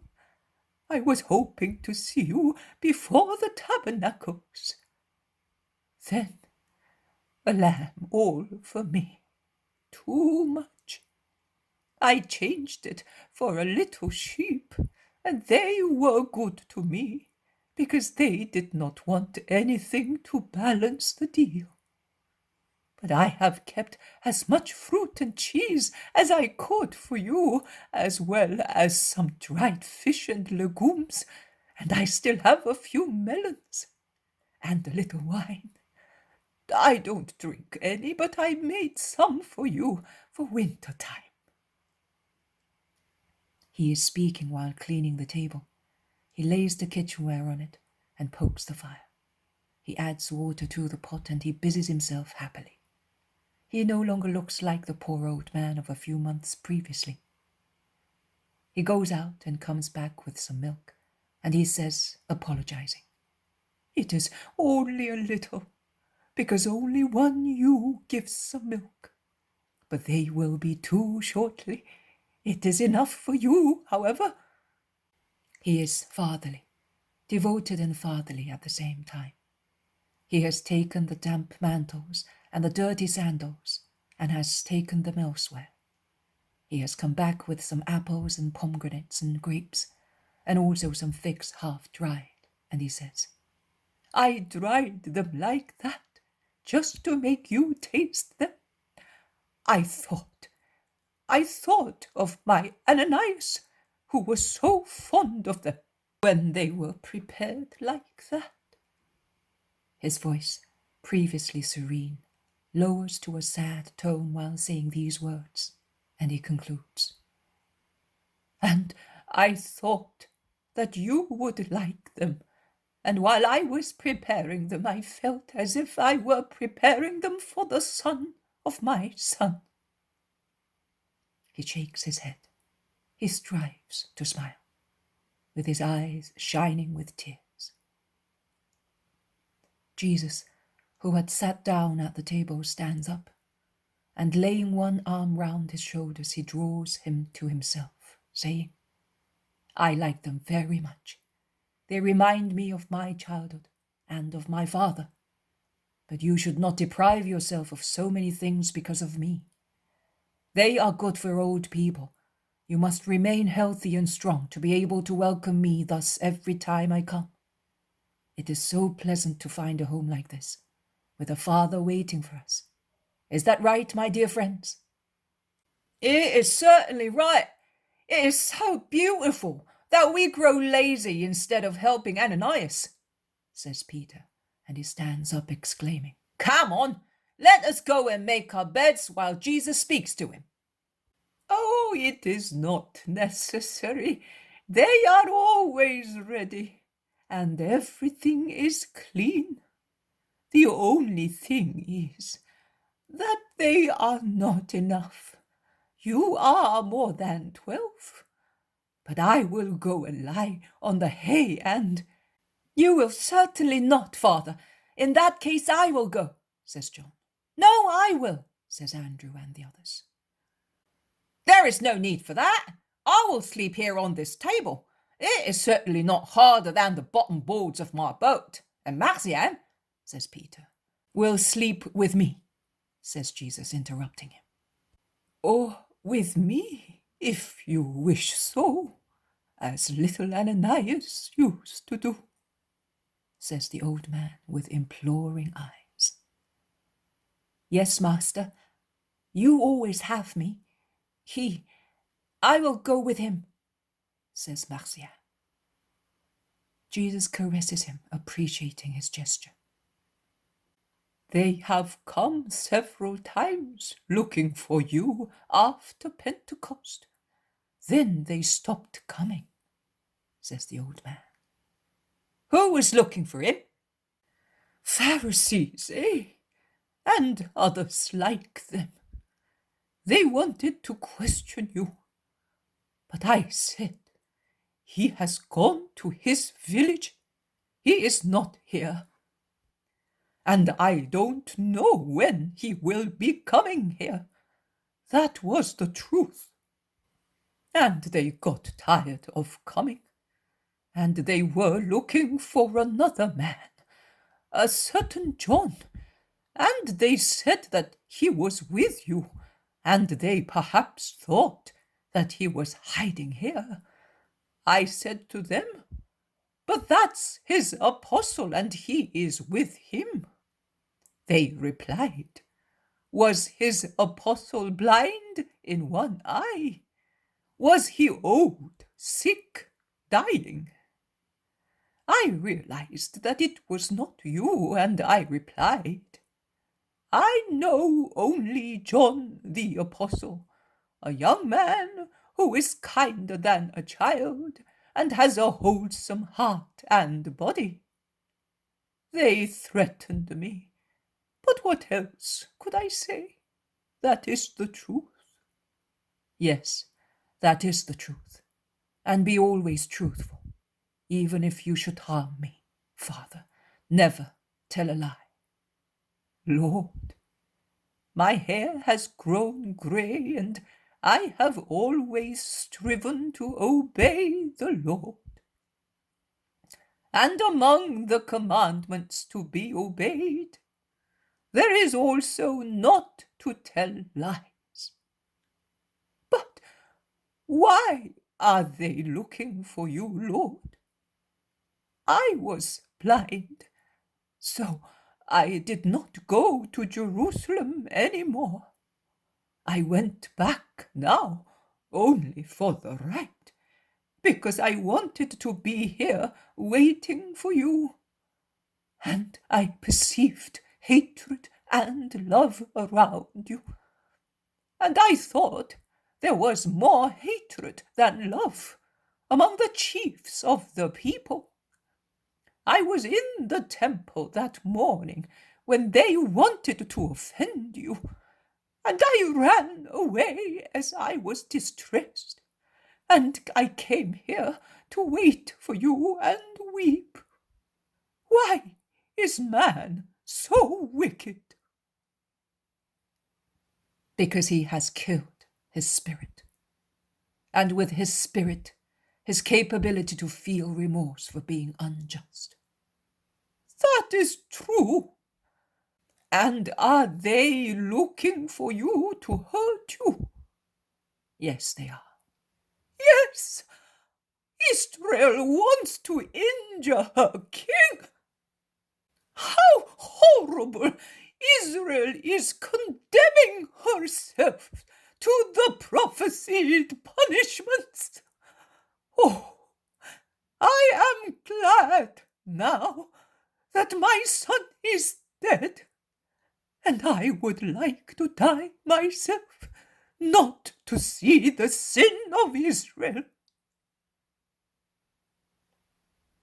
There is dead silence. Only the crackle of the wood burning in the fireplace can be heard. Let us speak of something else. We speak of nothing but death, hatred, betrayal. Enough of that. I cannot stand that, says the Iscariot, who is upset, surly, agitated, and is moving about the kitchen, gesticulating excitedly, with his legs, his arms, his whole body. Judas is right, many say. The fact that one does not want to hear is of no avail. What helps is not to consent, says Jesus, opening his hands on the rustic table with his palms upwards in a gesture of resignation. What do you mean? To consent? Who consents to that? Judas, bending over the table, almost lying across it to approach the master, shakes his fists almost in his face. Who? All those who already dream of seeing me perish in my blood. Blood. The blood of your Messiah. Blood on you, O earth, who do not want your Lord. A blood brighter than those flames. Blood, a fire in the ice and darkness of a criminal world. They hope to kill the light by depriving it of its blood. But light is spirit. Blood is still matter. Matter weighs down the spirit. The blood spreads on a sheet of mica, dims the light, does it not? Well, I solemnly tell you that as that wood did not shine until it became fire, and its resins catching fire turned into brightness, and it is now an incandescent glare, so when everything is completed, and the blood and flesh are consumed by the sacrifice, then, like that fire over there, which has changed everything into light, my spirit will shine more brightly than ever on the world, and I shall be more than ever the light. Such a light that it will dazzle forever those who hate the light and kill it. Such a light that the golden gates of heaven will melt after being closed to mankind for ages, and heaven will be open to the just. Such a light that it will pierce the stones forming the vault of the abyss, and the fierce fire of hell will become extremely fierce under the thunderbolts of my rays. And woe to those who will have laid snares to the light, blood and light. Those two things will be in front of them until they are driven mad and to despair. Demons. Jesus, who had stood up when saying, I solemnly tell you, and was frightening, so imposing, he looked in the low, dark-walled kitchen as the brightness of the flames of the fireplace formed a halo round his head, sits down and becomes silent. They all look at one another, with the exception of Judas, who seems to be hypnotized, looking at the firewood ablaze. Hypnotized and frightened. A fright that depicts a dreadful mask on his face, of a ghastly greenish paleness, which the burning wood tinges with red. It reminds me of his terrible face on Good Friday. He then turns suddenly round and shouts, Be quiet! Be quiet! Why are you tormenting us? And he goes out, slamming the door. His way, that is true, but he loves you very much, and he suffers hearing certain words, says Thomas. And he concludes, They hurt us so much as well, but we are not so strange. Let us say, strange. No one speaks. Jesus also is silent. The vegetables are cooked, the milk is warm, says the old man in a low voice, as he is intimidated and he almost does not dare say such common words. after the incident. "Call Judas and let us have supper," orders Jesus. John goes out and calls his companion. They come back in. Judas looks tortured, but a torture without peace. But he sits at the table and he stands up with the others when Jesus offers and blesses, and he looks stealthily at him when he hands out the portions, keeping the last one for himself. Everyone would like to dispel the sadness reigning in the room, but no one succeeds until Jesus addresses the old man, asking him whether the little villages and nearby places have received the word of the Lord. "Yes, Master, and they received it very well. I would say better here than on the other side of the river. You know the Baptist still lives in everybody's memory here, and his disciples, who are now yours, keep it green, and through his words they make you known. And then here there are not many Pharisees in Perea and in the Decapolis. So." The poem of the man God, the third year of the public life. Chapter 495. Jesus and Simon of Jonas, 20th of September, 1946. I do not know where I am, certainly no longer in the Jordan Valley, but in mountains bordering it, because I can see the green valley and the lovely blue river below, whilst peaks of quite high mountains emerge from the vast plateau stretching east of the Jordan. I see Peter, all alone in a little rising of ground, staring northeast and sighing sadly. There is some firewood at his feet, and it has certainly been picked up in the woods covering this hill. A little village nestles among the greenery. Peter is really downhearted. He ends up by sitting on his bundle of sticks, holding his head in his hands, all curled up. He remains thus, forgetful of time and of everything, so absorbed that not even some children who pass by with some whimsical little goats arouse him. The boys look at him and then run away, after their goats, towards the village. The sun is setting slowly and Peter does not stir. Jesus is proceeding along the path which climbs from the village to the hillock. He is walking slowly and avoids making any noise. He thus reaches the spot where Peter is sitting, and he calls him, standing upright in front of him. "Simon." "Master!" Peter starts. He raises his head and looks upset while uttering that word. "What were you doing, Simon? All your companions have come back. You were the only one missing, and we were worried. So much so that your brothers and the sons of Zebedee with Thomas and Judas have scattered through the mountains, while my brothers with Isaac and Maxiam have gone down towards the plain." I'm sorry for causing pain and trouble." "Your companions are fond of you. Judas was the first one to become anxious, and he reproached Maxiam for letting you go by yourself." "Simon, what is the matter with you?" "Nothing, Master." "What were you doing here, all alone, in this hillock, while it is getting dark?" "I was looking."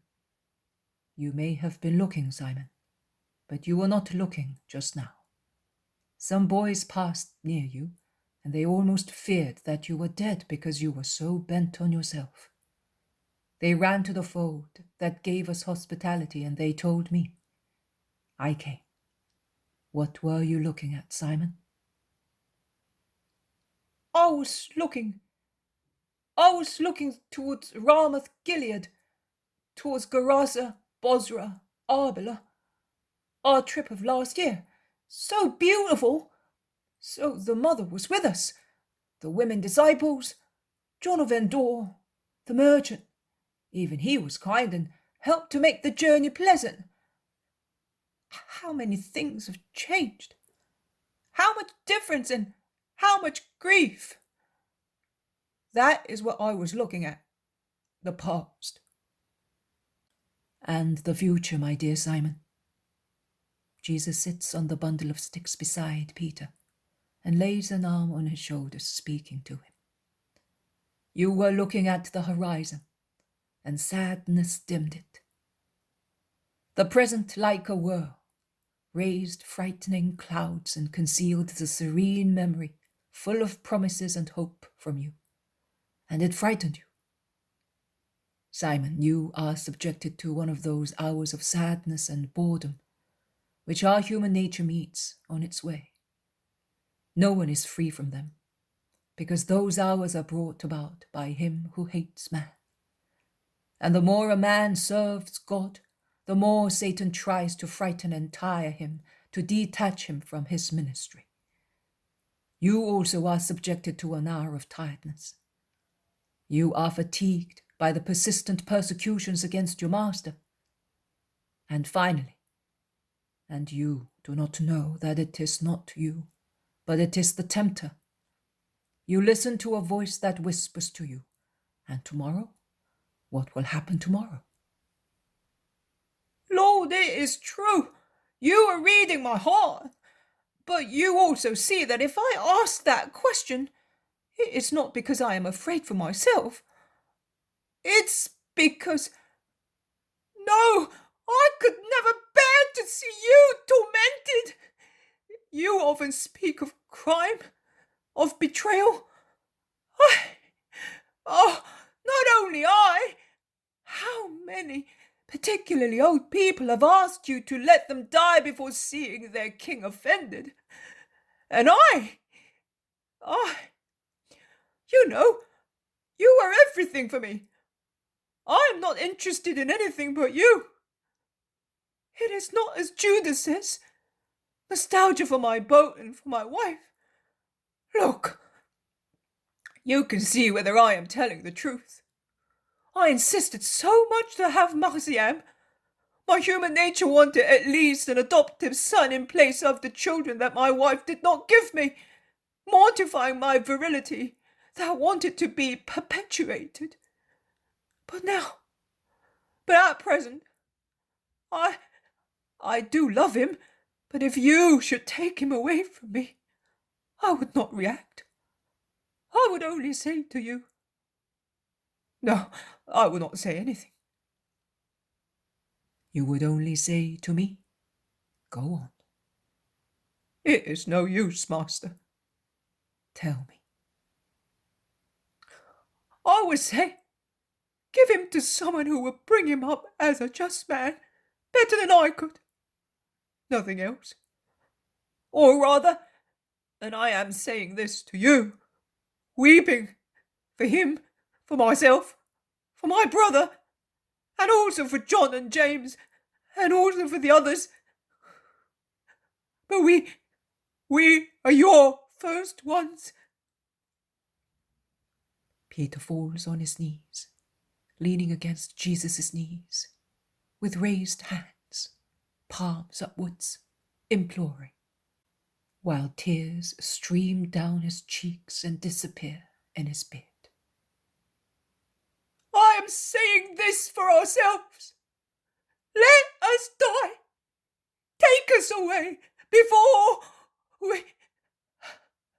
Oh, I was thinking, I have always been thinking for months, and you can see whether it is a thought that tortures me and makes me old. It is an uninterrupted fear that does not even leave me when I sleep. I think that if it is going to be as you say, I could be the traitor, or Andrew, or John, or James, or Marciam, and if we don't go to that extent, it might be one of those you mentioned, also 3 evenings ago, at Ananias'. One of those who go to the extent of wanting to take your blood. Also one of those who, out of cowardice, cannot oppose that and they consent to evil for fear of evil.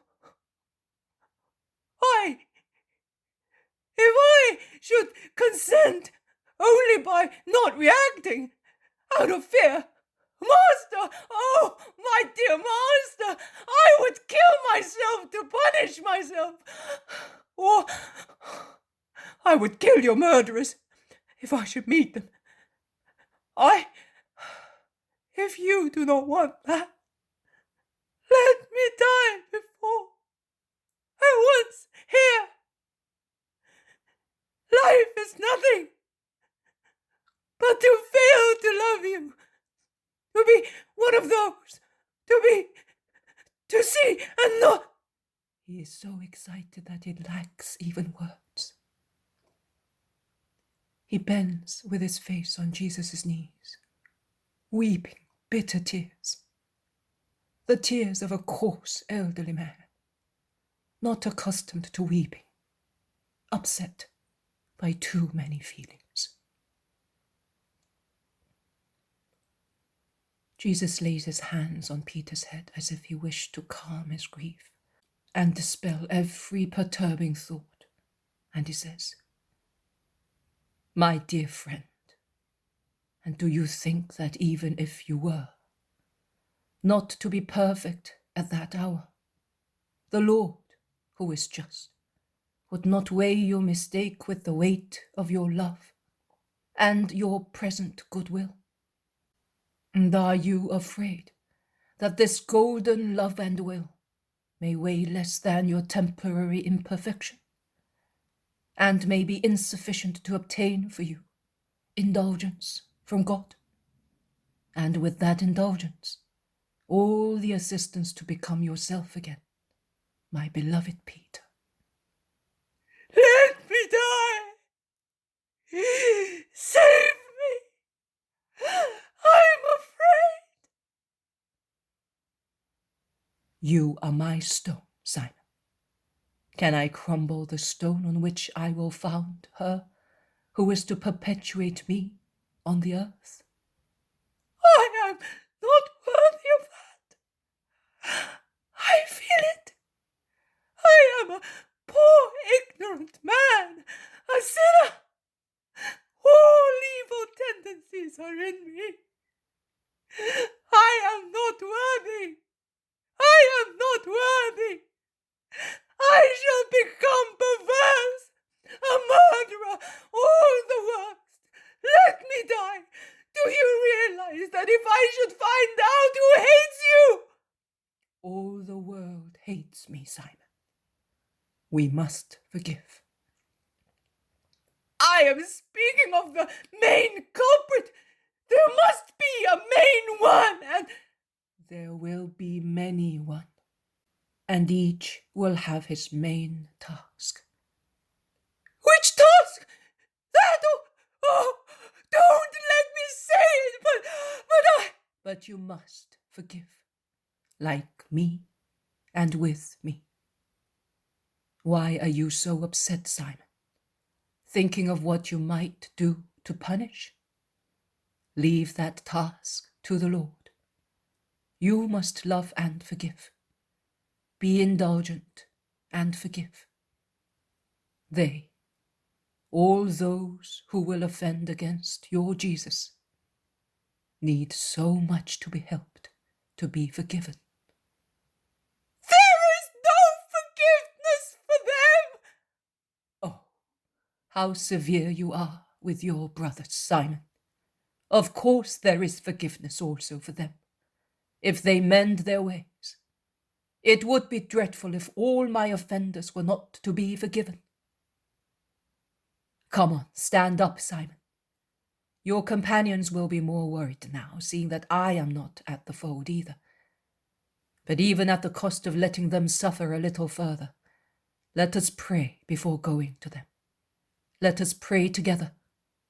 There is nothing else to be done to regain peace, spiritual strength, love, pity, also for ourselves. Prayer dispels Satan's phantoms and makes us feel closer to God. And with God near us, We can face and put up with everything justly and meritoriously. Let us pray thus, you and I, together, here, from this mountain, from which so much of our fatherland can be seen, as the promised land was seen by Moses from Mount Nebo. We are luckier than he was, because we are taking the word and salvation to the land which will belong to the Christ. I first, then you. Look, the Judean mountains can still be seen in the last light. But beyond them, there is the plain, the sea, then other lands, the world. They are waiting for you, Peter. They are waiting for you to learn that there is a true God. A God who will give the true light to the souls groping in the darkness of Gentilism and idolatry. Look, the earthly light is growing dim. How could wayfarers not lose their way in a lightless night?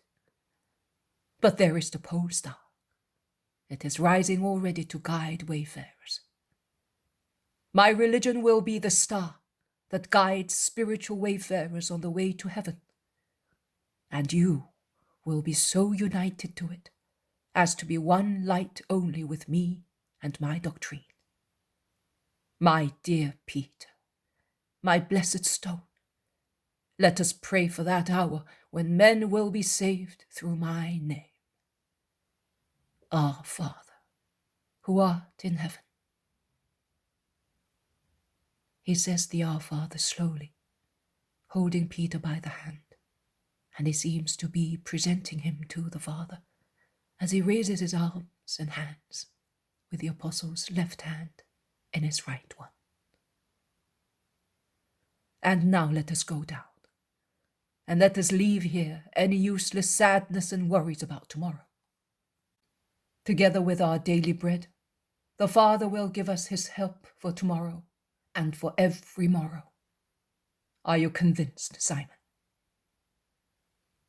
Yes, Master. I believe that, says Peter resolutely. He no longer looks upset but austere, as he has been for some months, so that he seems to be quite different from the coarse, facetious fishermen of the first 2 years. They go down, Jesus ahead, followed by Peter with his bundle of sticks, and almost at the first house of the village they meet the worried apostles.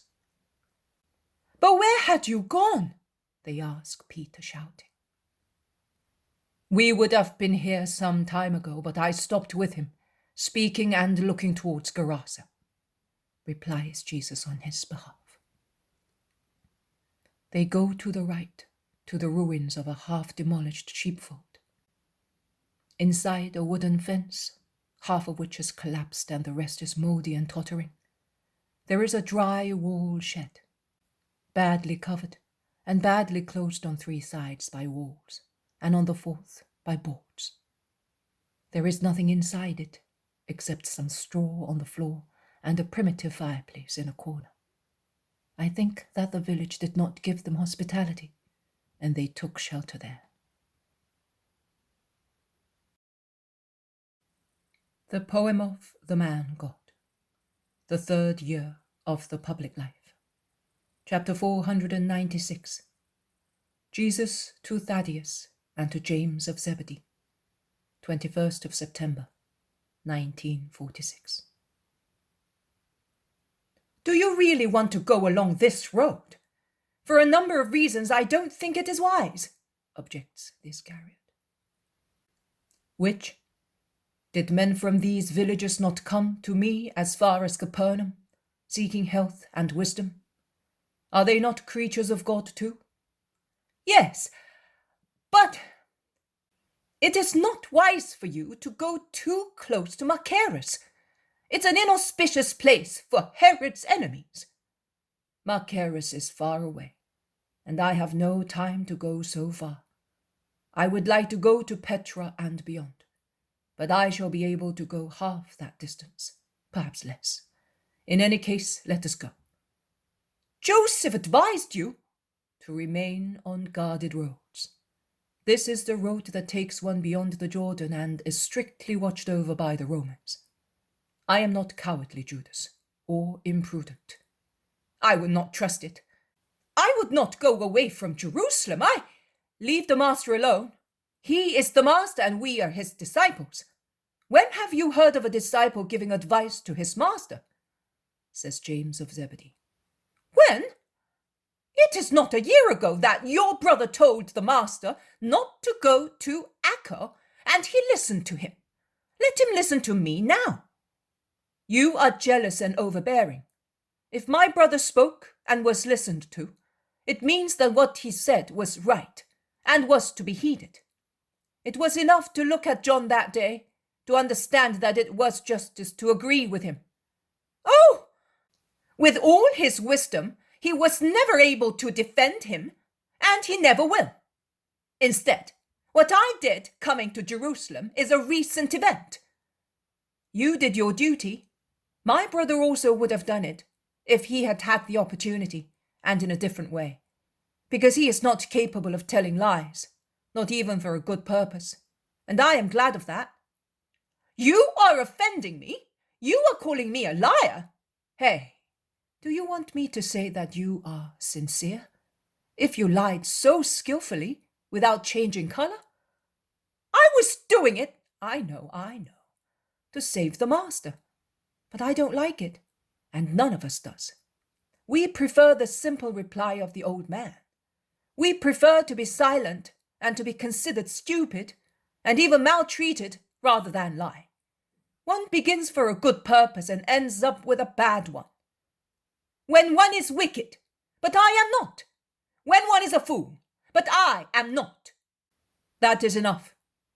Even if you are right, you end up by being wrong, not with regard to what you were throwing at each other's face, but because of your lack of charity. You all know what my opinion is on sincerity. I insist on that also in respect of charity. Let us go. Your disputes grieve me more than the insults of my enemies.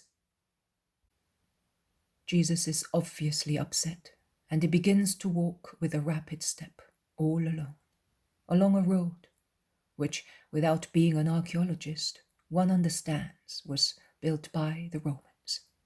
It runs southwards, almost straight as far as the eye can see, between two ranges of high mountains. A monotonous road, dark because of the woody slopes enclosing it and preventing one's eyes from roving over the horizon, but well kept. Now and again there is a Roman bridge across torrents or little rivers which flow towards the Jordan or the Dead Sea. I am not sure which, because the mountains obstruct the view on the western side, where the river and the sea must be. There are some caravans on the road, coming up perhaps from the Red Sea, and going goodness knows where, with many camels, camel drivers, and merchants of a race clearly different from the Jewish one. Jesus is always ahead, lonely. Behind, in two groups, the apostles are talking to one another in low voices. The Galileans are in front, the Judeans behind, with Andrew and John and the two disciples who have joined them. One group is trying to comfort James, who is dejected after the master's reproach. The other is endeavoring to persuade Judas not to be always so obstinate and aggressive. And both groups agree in advising the two reproached apostles to go to the master and make peace with him. Me? I will go at once. I know I am right. I know what my actions are. It was not I who insinuated evil. And I am going, says the Iscariot.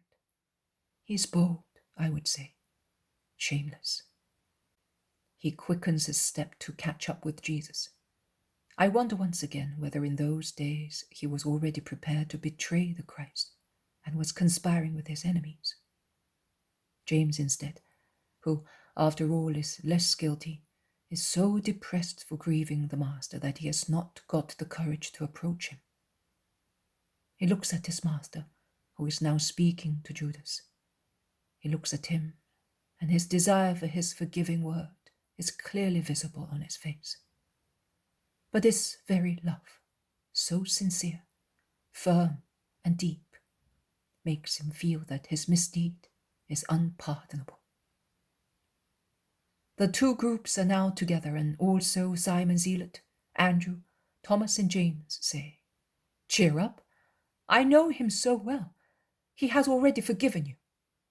And with keen perspicacity, the elderly and wise Bartholomew, laying his hand on James's shoulder, says, I am telling you, to avoid further storms, he impartially reproached both of you, but in his heart he meant Judas only. It is so, Bartholomew. My brother is worrying himself, putting up with that man, whom he insists in wanting to reform, and it tires trying to make him appear as we are. He is the master, and I. Am I? But if I were him, oh, the man of Kerioth would not be with us, says Thaddeus, with his beautiful eyes, which recall those of Jesus, flash with anger. Do you think so? Are you suspicious of what? Ask many. Nothing definite, but I don't like that man. You never liked him, brother. An absurd repugnance that arose at your first meeting. You admitted it to me. It is against charity. You ought to overcome it, even if it were only to give joy to Jesus, says James of Alphaeus calmly and persuasively. You are right, but I am not able. Come, James, let us go to my brother together. And Judas of Alphaeus takes the arm of James of Zebedee resolutely and drags him away. Judas hears them coming, turns round, then says something to Jesus, who stops waiting for them. Judas looks at the mortified apostle with mischievous eyes. Excuse me, move over a little. I must speak to my brother, says Thaddeus. The words are polite, but the tone is very cold. The Iscariot giggles, then shrugging his shoulders, he retraces his steps, joining the others. Jesus, we are sinners, says Judas Thaddeus. I am a sinner, not you, whispers James, with lowered head. We are sinners, James, because I thought of what you did. I approved of it. I have it in my heart. So I am a sinner as well, because my judgment against Judas comes from my heart and contaminates my charity. Jesus, are you not saying anything to your disciples who acknowledge their sins? What shall I say that you do not already know? Will you change your attitude towards your companion because of my words? No, not more than he changes, because of the words you speak to him, his cousin replies with sincerity for himself and for the others. Never mind, Judas, never mind. I made the mistake. I am involved, and I have to look after myself, not after the others. Master, don't be annoyed with me. James, I would like one thing from you, from all of you. I am so grieved because of the many incomprehensions I meet, because of so much stubborn resistance. You are aware of it. For every place that gives me joy, there are 3 that refuse me, and they drive me away like an evildoer. But I would like to receive at least from you that comprehension and adherence which other people deny me. That the world should not love me, that I should feel suffocated by all this hatred, this aversion, enmity, suspicion around me, by all kinds of base actions, by selfishness, by everything that only my infinite love for man makes me put up with, is painful, but I endure it with patience. I have come to suffer that from those who hate salvation. But you, no, I cannot stand that.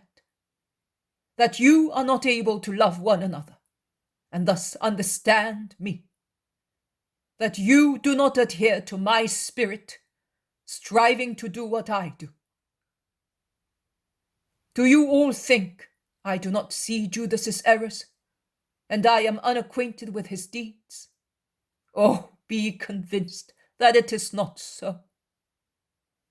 If I had wanted beings that were perfect in their spirits, I would have got angels to become incarnate, and I would have surrounded myself with them. I could have done that. Would it really have been a good thing? No. On my side, it would have been selfishness and contempt.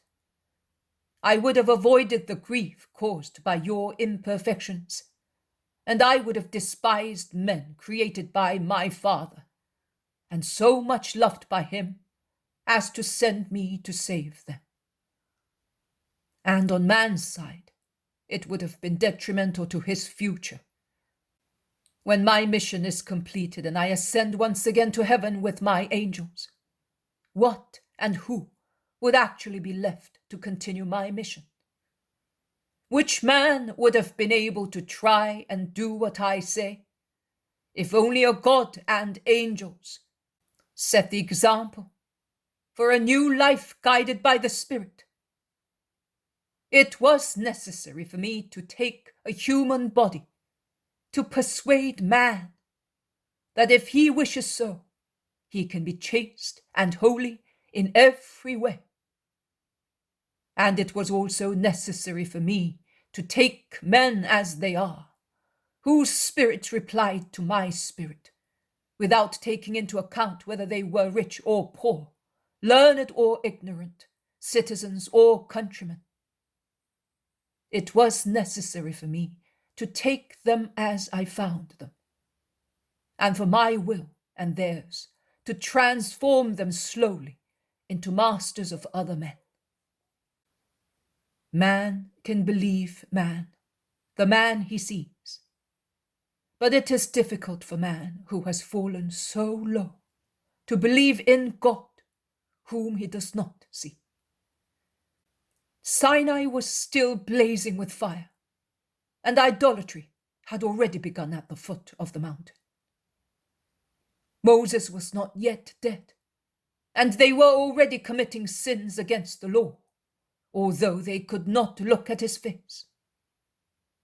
But when you are transformed into masters, and you are like an example, a witness, like yeast among men, they will no longer be able to say, "They are gods who have descended among men, and we cannot imitate them."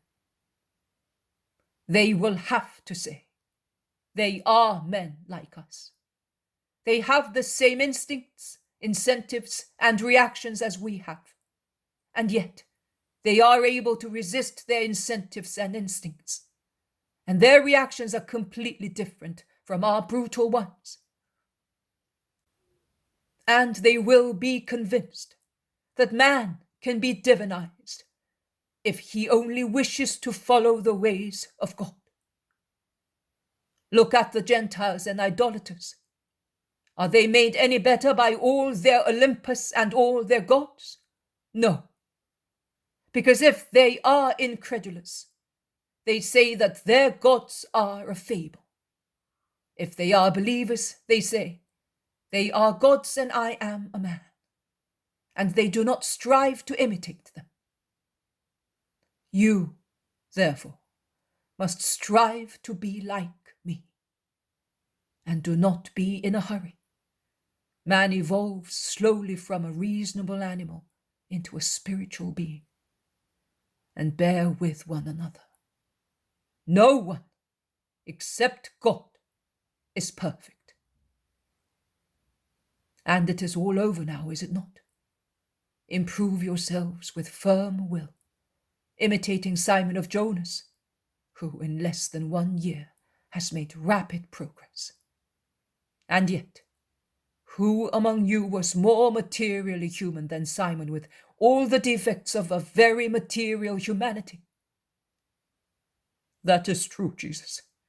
I never stop studying him. and he surprises me," confesses Thaddeus. "Yes, I have been with him since my childhood. I know him as if he had been my brother. But now I have a different Simon in front of me. I must admit that when you said that he was our chief, and I was not the only one, was perplexed. He seemed to be the least suitable of all of us. Simon as compared to the other Simon and Nathaniel. Simon in comparison with my brother and with your brothers. Above all, with regard to those 5, I really thought it was a mistake. I now say that you were right.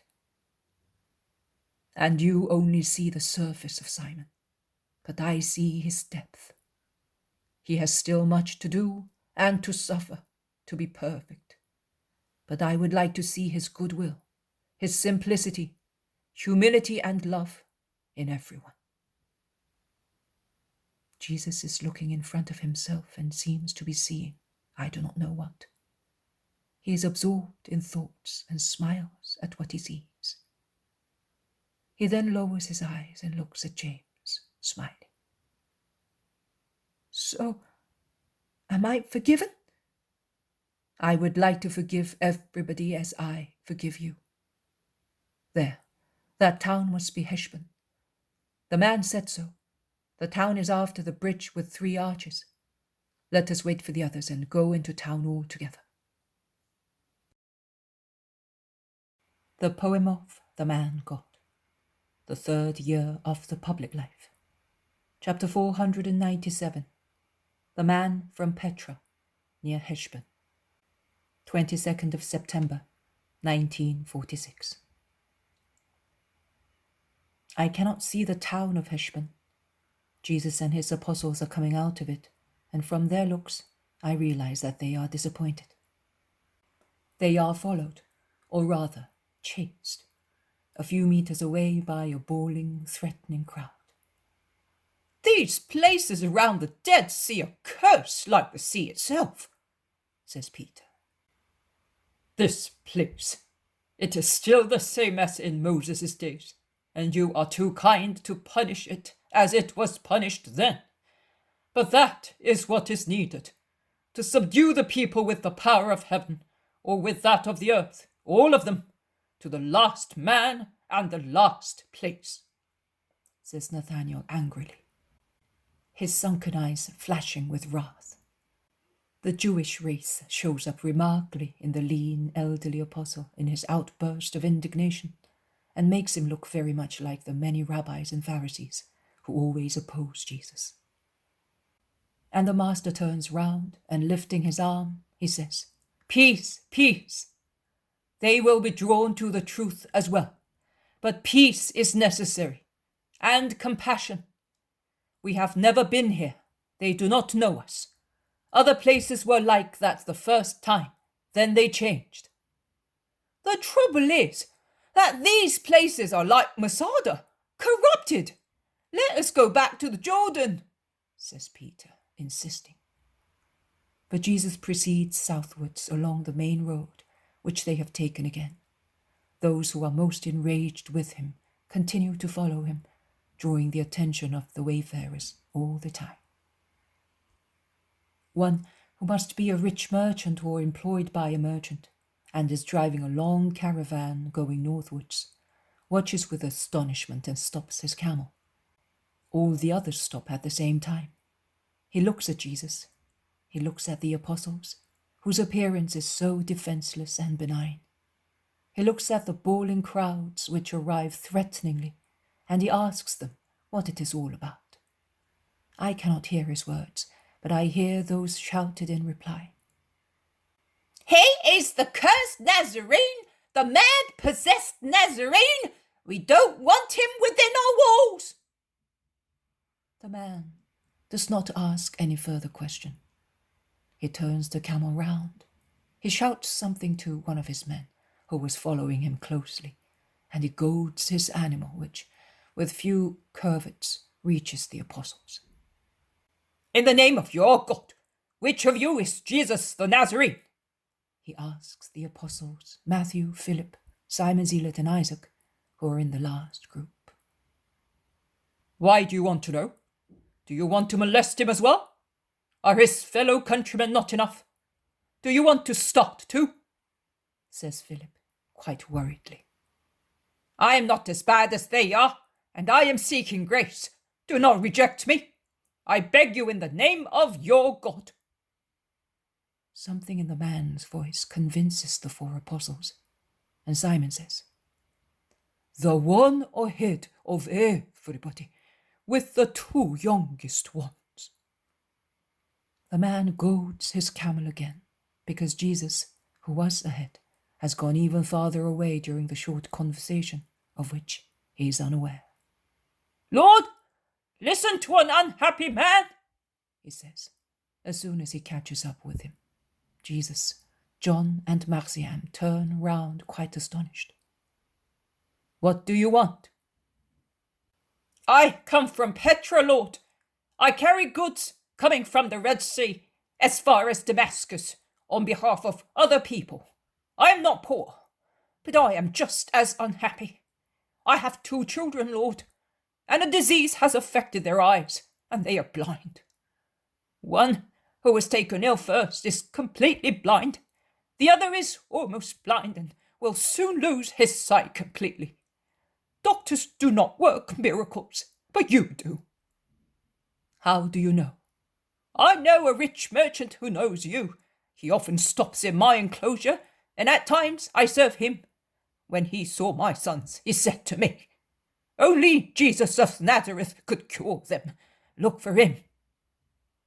I would have looked for you, but I do not have much time, and I have to follow the most suitable roads. When did you see Alexander? Between your 2 springtime festivals. Since then, I have made 2 trips, but I never met you. Lord, have mercy. Man, I cannot go down as far as Petra, and you cannot leave the caravan. Of course I can. Arisa is a reliable man. I will tell him to go on slowly. I will fly to Petra. My camel is faster than the wind in the desert and more agile than a gazelle. I will take my children and another faithful servant. I will catch up with you. You will cure them. Light in their dark eyes as beautiful as stars, now dimmed by a thick cloud. Then I will carry on while they go back to their mother. I see that you are going on, Lord. Where are you going? I was going to Dibon. Don't go there. It is full of those, of Macaros, cursed places. Lord, don't abandon unhappy people, Lord, to give yourself to those who are cursed. Just what I was thinking, mutters Bartholomew into his beard, and many say that he is right. By now all the people are around Jesus and the man from Petra. On the contrary, the citizens of Heshbon, seeing that the caravan is well disposed to the persecuted master, retrace their steps. The caravan, standing still, is awaiting the outcome and the decision. Man, if I do not go to the towns in the south, I will go back to the north. But that does not mean that I will listen to you. I know that I am contemptible for you, Israelites. I am uncircumcised, and I do not deserve being listened to. But you are the king of the world, and we are in the world too. That is not the point. The matter is, how can you believe that I can do what doctors were not able to do? Because you are the Messiah of God, and they are men. You are the Son of God. Zacchie told me, and I believe it.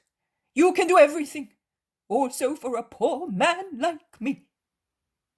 His reply is a resolute one, and the man completes it by sliding down to the ground, without even getting his camel to kneel down, and he prostrates himself in the dust. Your faith is greater than that of many. Go. Do you know where Mount Nebo is? Yes, Lord. That is Mount Nebo, We also have heard of Moses, a great man, too great to be ignored. But you are greater. The comparison between you and Moses is like that between a mountain and a stone. Go to Petra. I will be waiting for you on Mount Nebo. There is a village at the foot of the mountain for visitors, and there are hotels. I shall be there in 10 days' time at most. I will force my camel, and if he who sends you protects me, I shall not meet any storm. Go and come back as soon as possible. I must go to other places. Lord, I am not circumcised. My blessing is a dishonor for you, but the blessing of a father is never so. I bless you, and I am off. He takes a silver whistle and blows it 3 times. The man at the head of the caravan comes back at a gallop. They speak to each other and then say goodbye. The man goes back to the caravan which sets off. The other man mounts his camel once again and departs southward at a gallop. Jesus and his apostles set forth again. Are we really going to Mount Nebo? Yes. And we shall leave the towns and climb the slopes of the Abarim mountains. There will be many shepherds, and we shall learn from them the road to Mount Nebo, and we shall teach them the way to the mountain of God. And we shall stop there for a few days, as we did on the mountains of Arbela and near Mount Cherith. Oh, how lovely it will be, and we shall become better. We were always stronger and better when we came down from those places, says John. And you will speak to us of everything that Nebo reminds us of. Brother, do you remember, when we were children, that one day you played Moses who blessed Israel before dying? Says Judas of Alphaeus. Yes, and your mother uttered a cry seeing you lie down as if you were dead. Now we are really going to Mount Nebo, says James of Alphaeus. And you will bless Israel. You are the true leader of the people of God, exclaims Nathanael. But you will not die there. You will never die, will you, Master? Asks Judas of Kerioth with a strange giggle. I shall die and rise, as it has been stated. Many men will die without being dead on that day. And while the just will rise again, even if they have been dead for years, those living in their bodies, but whose spirits are definitely dead, shall not rise again. Make sure you are not one of them. And you make sure that no one hears you repeat that you will rise again. They say that it is blasphemy, replies Judas of Kerioth. It is the truth, and I say it. What faith that man has, and that Miss Zacchie, says the zealot, trying to make a digression. But who is Miss Zacchie? Ask those who last year did not take part in the journey beyond the Jordan. And they go away speaking of those events, while Jesus resumes with Marciam and John the thread of their interrupted discourse. The poem of the Man God, the 3rd year of the public life, chapter 498, descending from Mount Nebo, 23rd of September, 1946. I shall always regret this mountain and this rest in the Lord, says Peter, while they are getting ready to descend from a very wild hillside to the valley. They are in a range of very high mountains. To the east, beyond the valley, there are more mountains, and there are mountains to the south and even higher ones to the north. To northwest, there is the green valley of the Jordan which flows into the Dead Sea. To the west, there is first the gloomy sea, and then, beyond it, the arid, stony desert, interrupted only by the wonderful En-Gedi oasis, and then the Judean mountains, an imposing wide view One's eyes can reach as far as they wish, forgetting in the vision of so much vegetable life, which one supposes or knows it is inhabited, the gloomy sight of the Dead Sea, devoid of sails and life, still gloomy even in sunshine, sad also in the low peninsula, which almost halfway along the eastern side projects into it. How dreadful are the paths descending to the valley. Only wild animals can feel at their ease on them. If they were not able to hold on to trunks and bushes, it would be impossible for them to descend, and that makes Iscariot grumble. And yet, I would like to go back again, replies Peter. You have queer taste. This place is worse than the first and the second one. But not worse than the place where our master prepared for his mission of a preacher, remarks John, objecting. Everything seems beautiful to you. Yes, everything around my master is beautiful and good, and I love it. Be careful. I also am in that everything, and also Pharisees, Sadducees, scribes and Herodians are often in it. Do you love them as well? He loves them. And what about you, ha-ha? Are you doing what he does? But he is he, and you are you. I don't know whether you will always be able to love, as you grow pale, whenever you hear someone speak of betrayal and death, or you see someone who wishes such things. Which means that I am very imperfect. If I become upset out of fear for him, or out of anger towards culprits. Ah, so anger also upsets you? I didn't think so. So, if one day you should by chance see someone really hurting the master, what would you do? Me? Why ask me? The law says, eye for eye, tooth for tooth. My hands would become tongs round his throat.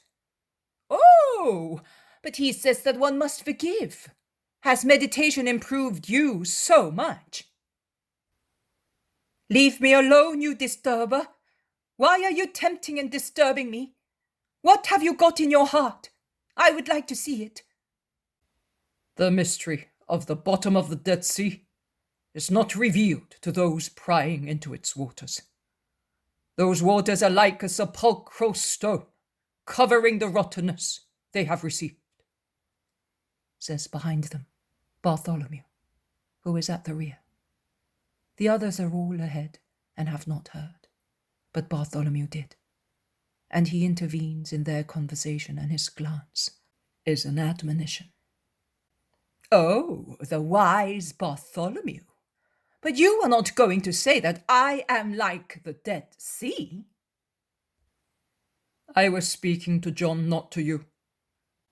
Come with me, son of Zebedee. I shall not upset you.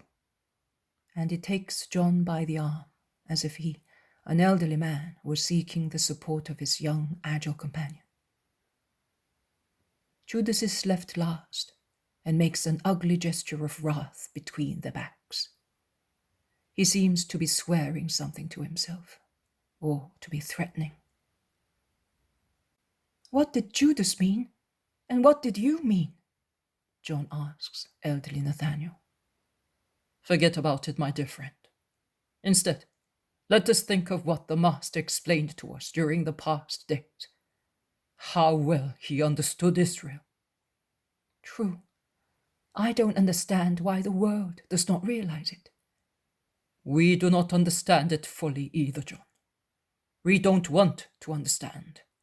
See how difficult it is for us to accept his messianic idea. Yes, we believe him blindly in everything except that. As you are a learned man, can you tell me why? Since we find the rabbis to be dull-minded as compared with the Christ, why do we also fail to attain the perfect idea of a spiritual regality of the Messiah? I have wondered many a time myself, because I would like to arrive at what you call a perfect idea.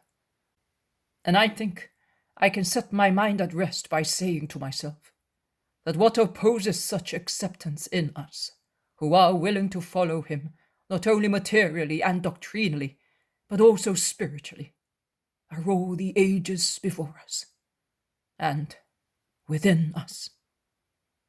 Within us, see? Look eastwards, southwards, westwards. Every stone has a recollection and a name. Every stone, every fountain, every path, every village or castle, every town, every river, every mountain. What do they remind us of?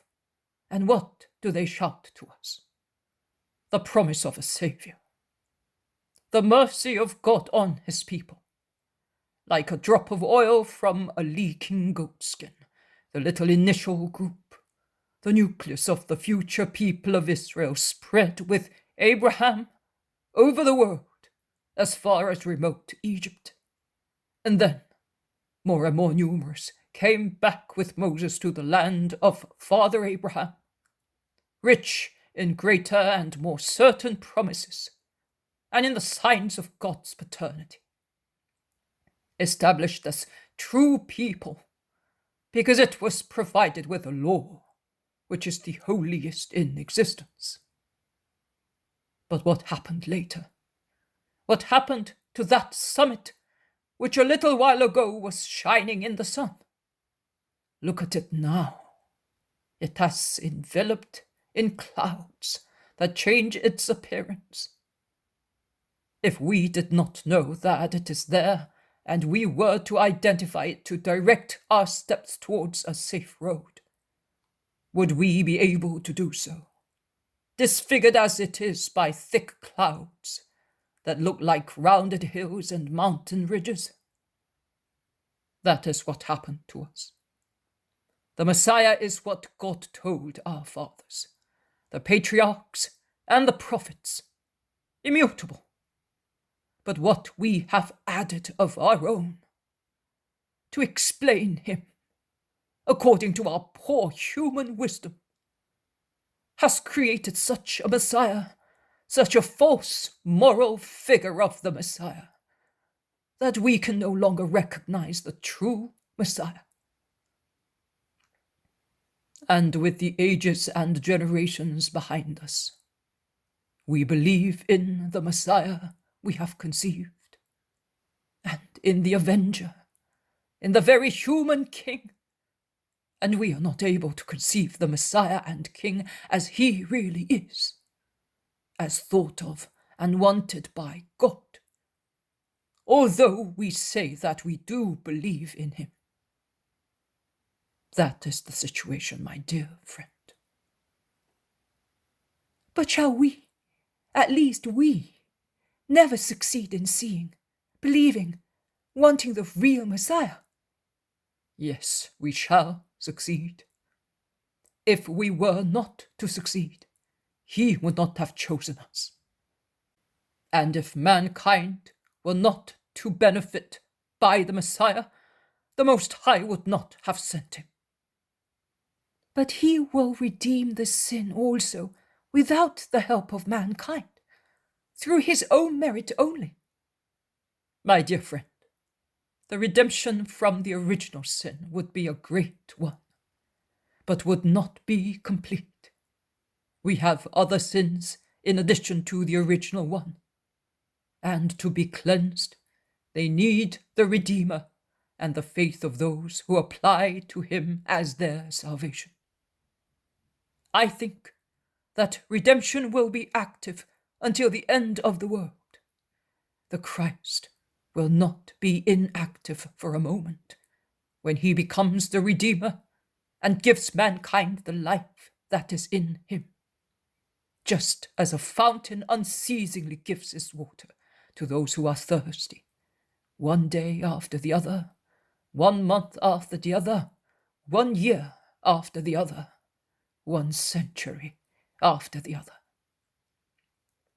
Mankind will always be in need of life. He cannot cease giving it to those who hope and believe in him with wisdom and justice. You are a learned man, Nathaniel. I am a poor ignorant fellow. You do by spiritual instinct what I do with difficulty by means of mental reflection. Our transformation from Israelites into Christians. But you will reach your goal sooner, because you can love more than you can reflect. Love carries you off and transforms you. You are kind, Nathaniel. If we were all like you, says John, with a deep sigh. Forget about it, John. Let us pray for Judas, says the elderly apostle, who has understood John's sighing. Oh, you were here as well. We were looking at you coming. What were you talking about so earnestly? Asks Thomas, smiling. We were speaking of ancient Israel. Where is the master? He has gone ahead with his brothers and Isaac to see a sick shepherd. He told us to proceed along this road until we come to the one climbing up to the mountain. Let us go then. They are going down now on a path which is not so steep until they arrive at a real mule track which goes up Mount Nebo. There is a small group of houses in the wood. Farther down, almost in the valley, there are the white houses of a true and proper town on the slopes, which are now almost flat. From the road where they are, they can see people entering the town. Shall we wait for the man from Petra over there? Asks Peter. Yes, that is the town. Let us hope that he has come. If so, tomorrow we will go back towards the Jordan. I don't know. I don't feel at all happy here, says Matthew. The master had told us to go much farther on, says Iscariot. Yes, but I hope he will convince himself of the opposite. But what are you afraid of? Of Herod? Of his bravos? Bravos are not only at Herod's service. Oh, here is the master. The shepherds are numerous and happy. These have been conquered. They are nomads. They will go and spread the good news that the Messiah is on the earth, says Matthew again. Jesus joins them with a train of shepherds and herds. Let us go. We shall be just in time to arrive at the village. These men will give us hospitality. They are known. Jesus is happy to be among simple people who are capable of believing in the Lord. The poem of the man God, the third year of the public life. Chapter 499. Parable of the father who praises his far-away children. Cure of the little blind children Farah and Tamar. 24th of September, 1946. It is a beautiful autumn morning. Apart from the yellow-red leaves covering the ground and reminding one of the season, the grass is so green with some little flowers springing from the tufts, revived by the autumn rains. The air moving along the branches, partly already bare, is so serene that one is inclined to think it is the beginning of springtime. All the more so, as perennials, mixed with annuals, bring a cheerful note with their little fresh emerald green leaves sprouting at the ends of little branches, near the bare branches of other plants, which thus seem to be putting forth fresh leaves. Sheep come out of folds, and they go with the lambs born in autumn towards the grazing grounds, bleating. The water of a fountain at the beginning of the village is shining like liquid diamonds in the sun kissing it, and when falling into the dark basin, seem to emit multicolored gleams against the walls blackened by age of a little house. Jesus sits on a little wall, bounding the road on one side, and waits. His apostles and the villagers are around him, while the shepherds, who do not wish to spread out too far, confined as they are by their flock, instead of climbing higher up, remain on both sides of the road towards the plain. No one is coming at present on the road which from the valley climbs to Mount Nebo. Will he be coming? Asks the apostles. Yes, he will, and we shall wait for him. I do not want to disappoint a dawning hope and destroy a future faith, replies Jesus. Are you not happy here? We have given you the best we had, says an old man who is warming himself in the sun. Happier than elsewhere, Father, and your kindness will be rewarded by God, replies Jesus. Then speak to us a little more.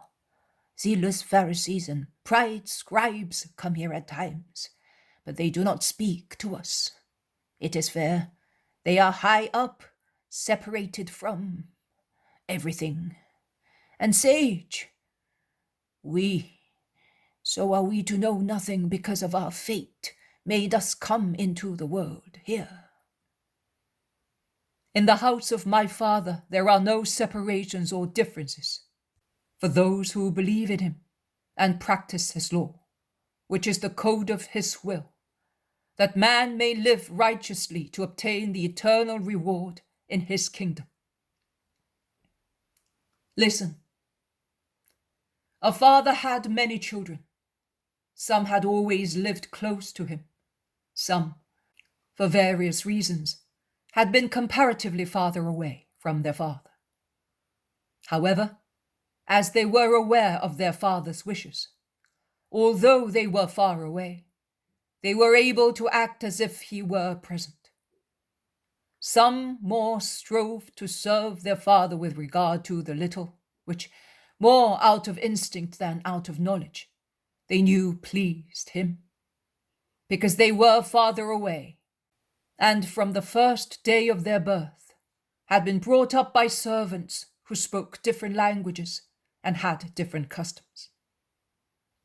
One day, the father, who was aware that despite his instructions, the servants had refrained from making his thoughts known to these remote children, because in their pride they considered them inferior and no longer loved, only because they did not live with their father, decided to gather all his offspring together.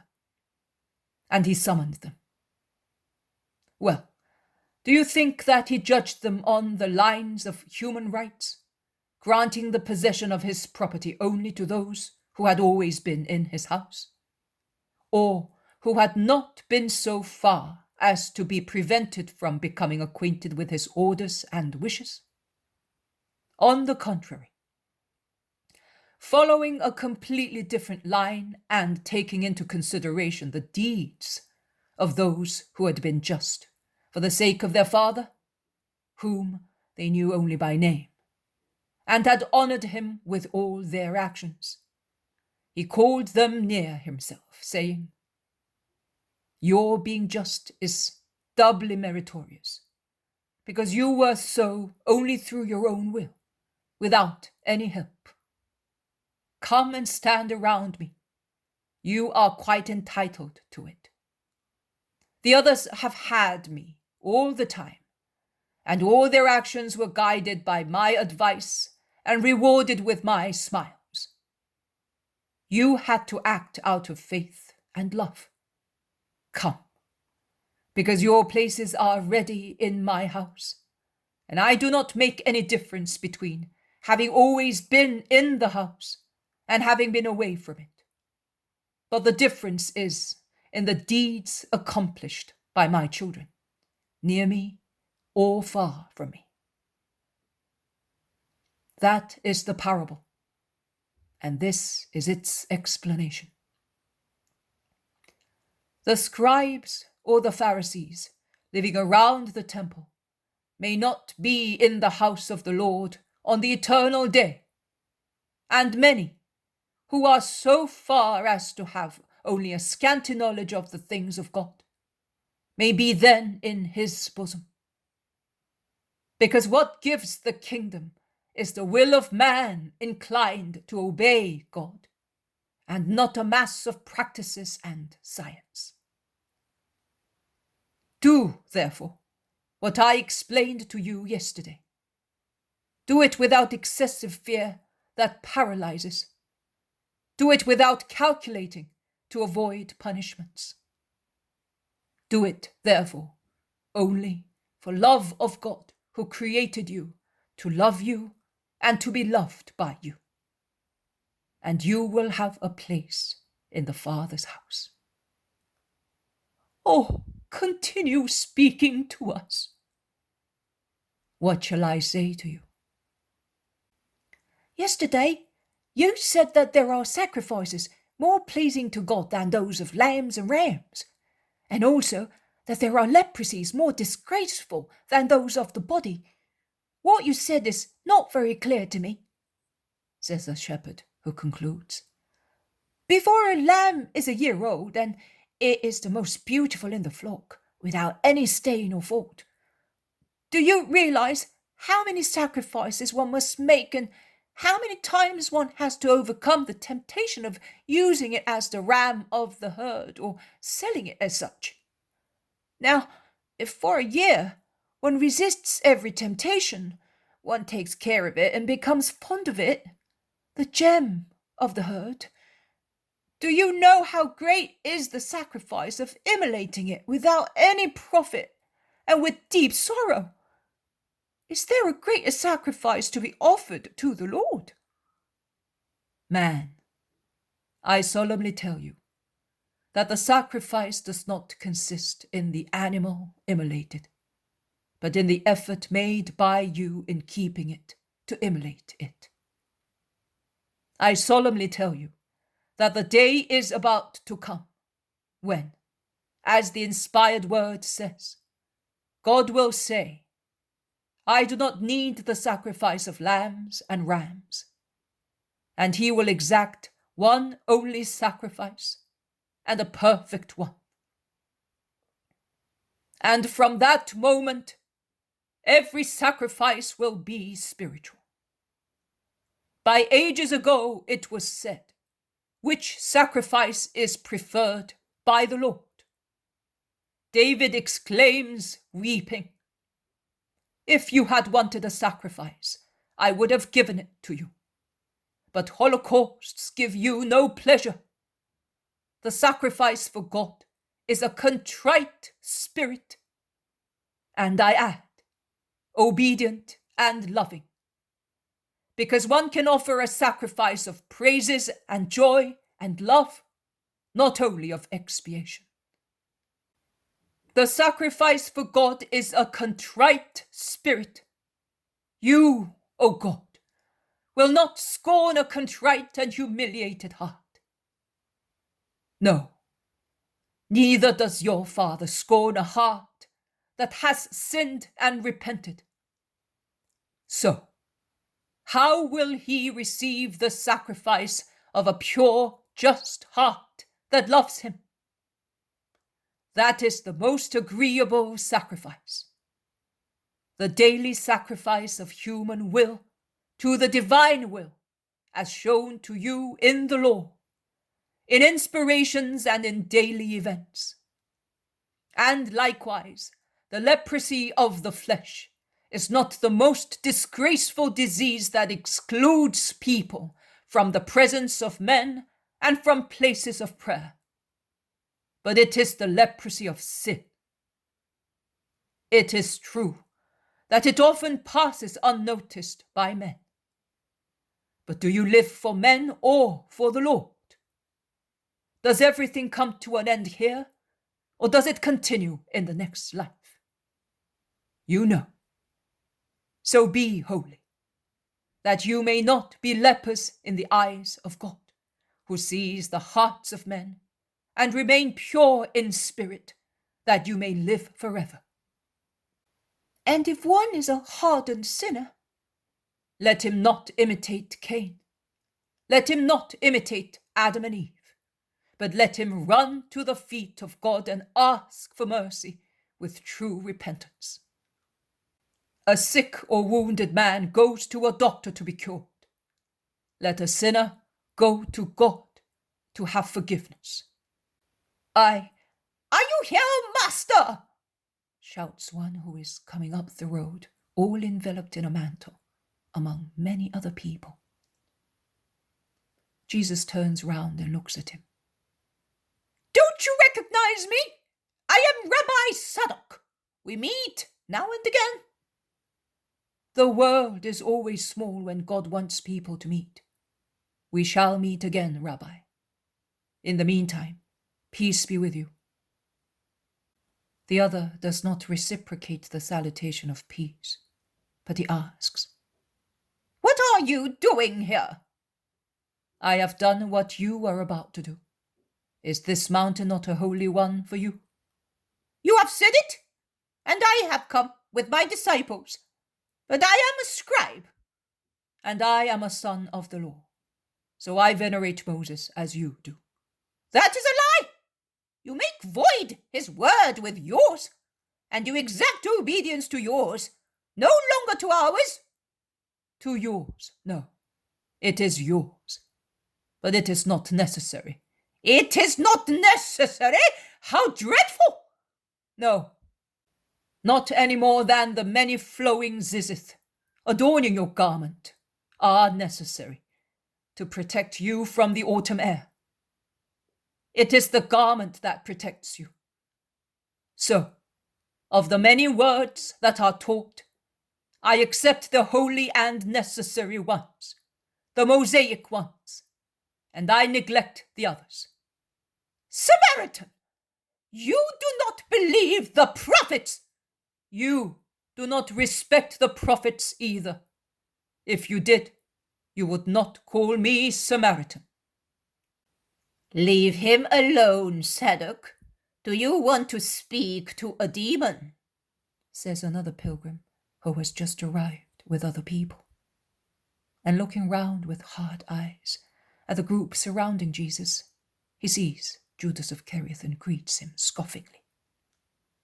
An incident might take place, because the local people want to defend Jesus, but the man from Petra, followed by a servant, elbows his way through the crowd. Both he and the servant are holding a child, each in the arms. Let me pass!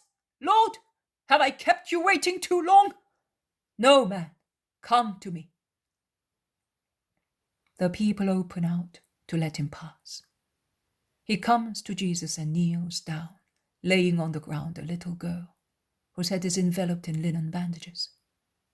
The servant imitates him, laying down a boy with unseeing eyes. My children, Master Lord, he says, and all the hope and grief of a father quiver in the short sentence. You have had much faith, man. Supposing I had disappointed you, or you had not found me, or I said to you that I cannot cure them. I would not believe you, neither would I believe the evidence of not seeing you. I would say that you had hidden yourself to test my faith, and I would look for you until I found you. And what about the caravan and your prophet? Such things? What are they with respect to you, who can cure my children and give me firm faith in you? Uncover the girl's face, orders Jesus. I keep it covered because the light hurts her very much. It will only be a moment of pain, says Jesus. But the little girl begins to weep desperately and does not want to be unbandaged. She is behaving like that because she thinks that you will torture her with fire as the doctors did, explains the father while struggling to remove the child's hands from the bandages. Oh, don't be afraid, little girl. What is your name? The girl is weeping and does not reply. Her father replies in her stead. Tamar, from the place where she was born, and the boy Farah. Don't weep, Tamar. I will not hurt you. Feel my hands. I am not holding anything. Come to my lap. In the meantime, I will cure your brother, and he will tell you what he felt. Come here, child. The servant pushes towards Jesus' knees the poor little blind fellow whose eyes have been ruined by trachoma. Jesus caresses his head and asks him, "Do you know who I am?" Jesus the Nazarene, the Rabbi of Israel, the Son of God. "Will you believe in me?" Yes, I will. Jesus lays his hand on the boy's eyes, covering more than half of his face. He says, "I want it, and may the light of his eyes open the way to the light of faith." And he removes his hand. The boy utters a cry, taking his hands to his eyes, and then says, "Father, I can see!" But he does not run to his father. In his boyish spontaneity, he clings to Jesus' neck and kisses his cheeks and remains thus, embracing his neck, with his little head sheltered on Jesus' shoulder, to get his eyes accustomed again to sunshine. The crowds shout at the miracle, while the father would like to remove the boy from Jesus' neck. "Leave him.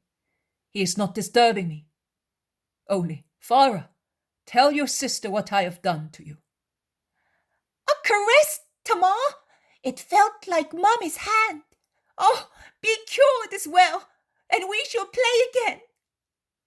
The girl, still somewhat reluctant, has herself placed on the knees of Jesus, who would like to cure her without even touching her bandages. But the scribes and their companions shout, "It's a trick! The girl can see! It's a plot to take advantage of your confidence in him, oh inhabitants of this place! My daughter is sick! Never mind. Now, Tamar, be good and let me remove your bandages." The girl, who is now convinced, agrees. What a sight when the last linen bandage is removed. 2 red, scabby, swollen sores are in the place of her eyes, and tears and pus run down from them. The crowds yell with terror and pity, while the little girl takes her hands to her face to protect herself from the light, which must make her suffer terribly. 2 red, recent burns appear on her temples. Jesus removes her hands, and with a light touch, he lays his hand on such ruin, saying, "Father, who created light for the joy of the living, and gave eyes even to midges, grant light to this creature of yours, that she may see you and believe in you, and from the light of the earth she may enter through faith the light of your kingdom." He removes his hand. "Oh!" they all shout. There are no more sores, but the girl still keeps her eyes closed. "Open them, Tamar. Be not afraid. The light will not hurt you." The girl obeys rather timorously and opens her eyelids, showing 2 lively dark eyes. "Father, I can see you."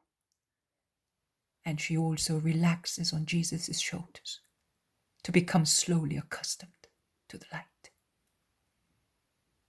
The crowds are rejoicing while the man from Petra throws himself at Jesus' feet, weeping for joy.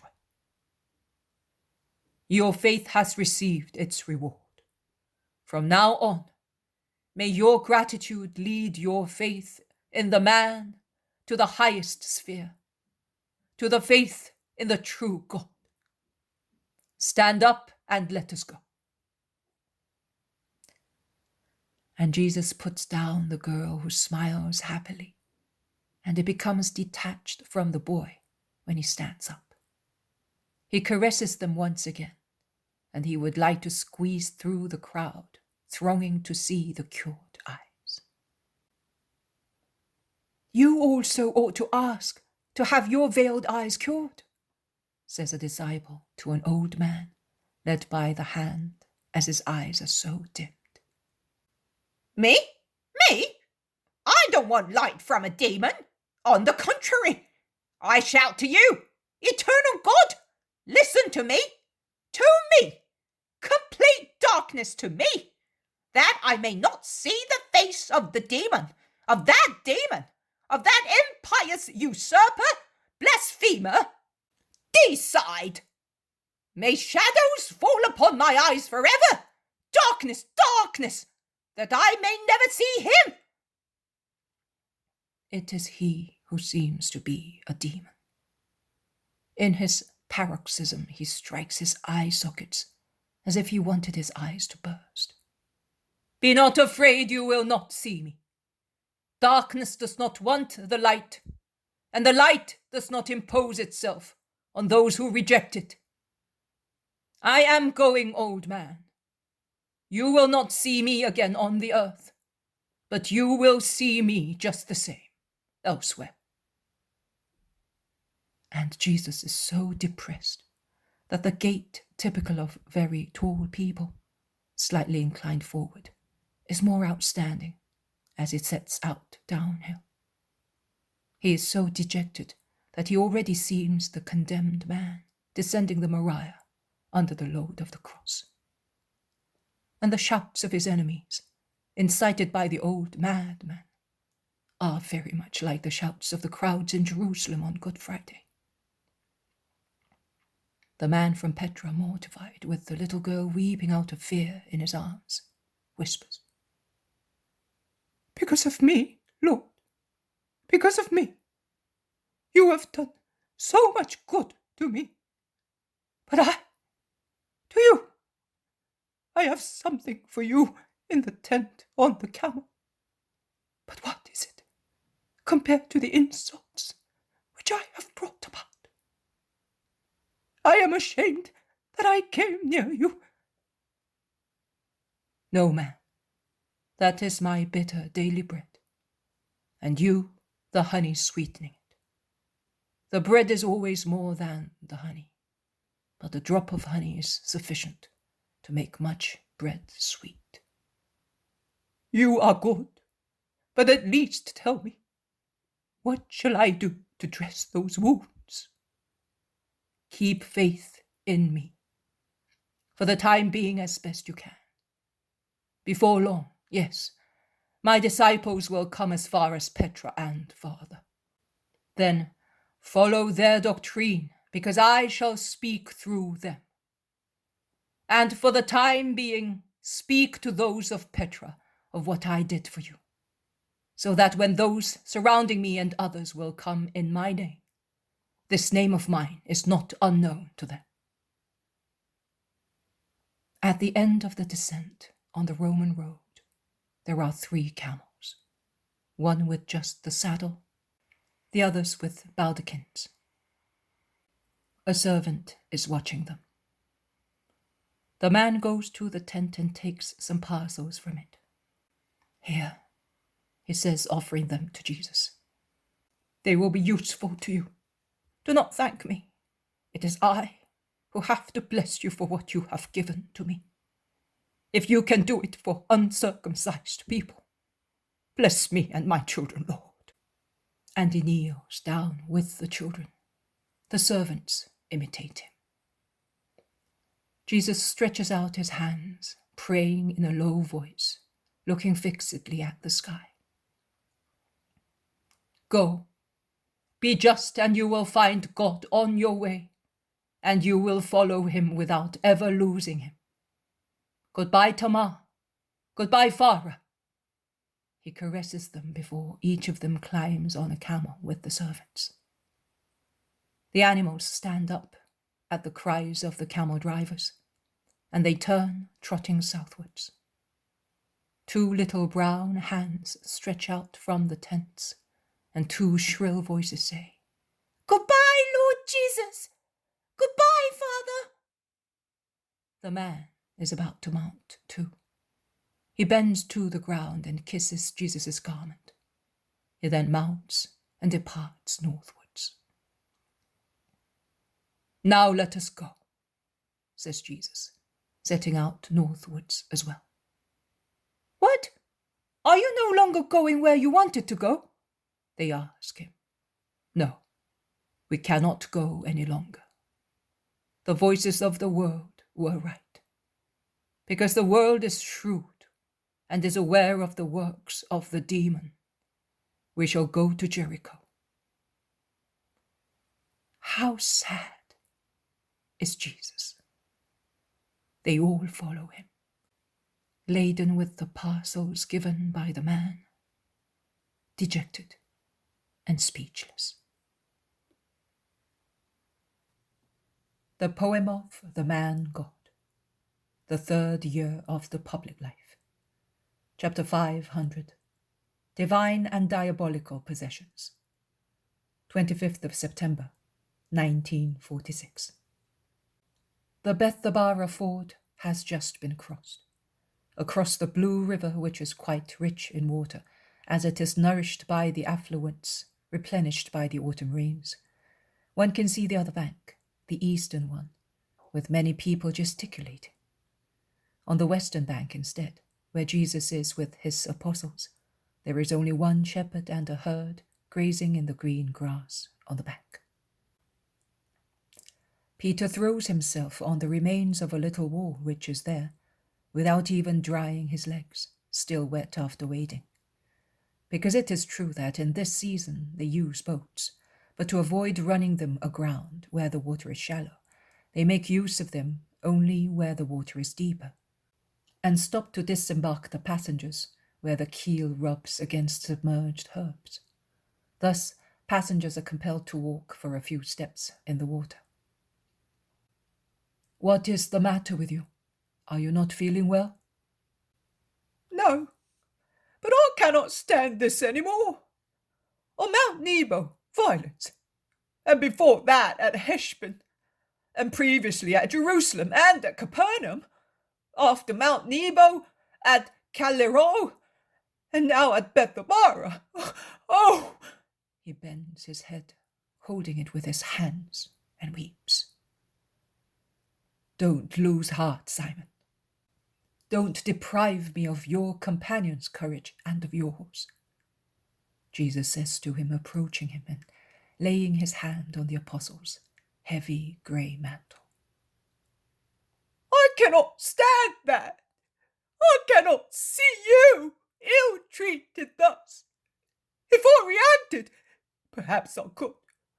But having to restrain myself and hear their insults and see you suffering as if I were a powerless baby, oh, it breaks my heart, and I feel worn out. How can one bear to see him thus? He seems to be ill, to be dying of marsh fever. He looks like a chased culprit who cannot find a place where to stop and have a morsel of food or a drop of water, or find a stone on which to rest his head. That hyena on Mount Nebo, those snakes at Galileans, that madman who is still over there. And he points at the other bank. Less of a demon, the one from Galileans, although you say that only the second one was possessed by Beelzebub. I am afraid of possessed people. I think that if Satan seized them thus, they must have been very bad. But man may fall without being completely willing to do so. Those instead, who, without being possessed, behave as they do, with their reason completely free. Oh, will you never subdue them, considering that you do not want to punish them, and they will defeat you? And the faithful apostle, whose tears had stopped during his outburst of anger, resumes weeping bitterly. My dear Peter, And do you think that they are not possessed? Do you think that, to be possessed, one must be like the man from Calero, or like other people we have come across?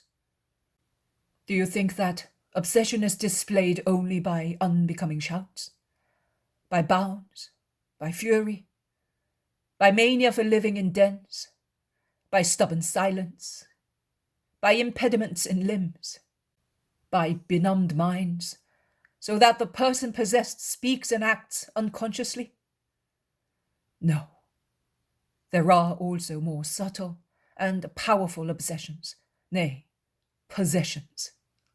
And they are the most dangerous ones, because they do not hinder or weaken reason, so that it may not accomplish good deeds, but they develop it, nay, they expand it, so that it may be powerful in serving him who possesses it. When God takes possession of an intellect and makes use of it for his service, he instills into it, in the hours in which it is at God's service, a supernatural intelligence which greatly increases the natural intelligence of the subject. Do you think, for instance, that Isaiah, Ezekiel, Daniel, and the other prophets, if they had had to read and explain those prophecies, as written by others, would not have found the indecipherable obscurities that present-day people find? And yet, I tell you, they understand them perfectly while receiving them. Look, Simon, let us take this flower which has grown here at your feet. What can you see in the shade enveloping this calyx? Nothing. You can see a deep calyx and a little mouth, and nothing else. Now look at it while I pick it and put it here in the rays of sunlight. What do you see? I see some pistils, some pollen, and a little crown of down, which looks like cilia, around the pistils, and a tiny strip, all beetle-browed, adorning the large petal, and the two small ones, and I see a tiny drop of dew at the bottom of the calyx. And oh, a midge has gone down into it to drink, and has become entangled in the beetle-browed down, and cannot free itself. So, let me have a better look. Oh, the down is sticky like honey, I see. God made it thus, so that the plant may feed on it, or birds may be nourished eating the flies, or the air may be purified. How wonderful! But without the strong sunshine, you would not have seen anything. No. The same happens in the case of a divine possession. Man, who, of his own, puts only the goodwill to love his God wholly, to give himself up to his will, to practice virtues and control passions, is absorbed in God, and in the light that is God, in the wisdom that is God. He sees and understands everything. Later, when the absolute action comes to an end, a state takes over in the creature, whereby what has been received is transformed into a rule of life and sanctification, but becomes obscure, or rather, what previously seemed clear becomes crepuscular. The demon, a perpetual mimic of God, causes a similar effect, although limited because God only is infinite, in the mental obsession of those who are possessed, because they gave themselves spontaneously to him in order to be triumphant, and it grants them a superior intelligence, devoted exclusively to evil, to harming, to offending God and man. But as the satanic action finds the soul consenting, it is continuous, and thus leads it by degrees to a complete knowledge of evil. They are the worst possessions, Nothing appears outwardly, and consequently, such possessed people are not avoided, but they exist. As I have often told you, the Son of Man will be struck by people possessed that way. But could God not strike her? Asks Philip. He could. He is the stronger. And why does he not do so to defend you?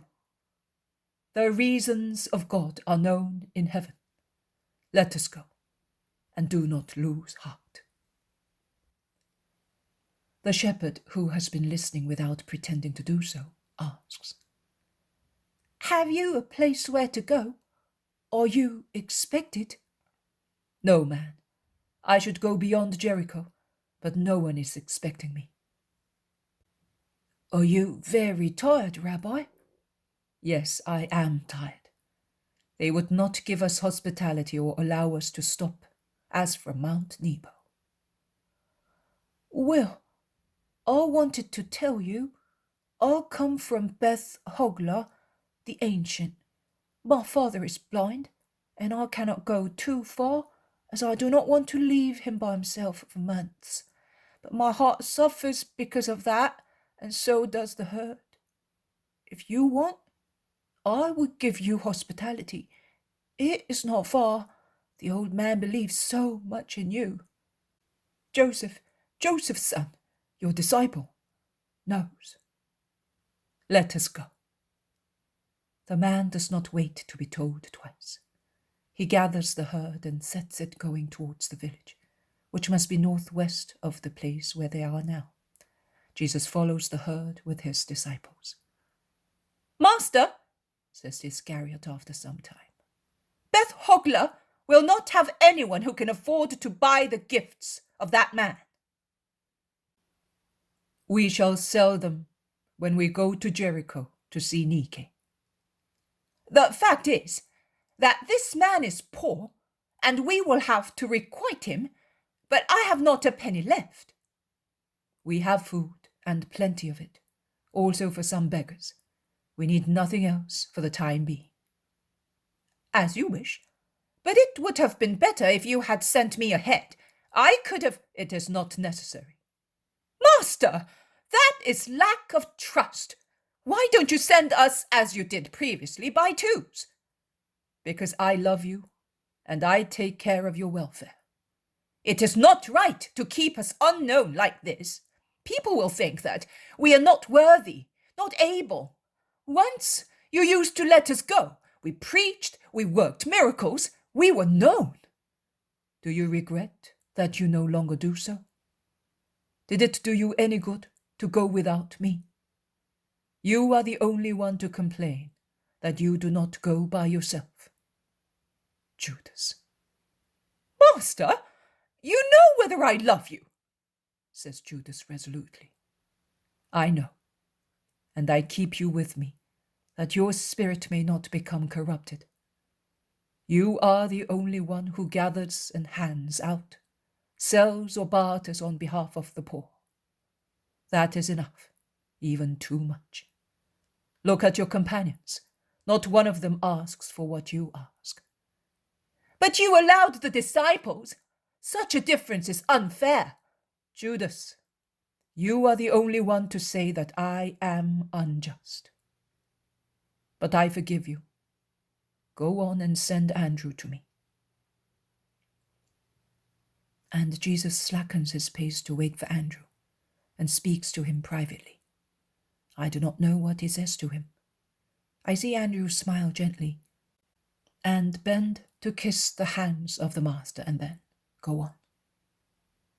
Jesus remains alone behind them all, and he proceeds with bowed head, wiping his face with the hem of his mantle, as if he were perspiring. But the drops streaming down his emaciated pale cheeks are tears, not beads of perspiration. Jesus says, You will put here the vision of 3rd of October 1944, the wife of the Sadducean necromancer. The poem of the man God. the 3rd year of the public life. Chapter 501. The wife of the Sadducean necromancer. 3rd of October, 1944. Jesus is still traveling tirelessly around Palestine. The river is still on his right-hand side, and he is proceeding in the same direction as the beautiful blue water, which shines where it is kissed by the sun, and is green-blue near the banks, where the shade of the tree is reflected with its deep green hues. Jesus is in the middle of his disciples. I hear Bartholomew ask him, "Are we really going to Jericho? Are you not afraid of an ambush?" "No, I am not. I arrived in Jerusalem for Passover along a different road, and they are disappointed, as they do not know where to get hold of me without attracting the attention of the crowds too much. Believe me, Bartholomew, there is less danger for me in a thickly populated town than along remote paths. The crowds are good and sincere, but they are also impulsive, and they would rebel if I were captured when I am among them to evangelize and cure people. Snakes work in solitude and darkness. And then, I still have many days to work. The hour of the demon will come, and you will lose me. But you will find me later. Believe that. And remember to believe it when events will really seem to be giving me the lie." The apostles sigh worriedly and look at him lovingly and pitifully, and John utters a groan, "No," while Peter embraces him with his short, strong arms, as if to defend him, saying, "Oh, my Lord and Master!" He does not say anything else, but those few words are so meaningful. It is so, my dear friends. That is why I came. Be strong. You can see how I proceed unhesitatingly towards my goal, like one who goes towards the sun smiling at it and being kissed by it. My sacrifice will be a sun for the world. The light of grace will descend into hearts.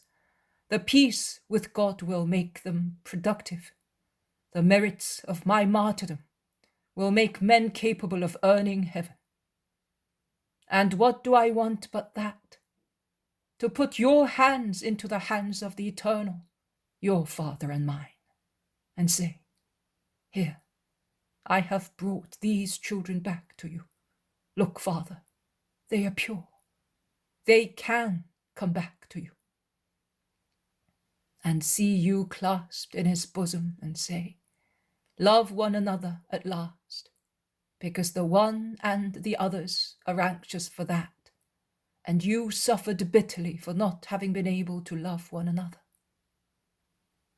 That is my joy, and every day that brings me closer to the fulfillment of that return, of that forgiveness, of that union, increases my anxiety to consummate the Holocaust, to give you God and his kingdom. Jesus is solemn, almost ecstatic while saying so. He is walking upright in his blue tunic and darker mantle, bareheaded in this cool hour of the morning, and he seems to be smiling at I wonder which vision, which his eyes can see against the clear blue sky. The sun that kisses his left cheek makes his eyes shine even more brightly, and causes his golden hair to sparkle as it is moved by a light breeze and by his step. It stresses the red of his lips, open to a smile, and seemed to inflame all his face with a joy, which actually comes from the inside of his adorable heart, burning with love for us. "Master, may I say a word to you?" asks Thomas. "Which?"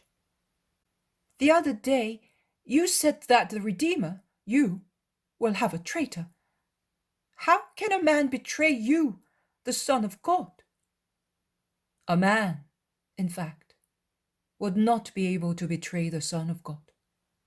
God like his Father. But it will not be a man.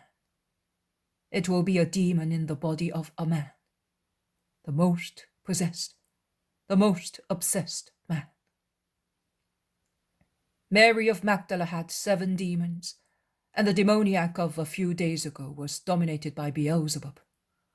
But in my traitor there will be Beelzebub and all his demoniac court. Oh, hell will really be in that heart, to give him the boldness to sell the Son of God to his enemies, just as a lamb is sold to the butcher. Master, is that man already possessed by Satan now?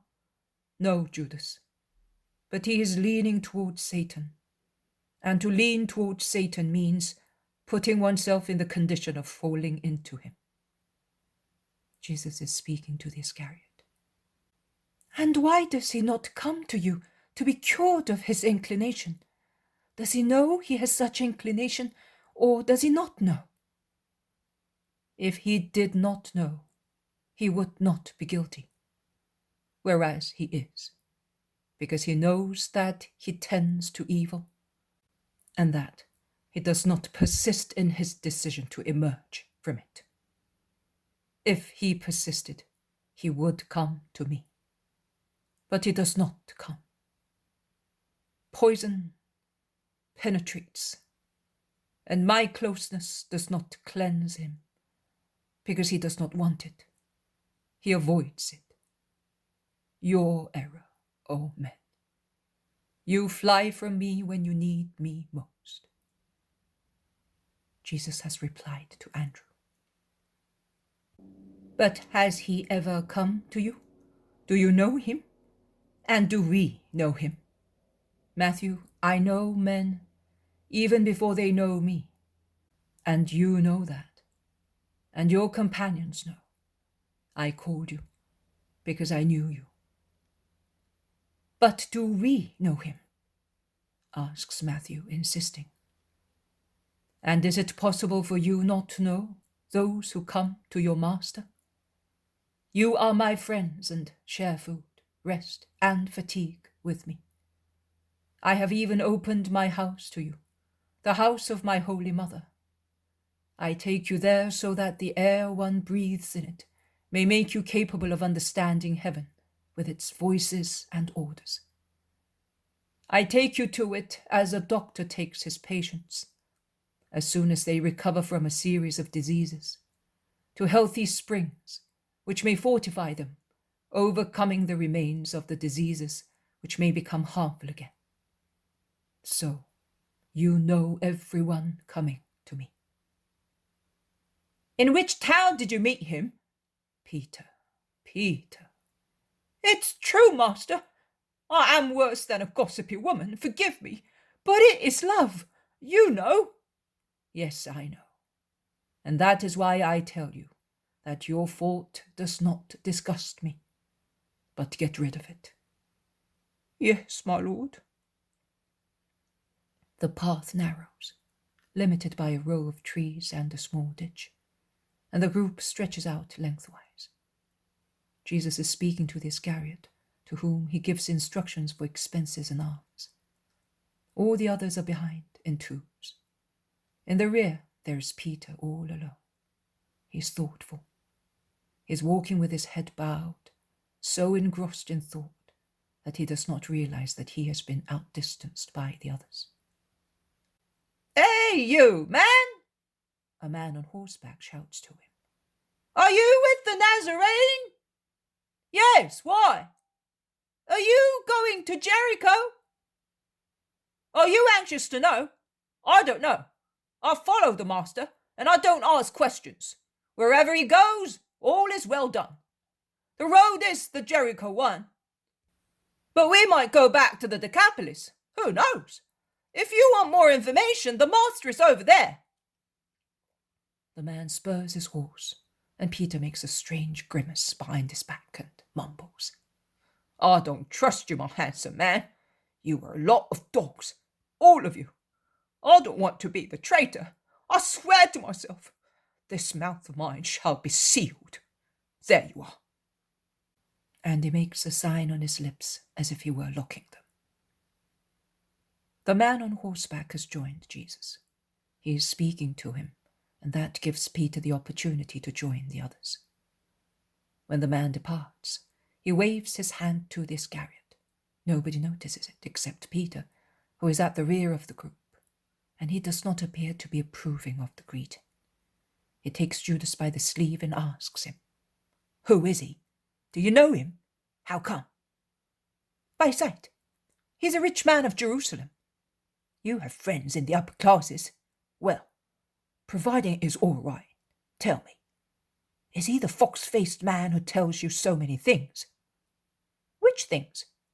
"Well, the ones you say you know about the master." "Me?" "Yes, you! Don't you remember that stormy evening, at the time of the spate?"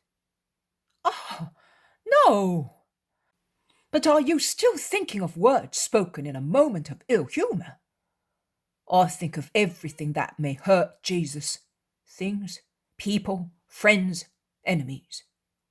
And I am always ready to keep the promises I make to whomever wants to harm Jesus. Goodbye." Judas looks at him in a strange way while he goes away.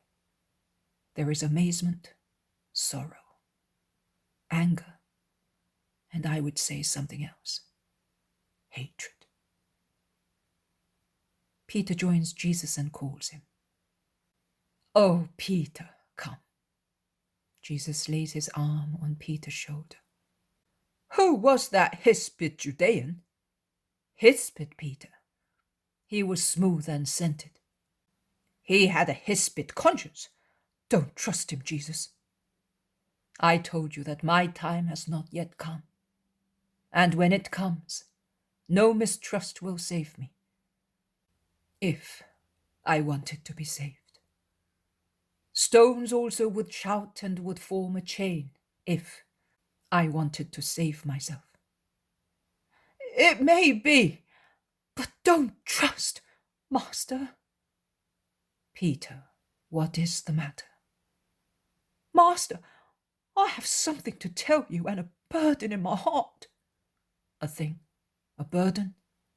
"Yes, the burden is a sin, the thing an advice." "Start from the sin." "Master, I hate. I am disgusted. Yes, if I do not hate, because you do not want us to hate, I am disgusted at one of us. I seem to be near a den from which the stench of snakes and heat comes out, and I would not like any of them to come out to injure you. That man is a mass of snakes, and he himself is in heat with the demon." "How do you infer that?" "Well, I don't know. I'm coarse and ignorant, but I'm not stupid. I'm accustomed to reading winds and clouds, and now I have eyes to read also hearts. Jesus, I am afraid." "Do not judge, Peter, and do not suspect. Suspicion creates chimeras, and one sees what is not there." "May eternal God grant that there is nothing, but I am not sure." "Who is it, Peter?" "Judas Iscariot. He boasts of having important friends, and even a short time ago, that ugly face greeted him as one greets a well-known person. He did not have such friends previously." "Judas is the one who receives and hands out money. He has the opportunity to approach rich people. He is clever." "Yes, he is clever. Master, tell me the truth. Do you not suspect?" "Peter, you are so dear to me because of your heart. But I want you to be perfect. Who does not obey is not perfect. I said to you, do not judge and do not suspect." "But you are not telling me." "We shall soon be near Jericho, and we shall stop to wait for a woman who cannot receive us in her house. Why? Is she a sinner? No, she is a poor wretch. The man on horseback who worried you so much came to tell me to wait for her, and I will wait for her although I know I can do nothing for her. And do you know who put her and the horseman on my tracks? Judas. You can see that his acquaintance with that Judean is an honest one. Peter lowers his head and becomes silent and embarrassed. Perhaps he is not yet convinced and is still curious, but he is silent. Jesus stops outside the town walls and, tired as he is, he sits down in the shadow of a group of trees, which gives shade to a fountain, near which there are quadrupeds watering. The disciples also sit down, waiting. It cannot be an important district of the town, because apart from these horses and donkeys, obviously of travelling merchants, there are no people. A woman comes forward, all enveloped in a large dark mantle, and with her face well covered. Her thick dark veil conceals half of her face. The horseman seen previously, but now on foot, and 3 men, sumptuously dressed, are with her. We greet you, master. Peace be with you. This is the woman. Listen to her and satisfy her request. If I can. You can do everything. Do you, a Sadducee, think so? The Sadducee is the horseman. I believe in what I see. And have you seen that I can? Yes, I have. And do you know why I can? There is silence.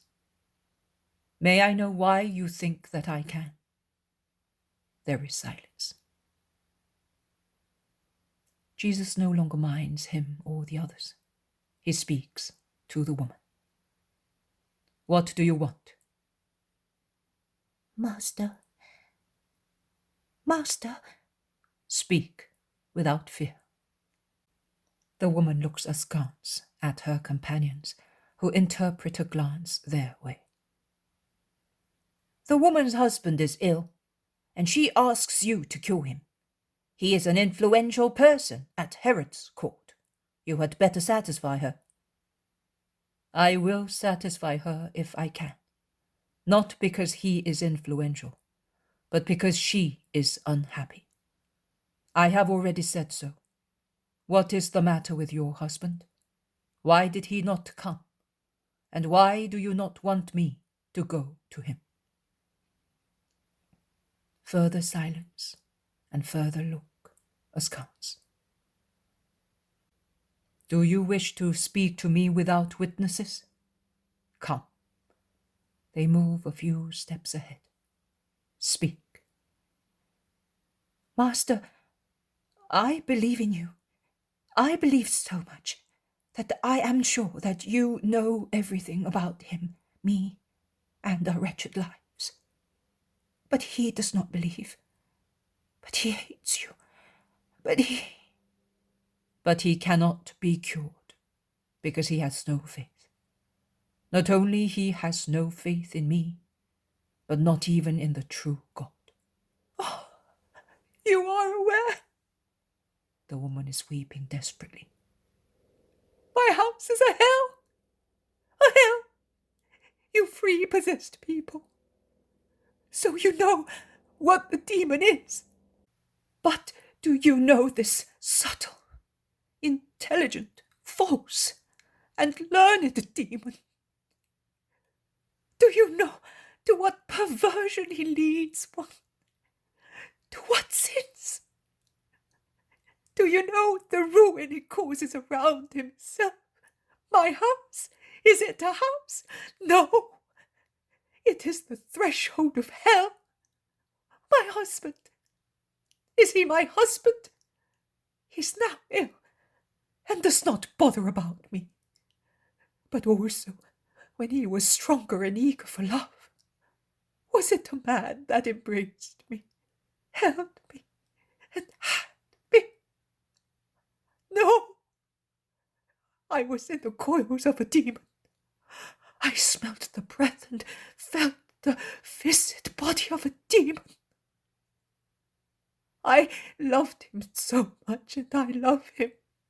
I am his wife, and he took my virginity when I was a little more than a girl. I was only 14 years old. But also, when I remembered that first hour, and with it, I recollected the unsullied sensations of the first embrace that made me a woman. At first, with the nobler part of myself than with my flesh and blood, I reacted with horror, remembering that he is a filthy necromancer. I had the impression that not my man, but the dead people he evoked were on me to satisfy themselves. And even now, when I look at him, dying and still immersed in that magic, I am horrified. I do not see him. I see Satan. Oh, how grievous it is! Not even in death I shall be with him, because the law forbids it. Save him, Master. I ask you to cure him, to give him time to recover. The woman is weeping distressingly. Poor woman, I cannot cure him. Why, Lord? Because he does not want it. Yes, he is afraid of death. Of course he wants. He does not want. He is not insane. He is not a man possessed, unaware of his state, who does not ask to be freed, because he cannot think freely. He is not a man with inhibited will. He is one who wants to be what he is. He knows that what he does is forbidden. He is aware that he is cursed by the God of Israel. But he persists. Even if I cured him, and I would begin from his soul, he would revert to his satanic enjoyment. His will is corrupted. He is a rebel. I cannot. The woman weeps more loudly. The men who brought her come near. Are you not satisfying her, Master? I cannot. Didn't I tell you? Why? You, a Sadducee, are asking me why? I refer you to the Book of Kings. Read what Samuel said to Saul and what Elijah said to Ahaziah. The spirit of the prophet reproaches the king for disturbing him by evoking him from the reign of the dead. It is forbidden to do it. Read Leviticus. If you no longer remember the word of God, creator and Lord of everything that exists, the guardian of life and of the dead. The dead and the living are in the hands of God, and you are not allowed to snatch them from them through vain curiosity, or sacrilegious violence, or cursed incredulity. What do you want to know? Whether there is an eternal future? And you say that you believe in God. If God exists, he will certainly have a court. And what court will it be but an eternal one like himself, consisting of eternal spirits? If you say that you believe in God, why do you not believe in his word? Does his word not say, you shall not practice divination, you shall not observe dreams? Does it not say, if a man has recourse to magicians and diviners, and will fornicate with them, I shall set my face against that man, and outlaw him from his people? Does it not say, do not cast gods of metal? And what are you? Samaritans and lost people? Or are you the children of Israel? And what are you? Fools or men capable of reasoning? And if, by reasoning, you deny the immortality of souls, why do you evoke the dead? If the incorporeal parts that animate man are not immortal, what remains of man after death? Rottenness and bones, dry bones, emerging from a wriggling mass of worms. And if you do not believe in God, and you have recourse to idols and signs to be cured and obtain money responses, as this man did, whose health you are asking to be restored, why do you cast gods and believe that they can tell you words, which are more truthful, holier, and more divine than the words God speaks to you? I will now give you the same reply that Elijah gave Ahaziah.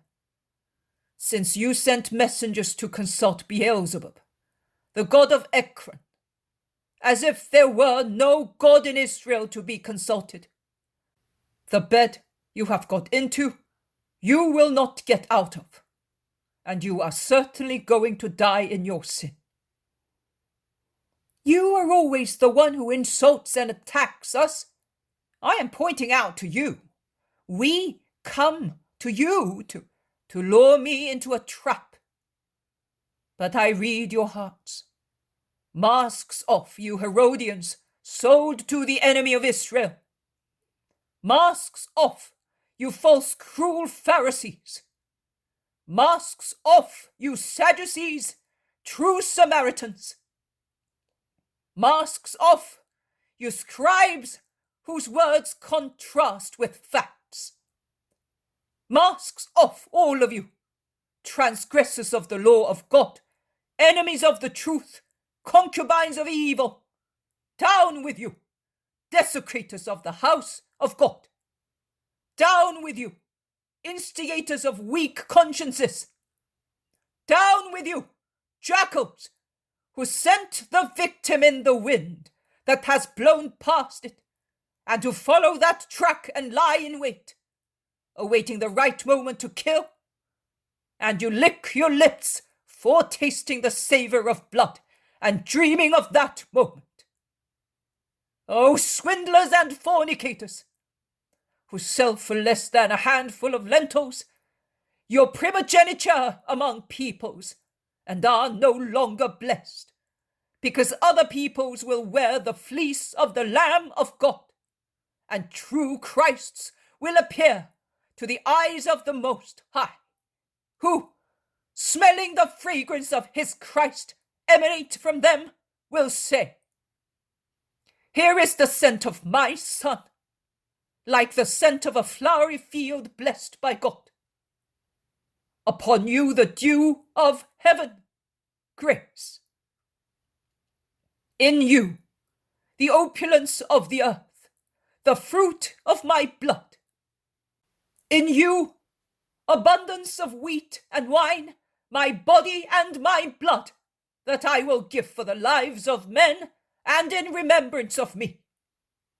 Let peoples serve you. Let nations bow to you. Because where is the sign of my Lamb, there is heaven, and the earth is subject to heaven. Be the masters of your brothers, because the followers of my Christ will be the kings of the Spirit, as they will possess the light, to which light the others will turn their eyes, hoping in its help. Let the children of your mother, the earth, bow to you. Yes, all the children of the earth will stoop one day to my sign. Cursed be he who curses you, and blessed who blesses you, because the blessings and maledictions given to you come to me your Father and God. That is what he will say, O fornicators, who fornicate with Satan and his false doctrines, whilst you could have the true faith as the beloved spouse of your souls.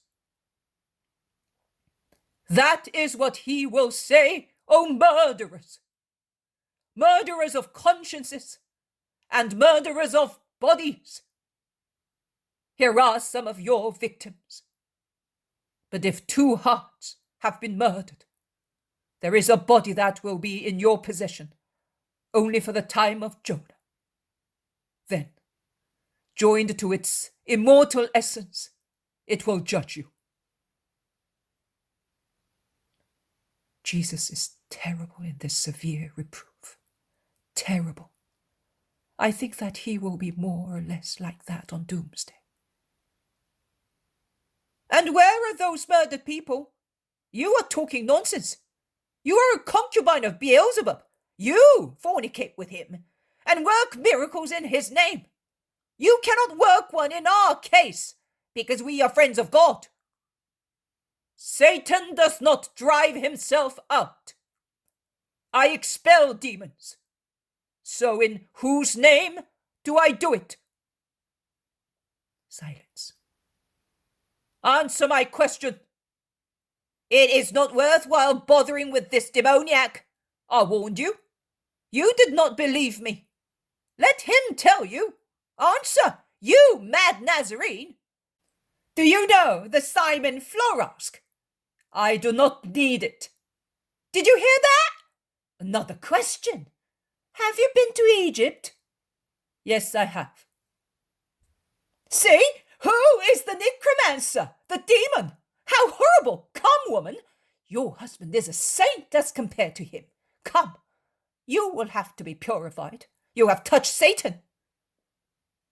And they go away, dragging the woman who is weeping with clear gestures of aversion.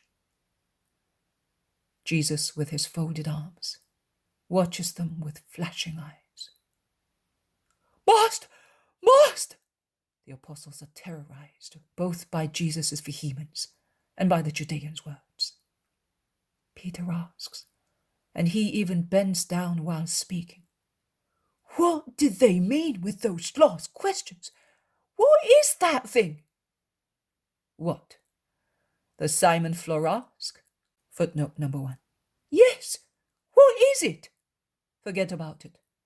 They are mixing the truth with falsehood, God with Satan. And in their satanic pride, they think that God, to yield to the wishes of men, has to be implored by means of his tetragrammaton. The Son speaks the true language with his Father, and by means of it, through the reciprocal love of Father and Son, miracles are performed. But why did he ask you whether you have been to Egypt? Because evil makes use of the most harmless things to make charges against those who want to strike. My stay when a child in Egypt will be among the counts of indictment in their hour of revenge. You, and those who come after you, must know that with shrewd Satan and his faithful servants, double astuteness is required. That is why I said, be as cunning as snakes besides being as simple as doves, so as to put only the minimum of weapons in the hands of the demons. And even so, it is of no avail. Let us go. Where, Master? To Jericho? No. We shall take a boat and go back to the Decapolis again. We shall go up the Jordan as far as Enon, and then we shall land. On the shores of Gennesaret, we shall take another boat and sail to Tiberias, and thence to Cana and Nazareth. I am in need of my mother, and you need her too. What the Christ does not do with his word, Mary does with her silence. What my power does not do, her purity does. Oh, my mother. Are you weeping, master? Are you weeping? Oh no! We will defend you! We love you! I am not weeping, and I am not afraid, because of those who hate me. I am weeping because hearts are harder than jasper, and I can do nothing for many of them. Come, my friends. They go down to the bank, and they go up the river in a boat. It all ends thus. Footnote number 1. This word, which is probably spelt incorrectly, is unknown even to experts who have been consulted on the matter. From its content, it would appear to be an expression used for incantations by people practicing magic. Jesus says, "You and he who guides you ought to meditate for a long time on my reply to Peter. People of this world, not exclusively laymen, deny the supernatural. Then, in the presence of manifestations of God, they are ready to call into question not the supernatural, but the occult. They mix up one thing with the other. Now listen. Supernatural is what comes from God. Occult is what comes from an extraterrestrial source, but has no root in God. I solemnly tell you that spirits can come to you. How? In two ways. By God's command or by man's violence. Angels and blessed souls and spirits that are already in the light of God come by God's command. By man's violence, those spirits can come, over whom also a man has control, as they are immersed in regions lower than the human ones, in which there is still a remembrance of grace, although it is not active grace. The former one spontaneously, obeying one order only, mine, and they bring the truth that I want you to know. The latter come through a complex of joined powers. The power of an idolatrous man joined to the powers of Satan idol. Can they give you the truth? No, never. Absolutely never. Can a formula, even if taught by Satan, bend God to man's will? No. God always comes spontaneously. A prayer can join you to him, not a magic formula.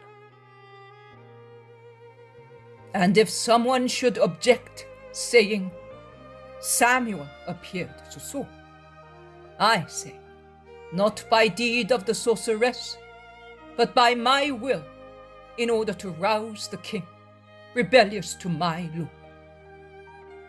Some people may say, and what about the prophets? The prophets speak through knowledge of the truth, which is infused into them directly or through angelic ministry. Others may object. And what about the writing hand at Belshazzar's banquet? Let those read Daniel's reply. You also have defied the Lord of heaven, praising gods of silver, bronze, iron, gold, wood, stone, which cannot either see, hear, or understand. But you have not given glory to the God who holds your breath and every movement of yours in his hands. That is why he has sent the finger, which was sent spontaneously, while you, a foolish king and a foolish man, were not thinking about it, and were intent on filling your stomach and swelling with pride. The finger of that hand that wrote what is over there. Yes, at times, God admonishes you by means of manifestations that you call mediumistic, which in fact are the compassion of a love that wants to save you. But you must not wish to create them yourselves. Those created by you are never sincere. They are never useful. They never bring any good. Do not become enslaved to what ruins you. Do not say and believe that you are more intelligent than the humble people who submit to the truth which has been deposited for ages in my church, only because you are proud people seeking through disobedience permission for your illicit instincts. Go back and remain in the discipline which is centuries old, from Moses to Christ, from Christ to you, from you to the last day. It is that one and no other one. Is your science really science? No. Science is in me, and in my doctrine, and man's wisdom is in obeying me. Curiosity without danger? No. Contagion of which later you suffer the consequences. Do away with Satan if you want to have Christ. I am the good one, but I will not cohabit with the spirit of evil. Either I or he. Make your choice. Oh, my mouthpiece, say this to whom it is to be said. It is the last voice that will go to them. And you, and he who guides you, must be prudent. Proofs become counterproofs in the hands of the enemy and of the enemies of my friends. Be careful. Go with my peace. The Poem of the Man God, the 3rd year of the public life, chapter 502, Death of Ananias, 26th of September, 1946. Get up and let us go. Let us go back to the river and look for a boat. Peter, go with James and get a boat that will take us near Bethabara. We shall stay for a day at Solomon's and then... But were we not to go to Nazareth? No. I made up my mind during the night. I am sorry for you, but I must go back. I am happy, exclaims Marcia. I shall be staying longer with you. Yes, although, my poor child, you see very sad days with me. So it is a good thing that I love to be with you, to love you. That is all I want. I do not ask for anything else. Jesus kisses his forehead. And are we going through Bethabara again? Asks Matthew. No, we shall cross the river in the boat of some fishermen. Peter comes back with James. No boat, master, until this evening. And must I tell you? Tell me. Some people must have passed through here, and they must have paid well or uttered strong threats. I don't think that even this evening you will find a boat. They are merciless, says Peter with a sigh. It does not matter. Let us set forth, and the Lord will help us. The weather is bad. It is raining. The road is muddy. Along the embankment, the dew of the night, plentiful near the river, increases the dampness of the rain. But they proceed just the same on the rise in the ground skirting the road, as it is not so muddy, and is less exposed to the droplets of the very fine but persisting rain, being somewhat protected by a row of poplars, except when a breath of wind causes all the drops of water retained by the branches to fall suddenly. Hey, the rainy season has come. says Thomas philosophically, lifting the hem of his garment. It is indeed, confirms Bartholomew with a sigh. We shall dry ourselves somewhere. They will not be all excited against us, says Peter. We may still find a boat, you never know, adds James of Alphaeus. If we had much money, we could find anything. But he did not want me to go to Jericho to sell, says Judas of Carius. Keep quiet, please. The master is so depressed. Be silent, implores John. I will keep quiet. Nay, I can but rejoice at his order, so no one can say that those Sadducees from near Jericho were sent by me. And he looks at Peter. But Peter is engrossed in thought, and he neither sees nor replies. They go on, walking in the drizzle, which is as thin as fog in the dull day. Now and again they speak to one another, but they seem to be speaking to themselves. So much their words sound like conclusions of dialogues with invisible interlocutors. We shall have to end up by stopping somewhere. All places are alike, because they come to all of them. If we are to be persecuted, we may as well stay in town. At least we shall not get wet. But what are they aiming at? Poor Mary, if she knew. Most High God, protect your servants, and so forth. They then join together and talk in low voices. Jesus is in the front, alone, all alone, until Marciam joins him with the zealot. The others have gone down to the exposed riverbed to see if there is a boat. It would be quicker. Can we stay with you? Come. What were you speaking of previously? Of your suffering. And of the hatred of men.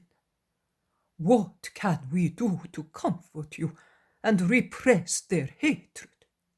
Asks the zealot. For my grief, there is your love. For hatred, one can only put up with it. It is a thing that will come to an end with the life of the earth. And this thought gives one patience and strength to bear it. Marcia, my child, why are you upset? Because this reminds me of Doris. You are right. It is time for me to send you home. No, Jesus, no! Why do you want to punish me if I have not done anything wrong? I am not punishing you. I am preserving you. I do not want you to remember Doris. To which feelings does that remembrance give rise in your heart? Tell me. Marciam weeps with lowered head. He then looks up and says, You are right. My spirit is not capable of seeing and forgiving. It is not yet capable. But why are you sending me away? If you are suffering, it is all the more reason that I should be near you. You have always comforted me. I am no longer the foolish boy who last year used to say to you, Don't let me see your sorrow. I am a man now. Let me stay, Lord. Oh, will you tell him, Simon? The Master knows what is good for us. And perhaps he wants to entrust you with a task. I don't know. It's only a thought of mine. You are right. I would have let him stay and with so much joy until after the feast of the dedication. But my mother is lonely up there. The noise of hatred is so loud. She might be afraid more than is necessary. My mother is all alone, and she certainly weeps. You will go to her and tell her that I send her my love, and I am waiting for her, now after the dedication. And you shall not say anything else, Marcia. And if she asks me? Oh, you can avoid telling a lie, saying that the life of her Jesus is like this sky in Bethany. Clouds and rain, at times a storm. But there are also sunny days, as yesterday, as tomorrow, perhaps. To be silent is not to lie. You will tell her of the miracles that you have seen, that Eliza is with me, that Ananias welcomes me in his house as if he were my father, that at Nob I am in the house of a good Israelite. The rest, be silent about the rest. And then you will go to Porphyria, and you will stay there until I send for you. Marciam is weeping louder. Why are you weeping thus? Are you not happy to go to Mary's? Yesterday you were, says Simon. Yes, yesterday I was, because we were all going. And I am weeping, because I am afraid I shall not see you any more. Oh, Lord, never again shall I be as happy as I have been these past days. We shall meet again, Marciam. I promise you. When? Not before Passover. It's a long time. Jesus is silent. Do you really not want me before Passover? Jesus throws an arm round his still slender shoulders and draws him to himself. Why do you wish to know the future? We are today. Tomorrow we no longer are. Man, even the richest and mightiest one, cannot add one day to his life. It is as well as all the future in the hands of God. But for Passover, I have to come to the temple. I am an Israelite. You cannot make me commit sin. You will not sin. And the first sin which you must promise me not to commit is that of disobedience. You shall obey always. Me now, and who will speak to you in my name later. Do you promise that? Remember that I, your master and God, obeyed my Father, and I will obey him until the end of my day. Jesus is solemn in speaking these last words. Marciam says, I will obey. I swear it. Before you and before eternal God. There is silence. Then the zealot asks, will he go by himself? Certainly not. With some of the disciples. We shall find more besides Isaac. Are you sending Isaac also to Galilee? Yes, and he will come back with my mother. They are being called from the river. The three move, cross the road, and go towards the river. Look, master, we have found one, and they do not want anything. They are the relatives of a man healed miraculously, but they are carrying sand to that village. We have to go over there on foot, and then they will take us. May God reward them. We shall be at Ananias' this evening.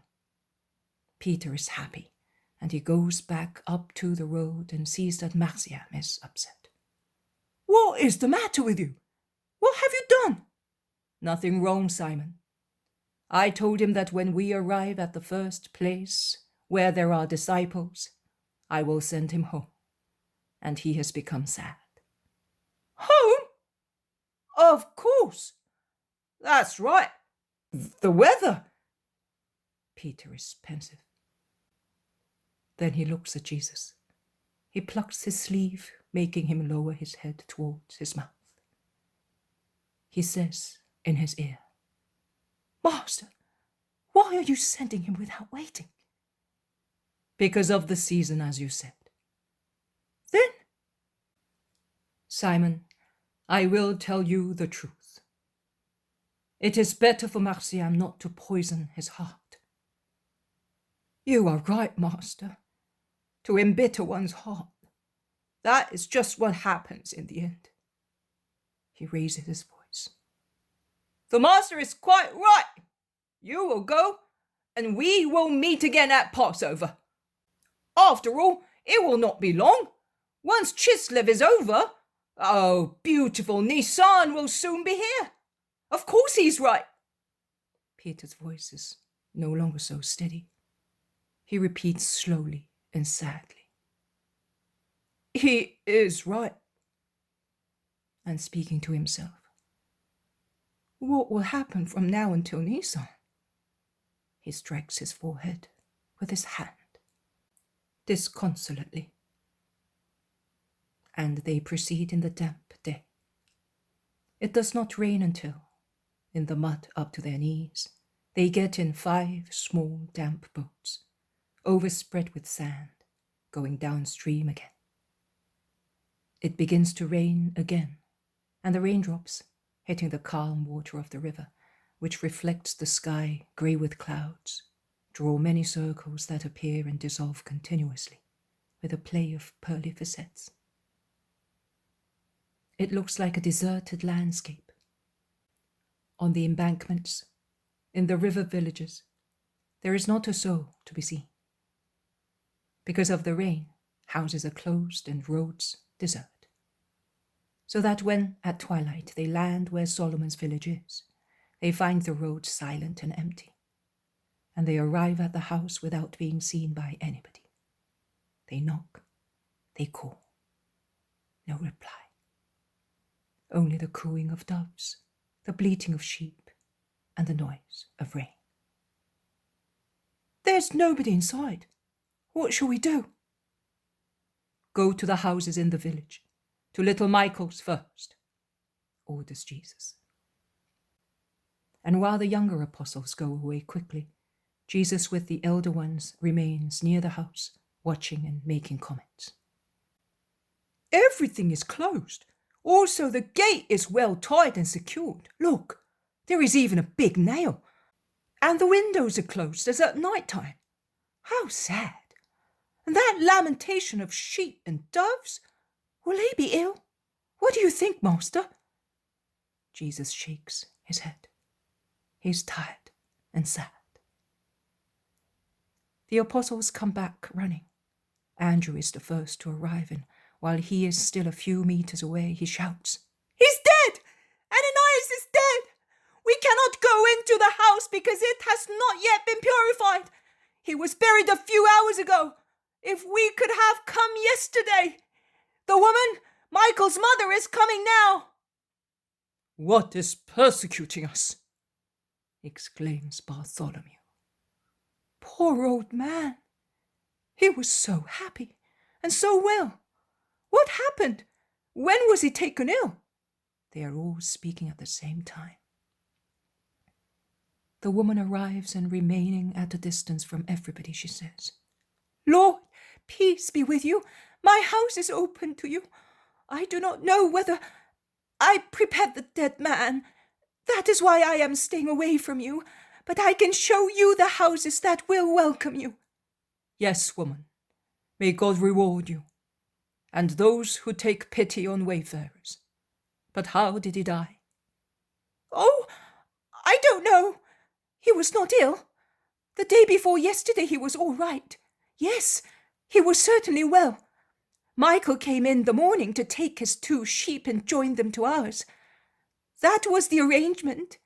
And at the 6th hour, I took back to him some clothes that I had washed for him. He was sitting at the table eating, perfectly sound. In the evening, Michael took the sheep back to him and fetched 2 pitchers of water for him, and Ananias gave him 2 buns he had baked. Yesterday morning, my son came for the sheep. Everything was closed, as it is now, and no one replied to the cries of the boy. He pushed the gate, but he could not open it. It was locked. Michael then became frightened, and he ran back to me. My husband and I, with other people, ran here. We opened the gate and knocked at the kitchen door. We forced the door. He was sitting near the fireplace, with his head reclined on the table. The lamp was still near him, but it was out. There was a little knife at his feet, with a wooden bowl half carved. That is how he died. A smile hovered on his lips. He was in peace. Oh, how his countenance had become that of a just man. He even looked more handsome. I had taken care of him only for a short time, but I had become fond of him, and I weep. He's in peace. You said that yourself. Do not weep. Where have you put him? We knew that you loved him so much, so we put him in the sepulchres that Levi built for himself recently, the new one, because Levi is a wealthy man. We are not. Down there beyond the road. Now, if you wish so, we will purify everything and... Yes, you will take the sheep and the doves, and keep the rest for my disciples and me, so that I may stay here occasionally. May God bless you, woman. Let us go to the sepulchre. Do you want to raise him from the dead? Asks Thomas, quite astonished. No, it would not be a joy for him. He is happier where he is. In any case, that is what he wished. Jesus is very depressed. Everything seems to combine to increase his sadness. At the doors of their houses, some women look and greet him, making comments.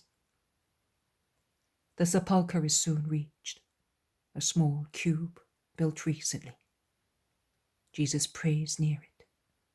He then turns round with tears welling in his eyes and says, "Let us go to the houses in the village. In our little house there is no longer anyone waiting for us to bless us. Oh, my Father, solitude envelops your Son. Void is becoming deeper and deeper, and gloomier. Those who love me die, and those who hate me remain. Oh, my Father, may your will always be done, and be blessed." They go to the village, and 2 here, 3 there. They enter the houses of those who have not touched the corpse, to have shelter and refreshment.